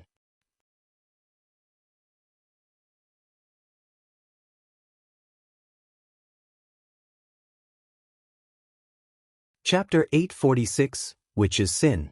When Feng read the quest introduction, he wondered if he had read it wrong. However, after reading it a few more times, he was 100% certain that this quest was one of Star Moon Kingdom's 5 great legacy quests. Is this quest very difficult? Thoughtful Rain asked when she saw Feng's shocked expression. I can't say for certain, but it should be more difficult than an epic quest, Feng explained. Just for the first phase of your quest, you have to kill the Crystal Wolf King to obtain the Crystal Heart. There were many legacies in God's domain. However, in Star Moon Kingdom, there were 5 legacies known to be the strongest. The Witch's Sin was one of them. These 5 great legacies were all peak legacies. Unfortunately, there was no concrete method to triggering any of these 5 great legacies quests. It was highly possible for one to trigger the quest after completing an ordinary quest. Those who encountered these 5 great legacy quests were extremely lucky. They were the system's pampered children. After all, peak legacies were extraordinary. As long as one succeeded in their class change, they would improve their strength tremendously. Until now, throughout Zero Wing, only Feng and Violet Cloud had managed to obtain a hidden class. One could just imagine how rare hidden classes were. However, stumbling upon one of Star Moon Kingdom's 5 great legacies and completing one were completely different matters. Most importantly, there would be frightening consequences if one failed the quest after accepting it. Those who failed a basic legacy quest would, at worst, be barred from logging into the game for a certain amount of time. They could continue challenging the quest once they were able to log back into the game. As for legacies that provided hidden classes, players only had one chance. Failing these legacy quests usually resulted in a single death. However, the punishment for failing the 5 great legacy quests was extremely severe. Not only would one lose 3 levels, but they would also enter a weakened state for 10 days. However, this was only the tip of the iceberg. The worst part about failing one of the 5 great legacy quests was that one would permanently lose some of their luck attribute. The luck attribute was a hidden attribute. Normally, it was difficult to increase the attribute by 1 or 2 points. If a player permanently lost some of their luck as a result of failing the legacy quest, it would massively impact their performance in various aspects such as their drop rate when opening treasure chests and grinding monsters. Due to this, the 5 great legacies of Star Moon Kingdom had been extremely famous in the past. There was only a thin line separating heaven and hell. On the surface, they were known as the 5 great legacies. Secretly, however, players knew them as the 5 great curses. In the past, many players had obtained the 5 great legacy quests of Star Moon Kingdom. However, based on Feng's knowledge, Gentle Snow was the only one who had completed one of the quests. He had never heard of anyone else. One could just imagine how difficult the quests were. Correspondingly, however, when Gentle Snow had obtained one of the 5 great legacies, she had risen to fame in God's domain instantly. In field and guild battles, she had killed plenty of top-tier experts and had even killed apex experts. Unfortunately, she had suddenly disappeared from the game, and the incident became one of God's domain's unresolved mysteries. If Gentle Snow had not left God's domain, many people speculated that she would have become a Tier 6 God-ranked expert in Star Moon Kingdom. Many players could not help but sigh at how unfortunate the situation was. Hence, when Feng saw that Thoughtful Rain had accepted the legacy quest for the witch's sin, he was both excited and worried. More difficult than an epic quest? Thoughtful Rain's eyes widened when she heard this, and inwardly, she smiled bitterly. Up until now, she had completed many quests in God's domain, so she understood one thing very well. The more difficult a quest was, the more difficult its punishment for failure would be. There was nothing good in accepting a quest that was beyond her abilities. A player would suffer if they failed an epic quest. If she failed a quest that was even more difficult than an epic quest, she did not dare to imagine the consequences awaiting her. There is no need to get too hung up about it. The quest has a time limit of 3 months. You still have 3 months to grow stronger and complete this quest. During this period, how do you feel about training with the guild's main force? Feng asked. Even Feng didn't know the finer details of the 5 great legacy quests. However, since it was a legacy quest, Feng was sure of one thing. Players had to rely on their own strength to pass the quest's final phase. If one were strong enough, it would not be too difficult to complete the legacy quest. Based on what Feng remembered, Gentle Snow had completed her legacy quest when she had reached the Flowing Water Realm. As long as Thoughtful Rain could also reach the Flowing Water Realm, she should have no problems completing the final test. At that time, Zero Wing would have another player with a hidden class. I can join in the training? Thoughtful Rain could not help her surprise when she heard Feng's offer. The treatment Zero Wing's main force enjoyed was far from ordinary. The magic crystals they received each day alone even made experts like Autumn Goose drool. One could use magic crystals to challenge the trial tower inside the Divine Colosseum and improve their combat standards. The magic crystal was an absolute hard currency. However, its supply was low, and it was difficult to obtain even if one had the money. Large guilds would generally supply their main force members with around 3 to 5 magic crystals each day. However, Zero Wing gave its main force members 15 crystals per day. In other words, Zero Wing's main force members could challenge the trial tower up to 15 times each day. Even the members of large guilds could not catch up to their development speed. Moreover, based on what she had heard, Zero Wing's main force members also got to watch all sorts of battle videos. These battle videos included expert battles that were not available on the internet. In addition, they could also spar against top-tier experts like Fire Dance. However, the most amazing part about being a member of Zero Wing's main force was the rumored 100-berry wine. Although she did not know the purpose of the 100-berry wine, she knew that even the main force members fought over this item like crazy. Some were even willing to trade a large amount of guild contribution points and magic crystals for it. However, those who obtained the 100-berry wine would never trade them. Instead, they consumed the beverage secretly. One could just imagine how valuable the item was. Big Brother Feng, can I train with the main force as well? Blue Bamboo asked sweetly as she batted her eyelashes. Sure, but let me say this first, you two are only reserve members. If you fail the exam 3 times, you'll be kicked out of the team, Feng strictly informed the women. Thank you, Big Brother Feng. When Autumn and the others hear about this, they will die from envy. Blue Bamboo could not help but giggle when she thought about the benefits the main force members enjoyed. Right, how long will it take before you two are released from your locked state? Feng asked. Roughly 2 hours, Thoughtful Rain replied after she took a look at her status window. Although their enemies were already dead, the soul lock debuff was in effect. They were still stuck in a combat state and could not use a return scroll to leave. Blue, have you learned the Dispel skill? Feng asked Blue Bamboo. Cleric's Dispel skill was not mainstream. Moreover, the skill was relatively rare. Very few clerics had it. However, this skill had a miraculous effect when raiding certain bosses. Dispel could remove a positive buff from an enemy. To bosses who loved buffing themselves, this was the equivalent of yanking out their fangs and claws. The Crystal Wolf King was one such boss. Michim. I bought one from the auction house and learned it already, Blue Bamboo said and nodded strangely. But has it reached Tier 1 yet? Feng had dealt with the Crystal Wolf King many times before. If one used a Tier 0 Dispel, at most they could remove a few Tier 2 buffs. Only a Tier 1 Dispel could remove buffs from Tier 3 skills. This, not yet.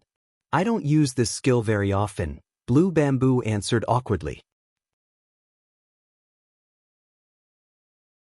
Take these magic scrolls. When the time comes, use them before you use Dispel, Feng said. He then took out 5 golden Tier 1 magic scrolls from his bag and handed them to Blue Bamboo. These 5 magic scrolls were spell amplification scrolls. Each one could upgrade a spell up to Tier 1. Big Brother Feng, what am I supposed to do with these? Blue Bamboo was even more confused now. We're getting ready to kill the Crystal Wolf King, of course, Feng responded casually. Kill the Crystal Wolf King? Blue Bamboo was stunned. Thoughtful Rain was also at a loss for words. They had already seen the Crystal Wolf King. It was a level 50 Great Lord. With just the 3 of them, challenging it would be tantamount to suicide. However, ignoring the 2 women's shock, Feng retrieved 2 contracts from his bag and began to chant an incantation. Emerge! Immediately, 2 teleportation magic arrays appeared on the ground. Following a flash of silver light, 2 figures, a man and a woman, emerged from the 2 magic arrays. These 2 were none other than Kite and Anna, Feng's personal guards.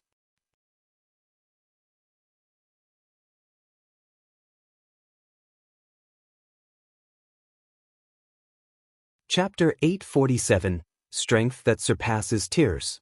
NPCs. Thoughtful Rain and Blue Bamboo were surprised when Kite and Anna suddenly appeared. Both Kite and Anna radiated an intense aura. They felt suffocated as they stood so close to these 2 NPCs. After not seeing them for some time, they sure have grown a lot. Feng was quite satisfied when he looked at the handsome Kite and charming Anna. Both are level 60 now. As expected of Dark Gold guards. Their growth rate sure is fast. It was especially true for Anna's improvement speed. Despite having become his personal guard a little later than Kite, she had caught up to her companion's level. Moreover, she had become a Tier 2 summoner. In God's domain, it was not that easy to nurture a powerful personal guard. First and foremost, one required a large sum of money. As personal guards were NPCs, they required far more EXP to level up than players. If players frequently brought their personal guards when they went out to grind, this would only hold back the NPC's growth rate. If players wanted to let their personal guards level up and improve quickly, they had to let these personal guards accept quests at the Adventurers Association on their own. However, money was required when personal guards accepted a quest. Moreover, depending on the rank of the quest, the fee would also change. Although these personal guards would receive money, EXP, and other rewards after completing the quest, the player would receive none of it. This was because personal guards would use the money they earned to purchase their own equipment and items. Unlike players who had to obtain powerful equipment by raiding dungeons, personal guards could purchase such items from the Adventurers Association or NPC-run weapons and equipment shops. However, personal guards could only use the money they earned themselves. Hence, the first step to nurturing personal guards was to increase the amount of money they possessed, and they had to complete a lot of quests to obtain that money. In the Adventurers Association, the quests personal guards could accept were categorized into Bronze, Mysterious Iron, Secret Silver, Fine Gold, Dark Gold, and Epic rank. The higher the rank the quest was, the more abundant the rewards were. Likewise, the fee players had to pay would be higher as well. Currently, a level 60 bronze quest required an application fee of 5 gold, 10 gold for mysterious iron, 20 gold for secret silver, 40 gold for fine gold, 80 gold for dark gold, and 200 gold for epic. As to whether the personal guard in question could complete the quest, that depended on the personal guard's strength. For example, a bronze guard would have a 70% chance of completing a bronze quest, but they would only have a 40% chance to complete a mysterious iron quest and 10% chance for a secret silver quest. However, one could increase a personal guard's combat power through their equipment, increasing their quest success rate. Unfortunately, one needed time to gather the required resources. However, Anna and Kite were different.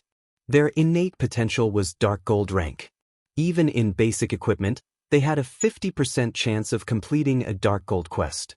As long as their equipment was up to date, their success rate for completing a dark gold quest could easily exceed 80%. After their strength reached a certain degree, they could even challenge an epic quest. Only, epic quests were not readily available. That depended on the daily updates of the Adventurers Association's quest list. As Feng's personal guards could accept much higher ranked quests than other players' personal guards, their leveling speed was much faster. Feng, are we really going to deal with the Crystal Wolf King? Thoughtful Rain asked somewhat worriedly as she watched the high-spirited Feng. Although the two level 60 tier 2 NPCs were very powerful, the Crystal Wolf King was a great lord, an existence equivalent to a tier 3 class. Relax. I've already investigated the Crystal Wolf King. The boss's skills are buff-oriented. As long as blue casts Dispel on it, our forces will be enough to take it down, Feng explained, chuckling. This was not the first time he had dealt with the Crystal Wolf King. The Wolf King was powerful because of its speed. Even a top-tier MT of the same level would find it difficult to respond to the Wolf King's attacks.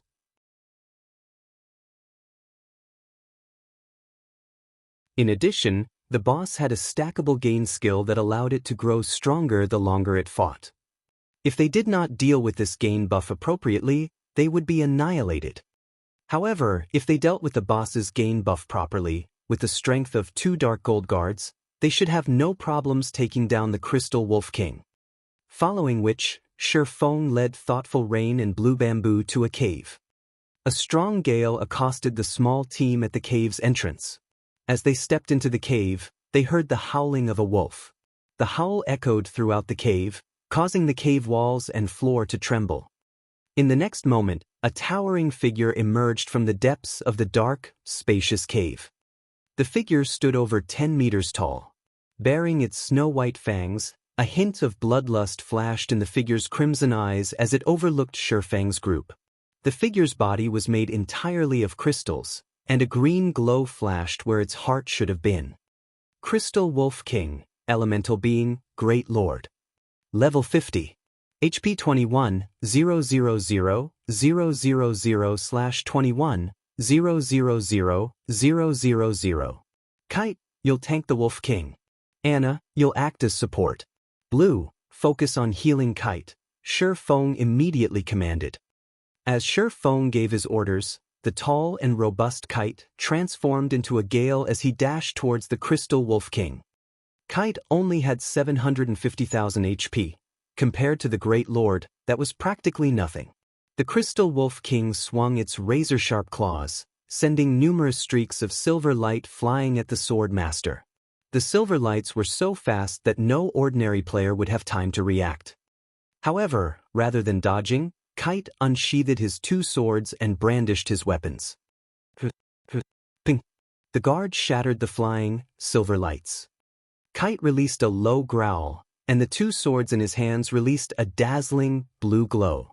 He then swung the weapons forward violently. Tier 2 skill, Wind Fang. The 2 massive, blue fangs transformed into 2 streaks of light, instantly piercing the Crystal Wolf King's body. Ow! Oh! The Crystal Wolf King screamed in pain and retreated by 2 steps, 2 damages of over -100,000 points appearing its head. However, Kite was not done with his attacks. Immediately, he appeared before the Great Lord. The Crystal Wolf King was furious. Baring its fangs, it swung its massive paw at Kite so fast that one could only see black shadows move towards the Sword Master. Boom! The earth shook. However, the Wolf King's paw never made contact with Kite's body. Instead, Kite blocked the attack with one hand. Kite then countered with a slash towards the giant paw's joint. A streak of blue light struck the Wolf King's paw, causing the boss to lose over 20,000 HP. Big Brother Yi Feng, your personal guard is so strong. Blue Bamboo's eyes widened with surprise as she watched the fight. She had seen many powerful personal guards before. However, all of the Tier 2 personal guards she had seen had even struggled to deal with a lord, not to mention a great lord. They also required players' assistance. Yet, Kite could block this great lord's attack with a single hand. Feng was similarly shocked. He had never thought that Kite would be this powerful. The NPC had already grown to be capable of withstanding a Tier 3 monster's attack. He even had slightly higher strength than the Crystal Wolf King. Only now did Feng understand why those super guilds in the past had been so desperate to obtain a Dark Gold Guard. If Kite was this strong right now, how powerful would he be when he reached Tier 5? While Feng watched, astonished, Anna, who stood a short distance away from the Crystal Wolf King, also began to attack.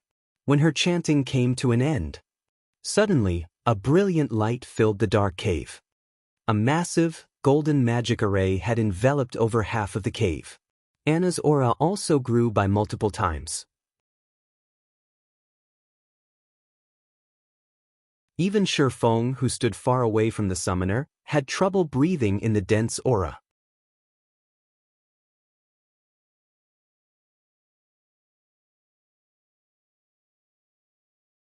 Chapter 848, Frightening Dark Gold Guard. What is this spell? Feng could feel the aura around Anna strengthening. Right now, it felt as if a Tier 3 NPC was standing before him.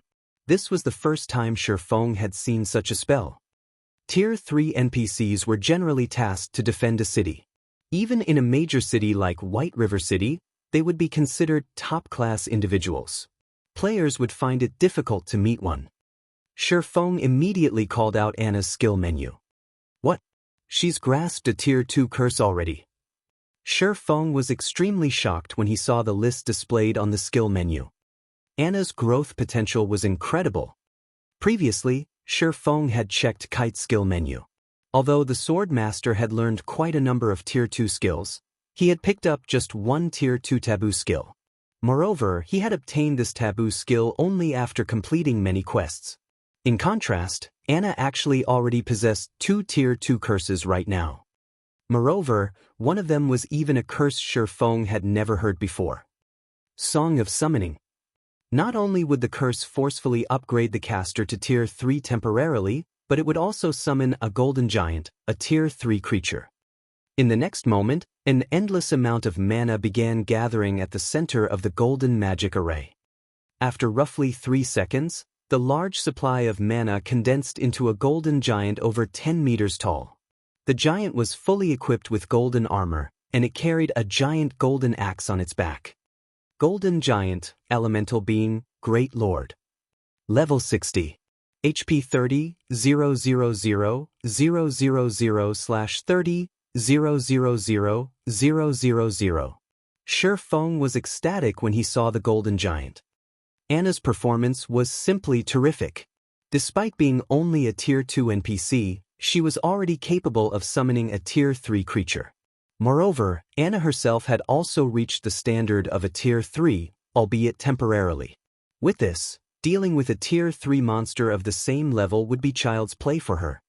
In the next moment, the Golden Giant charged at the Crystal Wolf King and swung its golden axe. However, the speed of the giant's axe was not particularly fast. As a result, the Wolf King managed to block the weapon in time using its paw. Boom!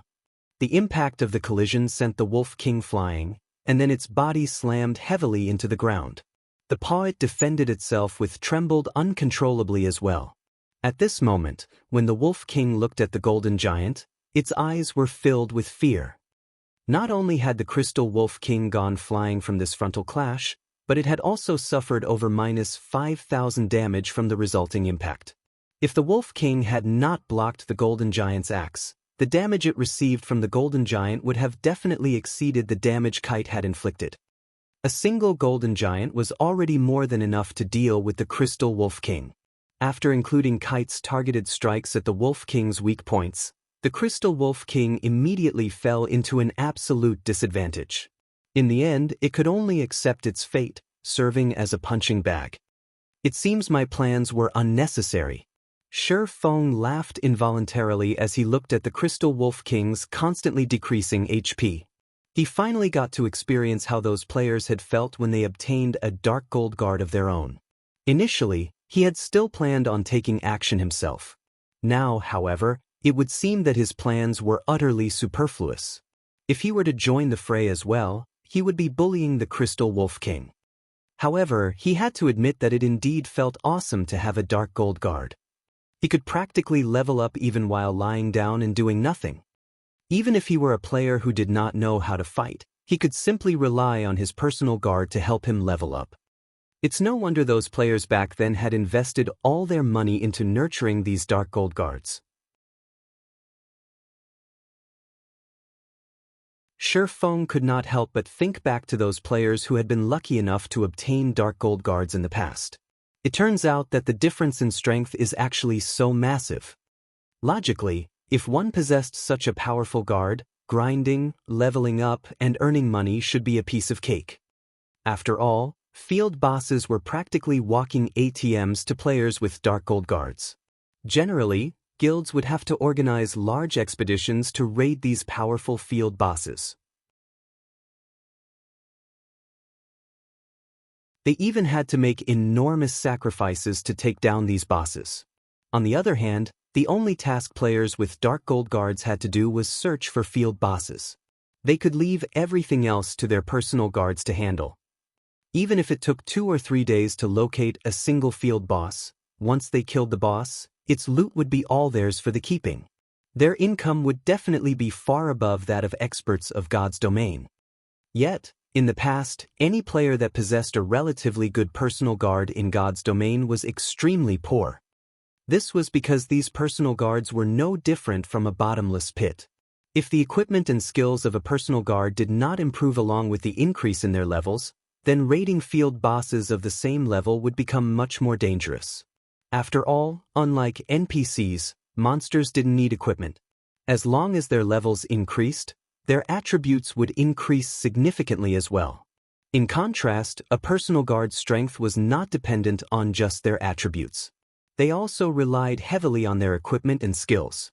They needed to continually improve themselves in order to go up against bosses of the same level. When players died, at worst, they would lose a single level and a piece of equipment. However, the death of personal guards was different. Not only would they lose many levels, but their revival would also take a very long time. Not to mention, the cost of reviving personal guards could sting even top-tier experts. Hence, to reduce the possibility of their guards dying, players in the past would try to increase the strength of their personal guards as much as possible. Time flowed by quickly, while under the observation of Feng and the others.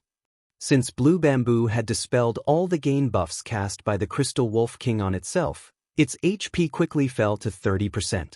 Right just then, the Wolf King's crimson eyes suddenly gave off a bloody glow, its half-transparent crystal body gradually turning crimson as well. Blue, hurry up and use the scroll. Rain, you and I will join the battle. Feng instructed hurriedly. Once the Crystal Wolf King's HP fell below 30%, it would stop using the Tier 2 buff skill and start using the Tier 3 gain skill. Instead, just the first stack of the buff could increase the Wolf King's strength and speed by 10%, while subsequent stacks would further enhance its strength and speed by 10%, up to a maximum of 30 stacks. In other words, the Crystal Wolf King's strength and speed could increase by as much as 300%. At that point, even a Grand Lord of the same level would not be a match for it. Hence, they needed to finish off the Crystal Wolf King before things got out of hand. Only, its gain buffs stacked up very quickly. It would gain a stack once every 10 seconds. If nobody removed this buff, in just 2 minutes' time, the Crystal Werewolf's strength could rival a Grand Lord. Got it. At this time, Blue Bamboo retrieved a magic scroll from her bag and began amplifying her dispel. As the first stack of buff got removed, Feng activated Heavenly Dragon's power and began attacking from the Crystal Wolf King's side. Thundering Flash. Chop. Earth Splitter. Thunder Flame Explosion. One skill after another landed on the Crystal Wolf King, each one dealing around -10,000 to -20,000 damage to the Great Lord. In contrast, Thoughtful Rain was not faring particularly well. The Crystal Werewolf was an elemental being, so it possessed relatively high magic resistance in addition to its own defense. Thoughtful Rain's attacks very rarely dealt over -3,000 damage to the Great Lord. When the Crystal Wolf King's HP fell below 3 million, Kite executed the Tier 2 Taboo skill, Hurricane's Descent. Anna also stopped holding back as she cast the Tier 2 curse, Judgment of Light. A gray cyclone promptly appeared in the sky, and like a sharp blade, it stabbed directly at the Crystal Wolf King. As for Anna's Judgment of Light, when she completed the curse, it called forth a battle angel into the battlefield. The moment the battle angel appeared, she threw a sacred golden spear at the Wolf King. Boom! -1,045,137. -1,274,646. Instantly, 2 massive damages appeared above the Crystal Wolf King's head, forcing an agonized howl out of the Great Lord. The Wolf King then fell to the ground, its body paralyzed.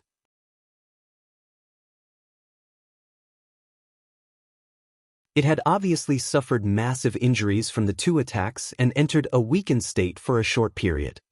The tremendous amounts of damages thoroughly stunned Thoughtful Rain and Blue Bamboo. Naturally, Feng would not let this golden opportunity pass. He immediately activated Divine Providence, followed by Flame Burst.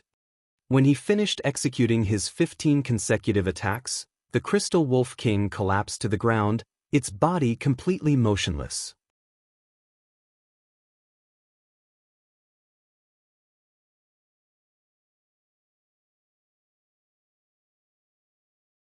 Chapter 849, Alchemy Equipment. With the Crystal Wolf King's death, everyone's experience bars rose by a large margin.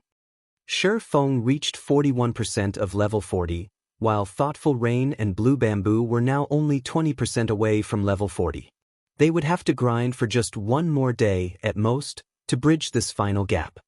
However, compared to the EXP they obtained, Feng paid much more attention towards the Wolf King's loot. The Crystal Wolf King was the guardian monster of this map. Moreover, this was the first time it had been killed. Its loot would naturally be much more bountiful than usual. Sure enough, among the 10 items dropped, 5 were rare materials. As for the remaining 5, 3 were level 50 fine gold equipment and 1 was the crystal heart that Thoughtful Rain required. With this crystal heart, she would be able to proceed to the next phase of her quest. The Witch's Sin was a chain legacy quest with a total of 5 phases. Unlike other legacy quests, where one simply had to obtain a legacy tool and activate it, the Witch's Sin allowed one to enter its legacy grounds and undertake the final trial only after the completion of a series of quests. It was much more troublesome than the legacy quests of other hidden classes. However, it was also one of the easiest legacies to encounter. Sure enough, the loot this time is good. Feng smiled as he held up a deep blue crystal bottle. This crystal bottle was neither a weapon nor equipment that combat players sought. Instead, it was an item that was in demand among lifestyle players, particularly alchemists, because this crystal bottle was alchemy equipment. Azure Ocean Crystal Bottle, Alchemy Equipment, Secret Silver Rank. Increases the alchemy success rate by 5%. Although the crystal bottle only increased the success rate of alchemy procedures by 5%, for comparison, a complete set of mysterious iron alchemy equipment provided a total increase of only 8%. Meanwhile, the complete Azure Ocean set could increase the alchemy success rate by 12%. It was a set that was highly desirable even to master alchemists. Although Feng currently had only a single bottle, this item would suffice to help an intermediate alchemist get promoted to advanced alchemist quickly.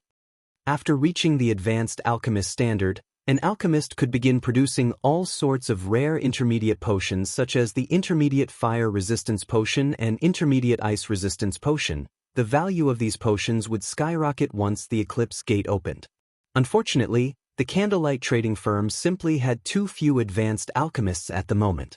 Now that Feng had obtained a piece of the Azure Ocean set, it would help a lot in addressing this problem. After killing the Crystal Wolf King, Feng did not remain idle. Instead, he led Thoughtful Rain and Blue Bamboo around the Crystal Forest, killing chieftains and lords, using this opportunity to gather the other set pieces of the Azure Ocean set. Finally, around the time when the soul lock on Thoughtful Rain and Blue Bamboo disappeared, he obtained an Azure Ocean test tube, which increased the alchemy success rate by 3% after killing a Lord-ranked boss. Feng lacked just 2 more to complete the set. However, seeing as it was getting late, he had to bring Thoughtful Rain and Blue Bamboo back to the city first.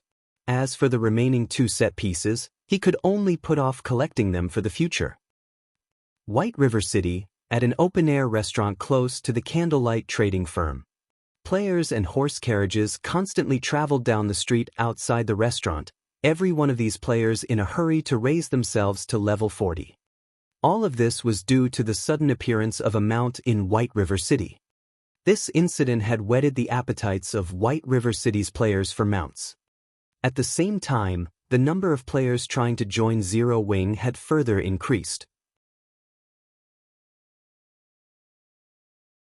Previously, everyone had considered mounts to be just another mode of transportation. However, after seeing the demonic flame tiger, everyone came to understand one thing. Mounts could also assist players in battle.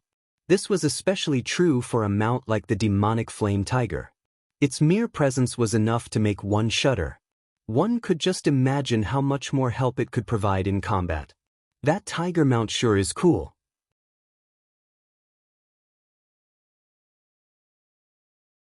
It would be great if I could have one as well. Stop dreaming. Someone on the forums is offering to buy the mount for 8 million credits right now. Even so, many people are still ridiculing that person. Ridicule? That's 8 million credits we're talking about. If I had that much money, I wouldn't have to work for the rest of my life. If I were the owner of the tiger mount, I would definitely sell it. Do you think that mount is worth only 8 million? Although some guilds have managed to get their hands on mounts as well, those mounts are just bronze rank, with very few being mysterious iron rank. Currently, rumor has it that the tiger mount might be a dark gold mount. If that's true, it's the highest ranked mount currently known in God's domain. Instead of it being just a mount, it is a symbol of one's identity. Most likely, 8 million credits isn't even worth 10% of that mount. These people are just insane. I'm having a headache just trying to earn 40 gold. Who knows when I'll be able to save up that much money? It would be great if the mounts were cheaper. Of course, there is a cheaper alternative. A guild mount costs only 25 gold. However, you'll need to join a guild with a stable first. Currently, Zero Wing is the only guild in God's domain that has a stable. The number of players trying to join Zero Wing every day has nearly filled up Zero Wing's residence to the point of bursting. If I had known something like this would happen, I would have tried to join Zero Wing sooner. Zero Wing really is amazing. Right now, even super guilds have yet to construct their own stables, but Zero Wing has done so already. In a few years' time, Zero Wing might even become a new super guild. While the players on the street were busy chatting, a handsome young man wrapped in a black cloak wore a gloomy expression on his face as he sat in the open-air restaurant. Zero Wing sure is something. It's no wonder they dared to oppose King's return, the tall and beautiful woman seated beside the handsome youth said, a faint smile on her face. It's been too long since our guild has made a move. It seems that people have started to forget how frightening we actually are. In the minds of ordinary players, super guilds were merely guilds with long histories and plenty of experts. They did not understand the truly formidable aspect of super guilds. The reason why super guilds were powerful was not because of their large number of experts and vast resources, but more due to the quality of their experts. The Falcon Legion sent to kill the core members of Zero Wing was the best proof. The Falcon Legion was a legion of experts King's Return had secretly nurtured. Every member of the Falcon Legion could rank among the top experts of a first-rate guild. The more powerful members were even in the refinement realm already. Going up against multiple top-tier experts of first-rate guilds at the same time would be a piece of cake for these refinement realm experts.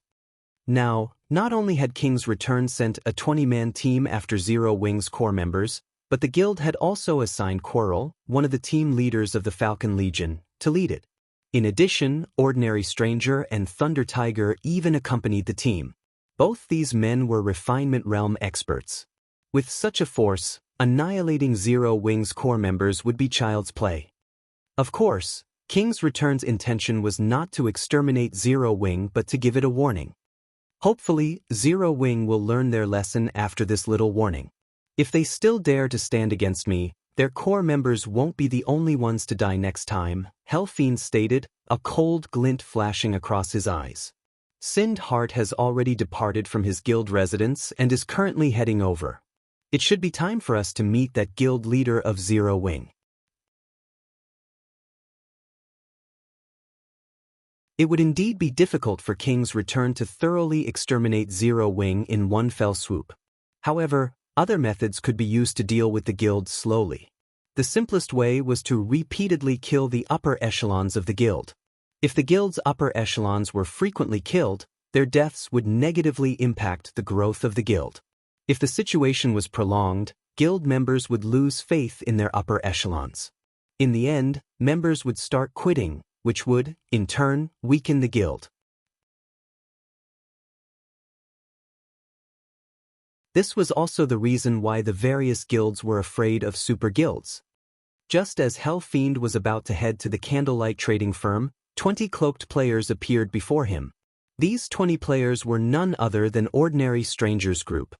Well, did you finish the mission? Fiend asked softly as he looked at Ordinary Stranger, who stood in the lead.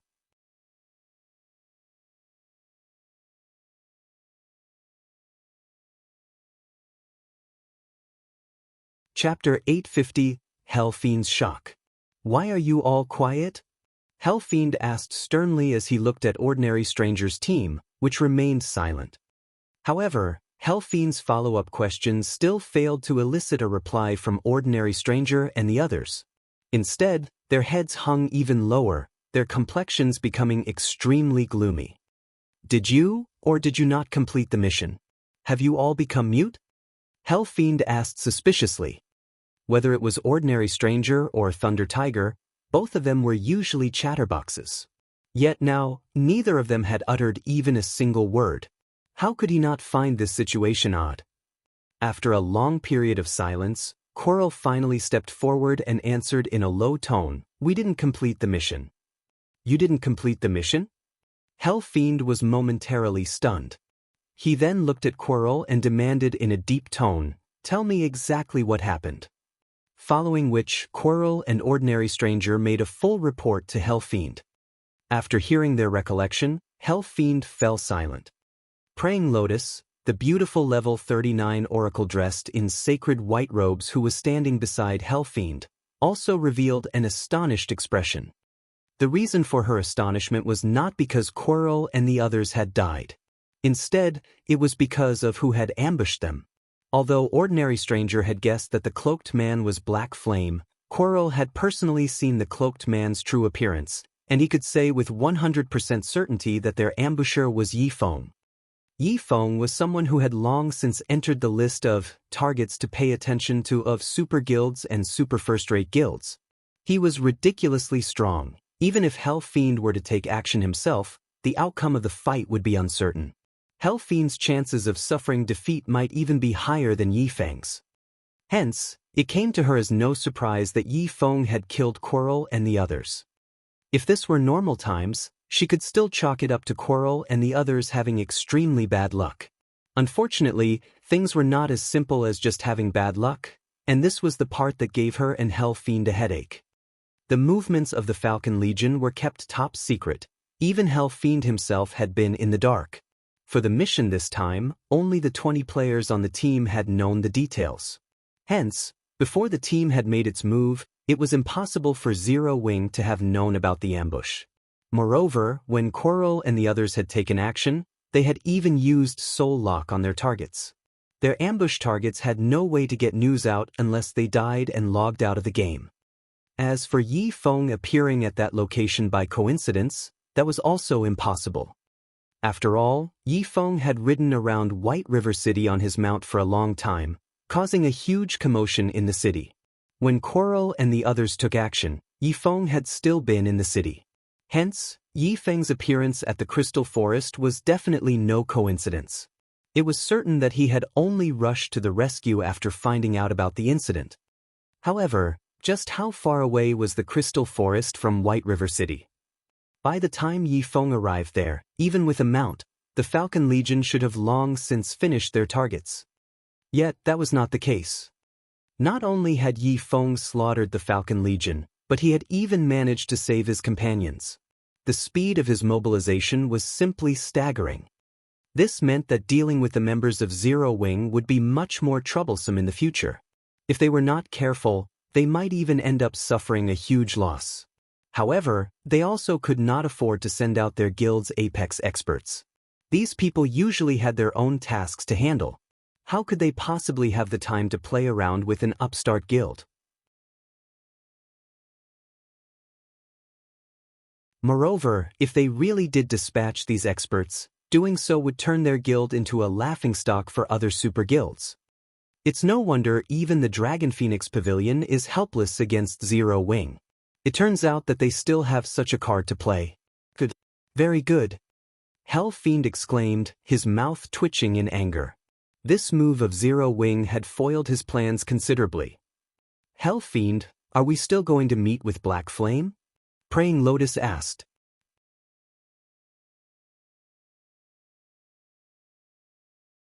Their initial plan had been to teach Zero Wing a lesson and let the guild know what kind of consequences awaited it should it offend King's return. Now with the Falcon Legion's defeat, they naturally lost their deterrent against Zero Wing. Go. Of course, we're going. If Sind Heart thinks he can get that sum of money, he can forget about it. Fiend declared, bloodlust shining in his eyes.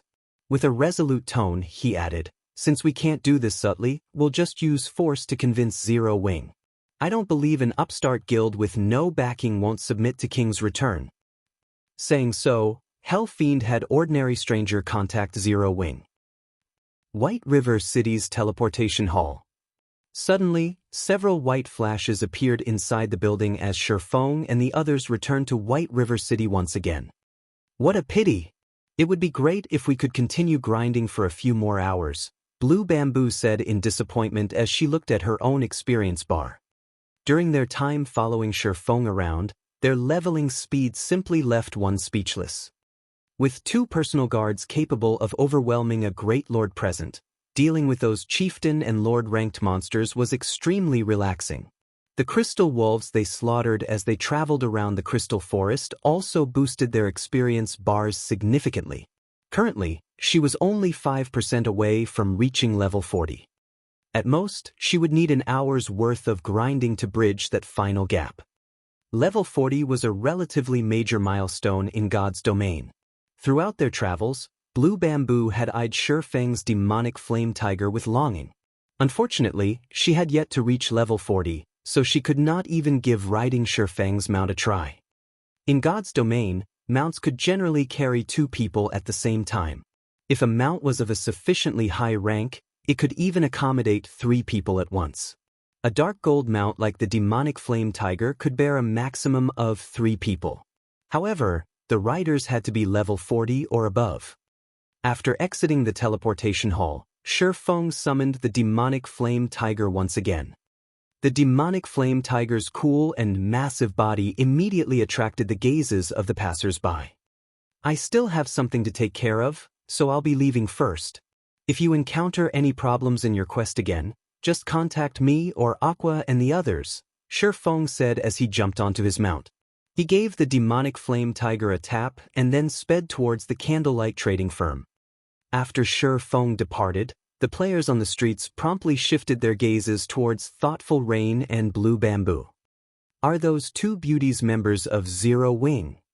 I saw them talking to that mount-riding person just now. Could that expert be a member of Zero Wing? All sorts of ideas started popping up in people's minds. Many beautiful female players also started looking at Thoughtful Rain and Blue Bamboo with eyes filled with envy and admiration. Although they were acquainted with many experts, compared to Feng, those experts were simply noobs. On the other hand, Thoughtful Rain and Blue Bamboo actually managed to make friends with an expert like Feng. It would be great if I can get a mount that's as cool as Big Brother Yifeng's. At that time, my classmates will definitely die of jealousy, Blue Bamboo said as she looked at Feng's departing figure admiringly. However, Thoughtful Rain, who stood beside Blue Bamboo, did not have such thoughts in her mind. Instead, she was currently pondering how she could go about improving her strength. Feng's battles had truly widened her horizons.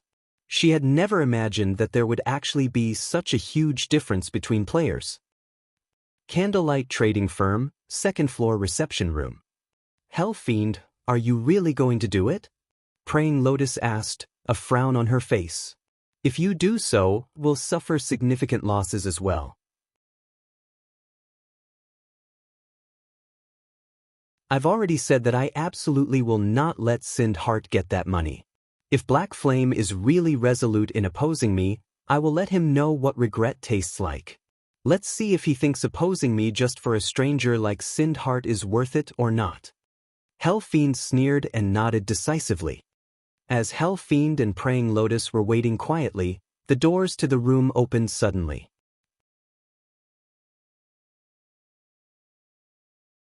Feng, who was currently in the guise of Black Flame, slowly walked up to Hell Fiend and Praying Lotus.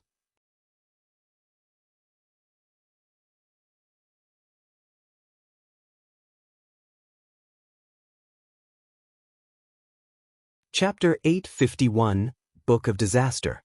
So he is Black Flame? Hell Fiend began carefully observing Feng as the swordsman approached him.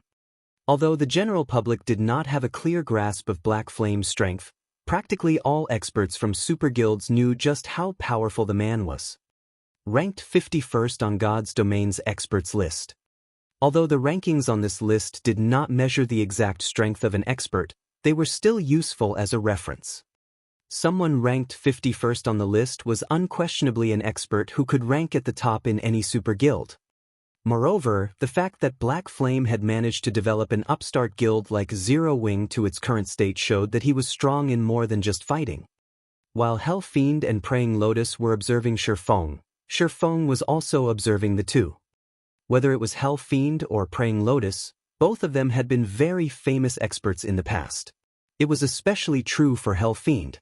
During the initial stages of God's Domain, he had already become an Adjudicator of King's Return. The title of Adjudicator was not just for show. It represented King's Return's apex combat power. Even the weakest Adjudicator was a Void Realm expert. In addition, there was also an age restriction. Candidates for Adjudicator could not be over 30. In other words, no one over 30 years old could take part in the exam to become an Adjudicator. Hell Fiend had managed to become one at such a young age. 10 years later, he had even become a Tier 6 mage god that everybody knew of. As for the female oracle, Praying Lotus, she was similarly very amazing. Although she could not compare to Hell Fiend, she had similarly been promoted into one of King's Return's Adjudicators a year or so later. In the end, she had even become a Tier 5 Red Priest. Her combat power back then had reached the peak of Tier 5.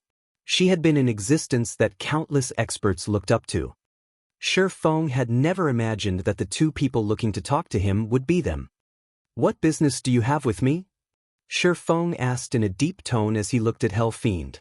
You can't be trying to get me to give up on the trade, right? Actually, we are. The reason we've come looking for you this time is indeed to have you give up on that exchange. If you give up now, our previous agreement will still take effect. Hell Fiend nodded. He then took out a tattered old book from his bag. Smiling confidently, he said, "You can take a look at this thing here. If you are not willing to give up on the exchange, it won't be the Falcon Legion taking action the next time. Instead, I'll make use of this item. You don't wish to see any accidents happening to the stone forest town that you've arduously developed, right?" This ancient book was very old. There didn't seem to be anything special about it. Its cover had long since been ruined.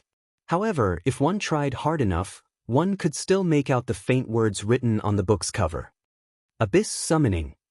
The instant Feng saw these words, his heart involuntarily shook. This book was a nightmarish item in God's domain. This book itself was a disaster. In God's domain, the human race was constantly at war with the Abyss. However, it was not that easy for the Abyss to invade the continent of God's domain. Abyssal monsters needed to travel through an abyss passage to enter God's domain en masse. It was extremely difficult to open an abyss passage. Nevertheless, this ancient book could simply do so.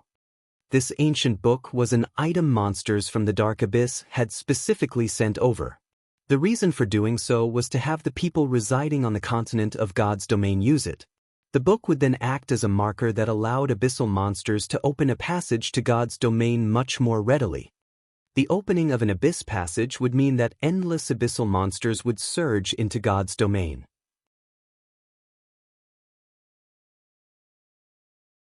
At that time, many kingdoms and empires would fall to the invasion. Feng had never dreamed that Fiend would actually possess this item. No wonder he's so confident. So he still has such a trump card. Feng was momentarily at a loss for words as he looked at the ancient book on the table. If an abyss passage opened close to Stone Forest Town, it would indeed bring about the destruction of the town.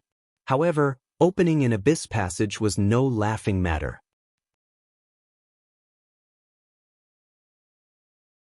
In the past, a player had similarly used one such ancient book to open an abyss passage.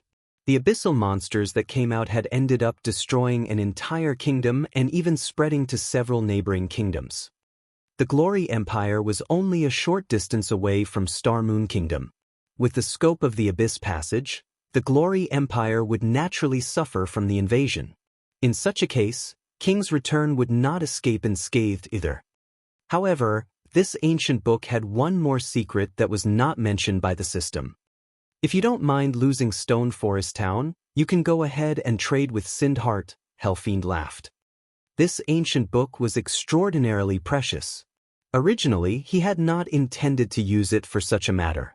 After all, it could be used to deal with other super guilds in the future. Now, however, with the situation as it was, he couldn't care less about wasting the book. However, he did not believe that Feng would be so foolish. How could a measly 5 plots of land possibly compare to Stone Forest Town? Contrary to Fiend's expectations, however, Feng shook his head and said very seriously, "Sorry, but I still refuse. If you wish to use this ancient book of yours, go ahead." When Praying Lotus heard Feng's reply, she stared at him with an expression of disbelief on her face. Thinking that the man did not understand the severity of the situation, she hurriedly exclaimed, "Guild Leader Black Flame, you have to think this through carefully. That's Stone Forest Town we're talking about, not an NPC city. Do you think you can fend off an endless wave of abyssal monsters?" This ancient book was extraordinary. Just the price to activate the abyss passage would cost them significantly. It would be a complete waste to use it on a small guild like Zero Wing. I've considered this very clearly. If you don't have anything else, please leave. I still have many things I need to tend to, Feng said. Then he stood up and left. At this time, both Fiend and Praying Lotus were stunned. A lunatic. Black Flame clearly had a mental problem. Or did he think they would not actually carry out their threat? Good. Black Flame, I applaud you. You are the first person to have earned my admiration since entering the virtual gaming world. Since you insist on doing so, I'll fulfill your wish, then. I will definitely make you regret your decision today, Black Flame. Fiend laughed maniacally as he looked at Feng's receding back. We're leaving. Following which, Fiend and Praying Lotus departed the candlelight trading firm. Guild leader, will helping Sind Heart really be worth it? Aqua Rose asked curiously as she looked at Hell Fiend's departing figure. She had watched everything that happened very clearly from a secret room beside the reception room. After all, two important figures from King's Return had come. How could the vice leader of Zero Wing possibly be absent from this situation? Although Sind Heart was a good-natured person, they were merely acquaintances.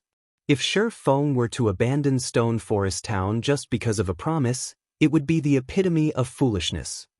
However, Aqua Rose also understood that it was precisely due to this personality of Feng's that she had agreed to join Zero Wing back then.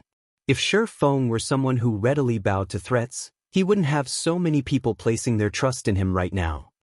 Do you think I'm doing it just because of Sind Heart?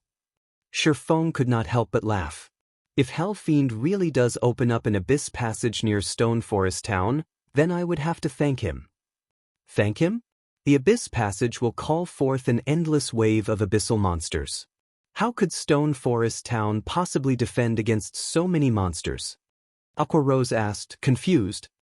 Gains and losses correspond in God's domain. That ancient book is both a disaster and an opportunity.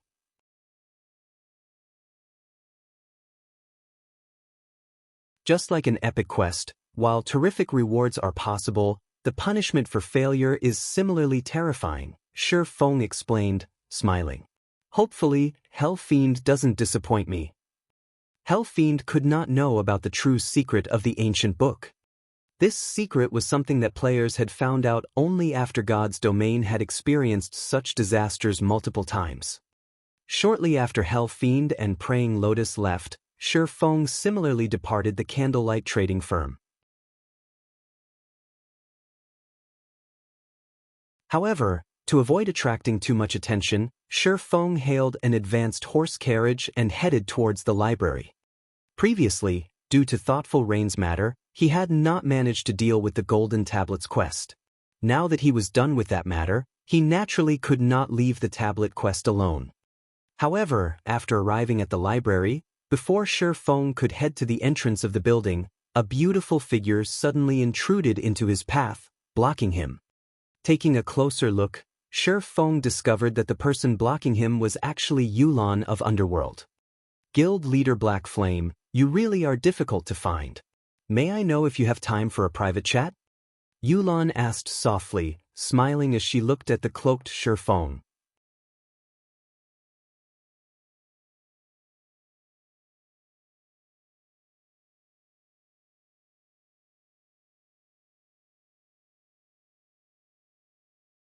However, Titan City was not a place that just any player could visit. Similar to Blackwing City, one needed to obtain a pass. However, the drop rate for Titan City's pass was much lower than Blackwing City's. Moreover, only level 30, 100-man large-scale team dungeons or above had a chance of dropping the pass. Although Feng had thought of going to Titan City, until now, not a single team in Zero Wing had managed to obtain a pass for Titan City.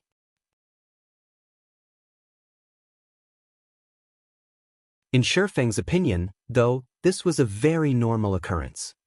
The drop rate for that item was simply too low. Obtaining it in level 30 or level 40 dungeons was practically impossible.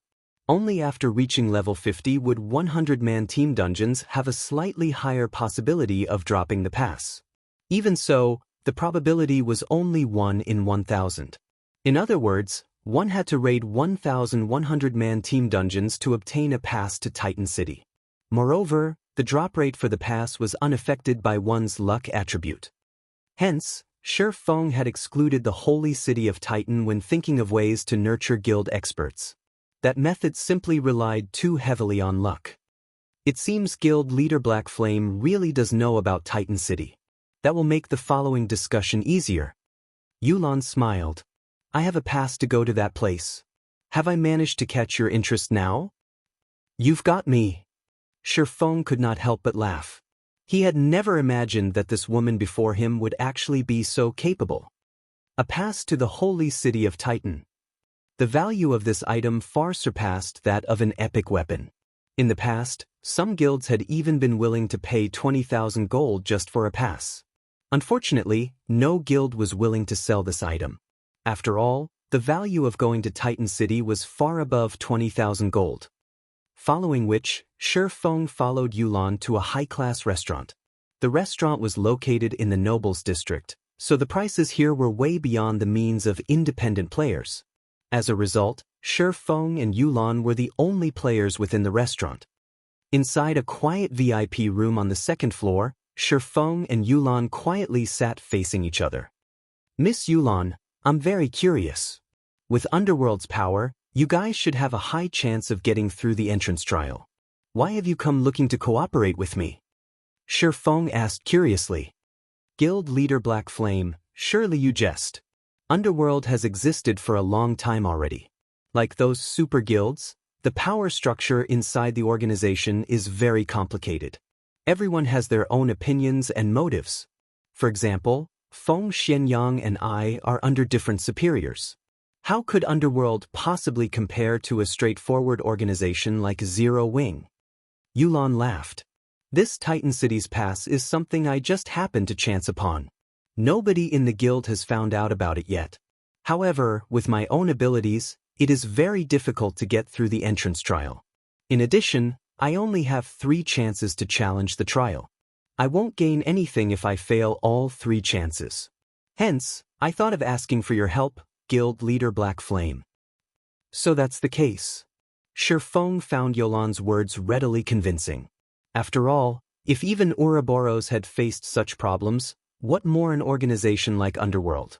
Then, what kind of remuneration are you prepared to give me in return for my help, Miss Yulan? Since Guild Leader Black Flame knows of the Holy City of Titan, you should also know of the value of a pass to the city. As long as we get through the entrance trial, I'll give 30 slots to you. How about it? Yulan said, gnashing her teeth in reluctance. A single pass could allow a maximum of 100 players into Titan City. However, the difficulty of Titan City's entrance trial was very high. With just her subordinates, she was unlikely to pass it. They needed the help of several powerful experts. Otherwise, she would not be willing to offer so many slots. That won't do. I want half. I can't help you if you don't give me half of the slots. Feng shook his head. Guild Leader Black Flame, this is simply daylight robbery. I am only trying to borrow a few experts from your guild, yet you want half of the slots. I might as well rely on myself to get through the trial if this is your price, Yulan countered as she glared at Feng. She had never imagined that Feng would be so black-hearted.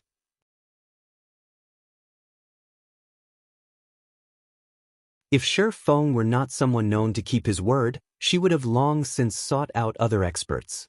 Then, she wouldn't have to give away any of her limited slots.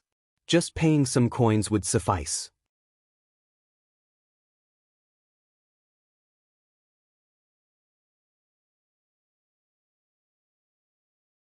Chapter 853, Entrance Trial. Yulan took a deep breath. In a very determined tone, Yulan said, I'll offer 5 more slots at most. Based on her investigations, Titan City was an excellent location to nurture lifestyle players.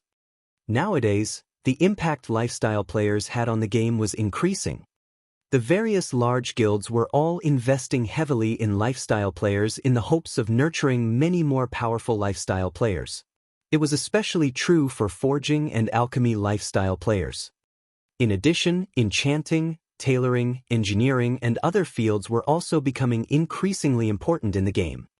If she could nurture a group of high-ranking lifestyle players, she could use them to earn large sums of money in the future. Hence, every slot to Titan City was of utmost importance, as these slots would become the capital for stabilizing and elevating her position in Underworld. I believe that Miss Yulan should have challenged the entrance trial once already. Otherwise, you wouldn't have come looking for me. So, I'm sure you are very clear about how difficult the trial is. It is not a problem that can be resolved easily with just a few more experts. If you fail all 3 challenges, then the pass will automatically become invalid. At that time, not to mention 50 slots, you won't even get a single slot. Feng had no intention of changing his mind. The slots to enter the Holy City of Titan were equally important to the candlelight trading firm. Moreover, the trading firm had many more members to nurture. A meager 35 slots were far from enough. Even if he missed out on this chance, at most, he would just have the Dark Gods Legion and the main force raid more 100-man team dungeons. In the various NPC cities in God's domain, even in imperial capitals, the only locations that could improve a lifestyle player's production success rate were workshops. However, Titan City was different. Aside from workshops, there were also research rooms meant for various lifestyle classes. Not only could these research rooms increase a player's improvement rate, but the production success rate increases were much higher than even in special workshops. As long as the Candlelight trading firm nurtured a large number of advanced forgers and alchemists, it would be able to produce many more rare products, particularly strengthening devices and various items that increased fire and ice resistance. Since the time Feng left Blackwing City, the selling price of the strengthening device at the Blackwing auction house only increased and never decreased. As long as the item appeared in the auction house, someone would immediately purchase it. Previously, he thought that 2,000 pieces would be around the amount the market could stomach. Now, however, it seemed that even the additional 3,000 pieces he had scheduled to sell would not be enough to satisfy the market's appetite. Even before these 3,000 strengthening devices sold out, he had already accumulated over 30,000 gold. He was earning far more than his initial projections. At this moment, Feng could not help but wish he could make more strengthening devices. Obtaining the design for the item was not much of a problem. After all, he only needed to raid level 50 or above Great Lords to get them. With a godly skill like Divine Providence, 1 out of every handful of Great Lords he killed would definitely drop the design. The problem was that, even if he managed to obtain a large number of designs, the Candlelight trading firm did not have that many advanced forgers to learn them. Are you absolutely confident of clearing the entrance trial? Yulan frowned. She had never imagined that Feng would have such a deep understanding of the entrance trial. The difficulty of Titan City's entrance trial was greater than even that of a 100-man team dungeon. Otherwise, she would not have come looking for Feng.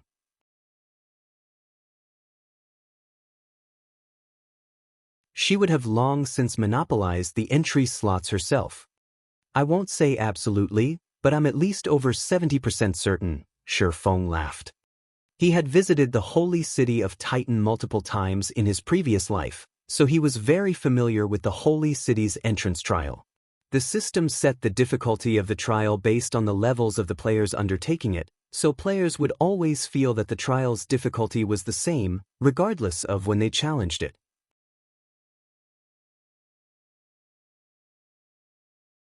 Getting into Titan City depended on the overall strength of the team. With Zero Wing's current strength and his understanding of the trial, he was far more than just 70% certain of making it to Titan City. Yulan fell silent upon hearing Feng's words. Even with Underworld going all out, its chances of getting through the entrance trial was far from reaching 70%. Worse, if she were to attempt it with just her own team, her success rate would be 20% at most. Moreover, the pass gave only 3 chances to challenge the trial. She had already failed once. If she relied on her own team, it was simply impossible for them to get through it. Indeed, just as Feng had said, if she could not clear the trial, then this pass of hers would be worth nothing. Moreover, looking at Feng's calm and confident behavior, he did not seem to be boasting. Demand for advanced lifestyle players was continuously increasing nowadays. The sooner she could nurture more advanced lifestyle players, the greater the advantage she would hold in the future. She could not afford to sit still and wait for her team to grow stronger. In the end, Yulan could not help but sigh as she conceded, "All right. As long as you manage to clear the entrance trial, I'll give you 50 slots. However, I also have a condition. You need to clear the trial within 3 days." "Deal. I'll have to make some preparations first. I'll contact you when the time comes." Feng's thoughts paralleled Yulan's. The sooner they entered Titan City, the better. Moreover, many rare designs were obtainable only at the holy city of Titan and nowhere else. Following which, the two of them established a contract between themselves. Shortly after Feng left, an assassin youth entered the VIP room. Fully garbed in silvery gray leather armor, this assassin should be roughly 18 or 19 years old, based on his appearance. However, his level was extremely high. He was actually level 38, far beyond the reach of ordinary experts right now. Big Sis Yulan, aren't we giving Zero Wing a little too much? That's 50 advanced lifestyle players we're talking about. Who knows how much money we'll have to spend to nurture that many advanced lifestyle players? Won't it be fine if we look to Heaven's Burial or the Star Alliance for help, instead? These two guilds aren't beneath Zero Wing in terms of strength. Moreover, we also wouldn't have to pay such a huge price if we employ their help. The assassin youth was very furious about the conditions Feng proposed. The Star Alliance and Heaven's Burial more or less possess a connection with Underworld. If we get them to help us, the possibility of the others from Underworld finding out about Titan City is very high. However, we won't have such a problem with Zero Wing, Yulan said, shaking her head. Besides, Zero Wing is filled with experts. They'll have a much higher possibility of clearing the entrance trial. Being able to enter Titan City securely is much more important than saving a few more slots for ourselves. Although the assassin youth did not make any further retort to Yulan's words, he inwardly still felt very dissatisfied. Back when they had entered the entrance trial, they had all been brimming with confidence. They had all thought that the trial was just a small matter. However, once the battle began, they found out that their thoughts had been too optimistic. The entrance trial was not something a 100-man team dungeon could compare to. The two were on entirely different levels. Even if Zero Wing's experts challenged the entrance trial, the outcome would be the same. White River City's library. After Feng entered the library, he immediately made his way to the top floor of the building. Compared to the last time he had come here, the security in front of Star Moon Hall was much stricter. Tier 3 knights filled the place.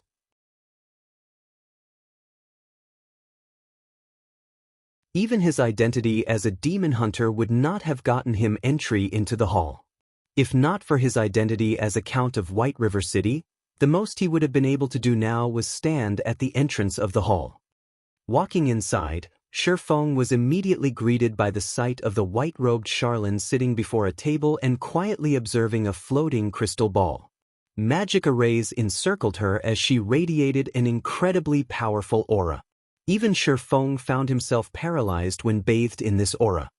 A fourfold magic array?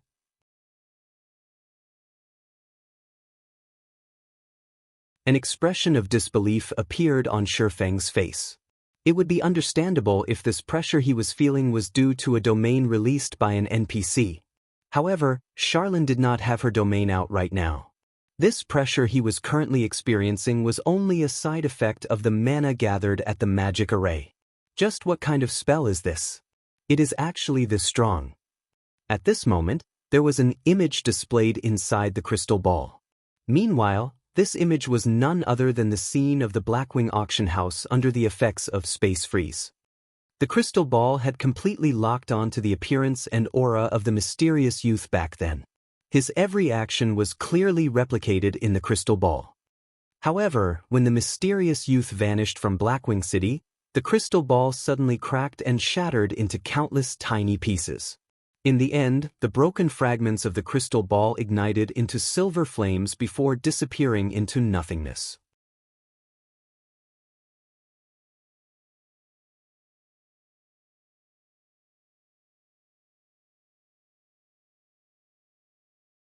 Chapter 854, Ancient Spell. Soul Fire. Feng's expression immediately tensed when he saw the burning flame. This was not his first time to encounter this flame. Soul Fire was a flame capable of causing great damage to players, inflicting extremely severe death penalties, even more severe than having their immortal soul absorbed. To put it simply, Soul Fire was a flame that players should avoid coming into contact with at all costs. As the crystal ball disintegrated into nothingness, the silver flames immediately transformed into a leopard over 2 meters tall. Burning silver flames covered the leopard's entire body, and wherever its 4 paws stepped, the stone floor underfoot became molten magma. Anyone seeing this scene would feel their hearts shudder and would try to get as far as possible from the silver leopard. However, Feng could not run away even if he wanted to. The oppression of the fourfold magic array aside, the leopard itself was an extraordinary level 200 mythic monster, the equivalent of a level 200 tier 4 NPC. Such a monster could instantly kill any current player. Even if Feng were at his peak during his previous life, the only thing he could have done if he encountered such a monster was run away as fast as he could. Fortunately, this leopard formed from soul fire did not seem interested in Feng. Instead, its pitch-black eyes stared at Charlene, who was lounging on a reading chair. In the next moment, the leopard transformed into a streak of silver light as it pounced at Charlene. The leopard was so fast that Feng did not even manage to react before it appeared in front of her. "What a feisty little cat you are. I was just looking into your owner's movements, yet you actually came all this way to pick a fight," Charlene said, eyeing the silver leopard pouncing at her as if she was just looking at a cute little animal. Suddenly, her left arm turned into a blur as she grabbed the silver leopard by the scruff of its neck. In the next moment, something unbelievable happened. The silver leopard, which was originally over 2 meters tall, actually began shrinking at a rate visible to the naked eye, until it was no larger than a little kitten. No matter how hard it fought, it couldn't escape Charlene's grasp. The only thing it could do was bare its tiny fangs and swipe its puny paws at her while emitting threatening hisses. Following which, Charlene took out a crimson crystal ball and did a short chant. The silver leopard then transformed into a streak of light and entered the crystal ball. Trapped inside the crystal ball, the silver leopard still tried struggling, but its efforts were all for naught. It couldn't escape the bindings of the crimson ball. Feng was incomparably stunned as he witnessed this scene from a distance. Charlene had actually just played around with a level 200 mythic monster as if it were a toy. Rather than a tier 5 red priest, she seemed more on the level of a tier 6 god. "So you've come." After Charlene was done dealing with the silver leopard, her golden eyes slowly shifted towards Feng. Smiling faintly, she said, "After not meeting you for some time, I see that you've landed yourself in yet more trouble. Before you have even dealt with the matter of the Lord of Balrogs, you have earned yourself yet another curse. I really don't know whether you've been blessed by the goddess of fate, or fancied by the goddess of misfortune." "Cursed?" Feng frowned. He then gave himself a thorough look as well as checked his status window. However, he did not discover any abnormalities with himself. "Don't bother. Ordinary mortals won't be able to detect it." Charlene shook her head lightly. She then walked up to Feng. Stretching one of her flawless fingers towards him, she began drawing one line of divine runes after another. Like golden ribbons, the glorious, golden divine runes wrapped around Feng.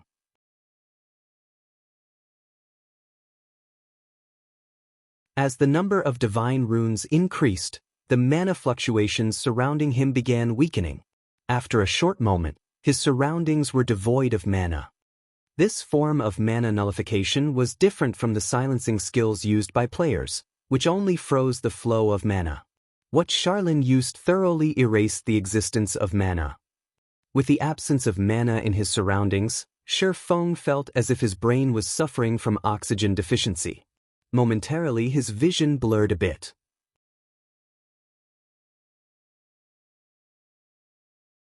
His mind grew somewhat dizzy as well, his control over his body dulling slightly. But in the next moment, a silver chain with the thickness of a finger appeared, extending from Feng's chest. When this chain went beyond the mana nullification field, it quickly became invisible once again as if it had never existed. "What's this?" Feng could not help his surprise. This was his first time seeing such a situation. Moreover, with the appearance of this chain, he could clearly feel himself continuously weakening. "This is your curse. This silver chain is a soul chain, and it is bound to your soul. You can consider this a parting gift that mysterious youth left for you when he escaped," Charlene said, her cherry-red lips hooking up into a smile. Chuckling softly, she continued, "How about it? Are you feeling a little anxious now?" Feng could not help but roll his eyes at Charlene. Even if he were stupid, he could tell that this curse was no trifling matter. A single mistake could very well send him to the netherworld. Problems related to the soul were the most frightening thing to players. After all, failure to deal with such problems would not end with just suffering a simple death. It was very likely that his entire account would be crippled. How could he not feel anxious? Can this curse be removed? Feng asked. In response, however, Charlene spread her hands in a gesture of helplessness. Even you can't remove it? Feng was far more shocked now. Charlene was definitely one of the strongest NPCs he had ever encountered in his entire gaming career in God's domain. If even such an NPC was incapable of helping him, one could just imagine what a stinking pile of trouble he had landed himself in this time. This thing here is a soul chain. It is a super spell that has been passed down since ancient times. I am not a god, so how can I possibly remove it? Charlene rolled her eyes at Feng. Snappily, she continued, however, you don't have to fall into despair either. There are two methods to remove this curse of yours. The first method is to remove the curse using force, while the second method is to kill the person who placed this curse on you. Since you can't remove the curse, the only option left for you is to kill the person who had cursed you in the first place. Feng was immediately rendered speechless. He wanted to, but did he have this kind of ability? Not to mention himself during his peak, even a Tier 5 Apex expert would have a small chance of defeating that mysterious youth. Most likely, only Tier 6 God-ranked players would be capable of dealing with him. However, God's domain was currently in its infant stages. There was not a single Tier 2 player in existence yet. So, just where was he supposed to find Tier 6 players? Relax, I'm not telling you to kill that youth yourself. With this weak little body of yours, a sneeze from that person would blow you into smithereens. All you need to do is find his whereabouts. Charlene could not help but giggle as she eyed Feng's slightly ugly complexion. Although I've used a tracking spell, that person is extremely adept at hiding his trail. Even I can't locate him. However, you are different. The other end of the soul chain wrapped around your body is in his hands. As long as you follow the soul chain, you will be able to locate him easily.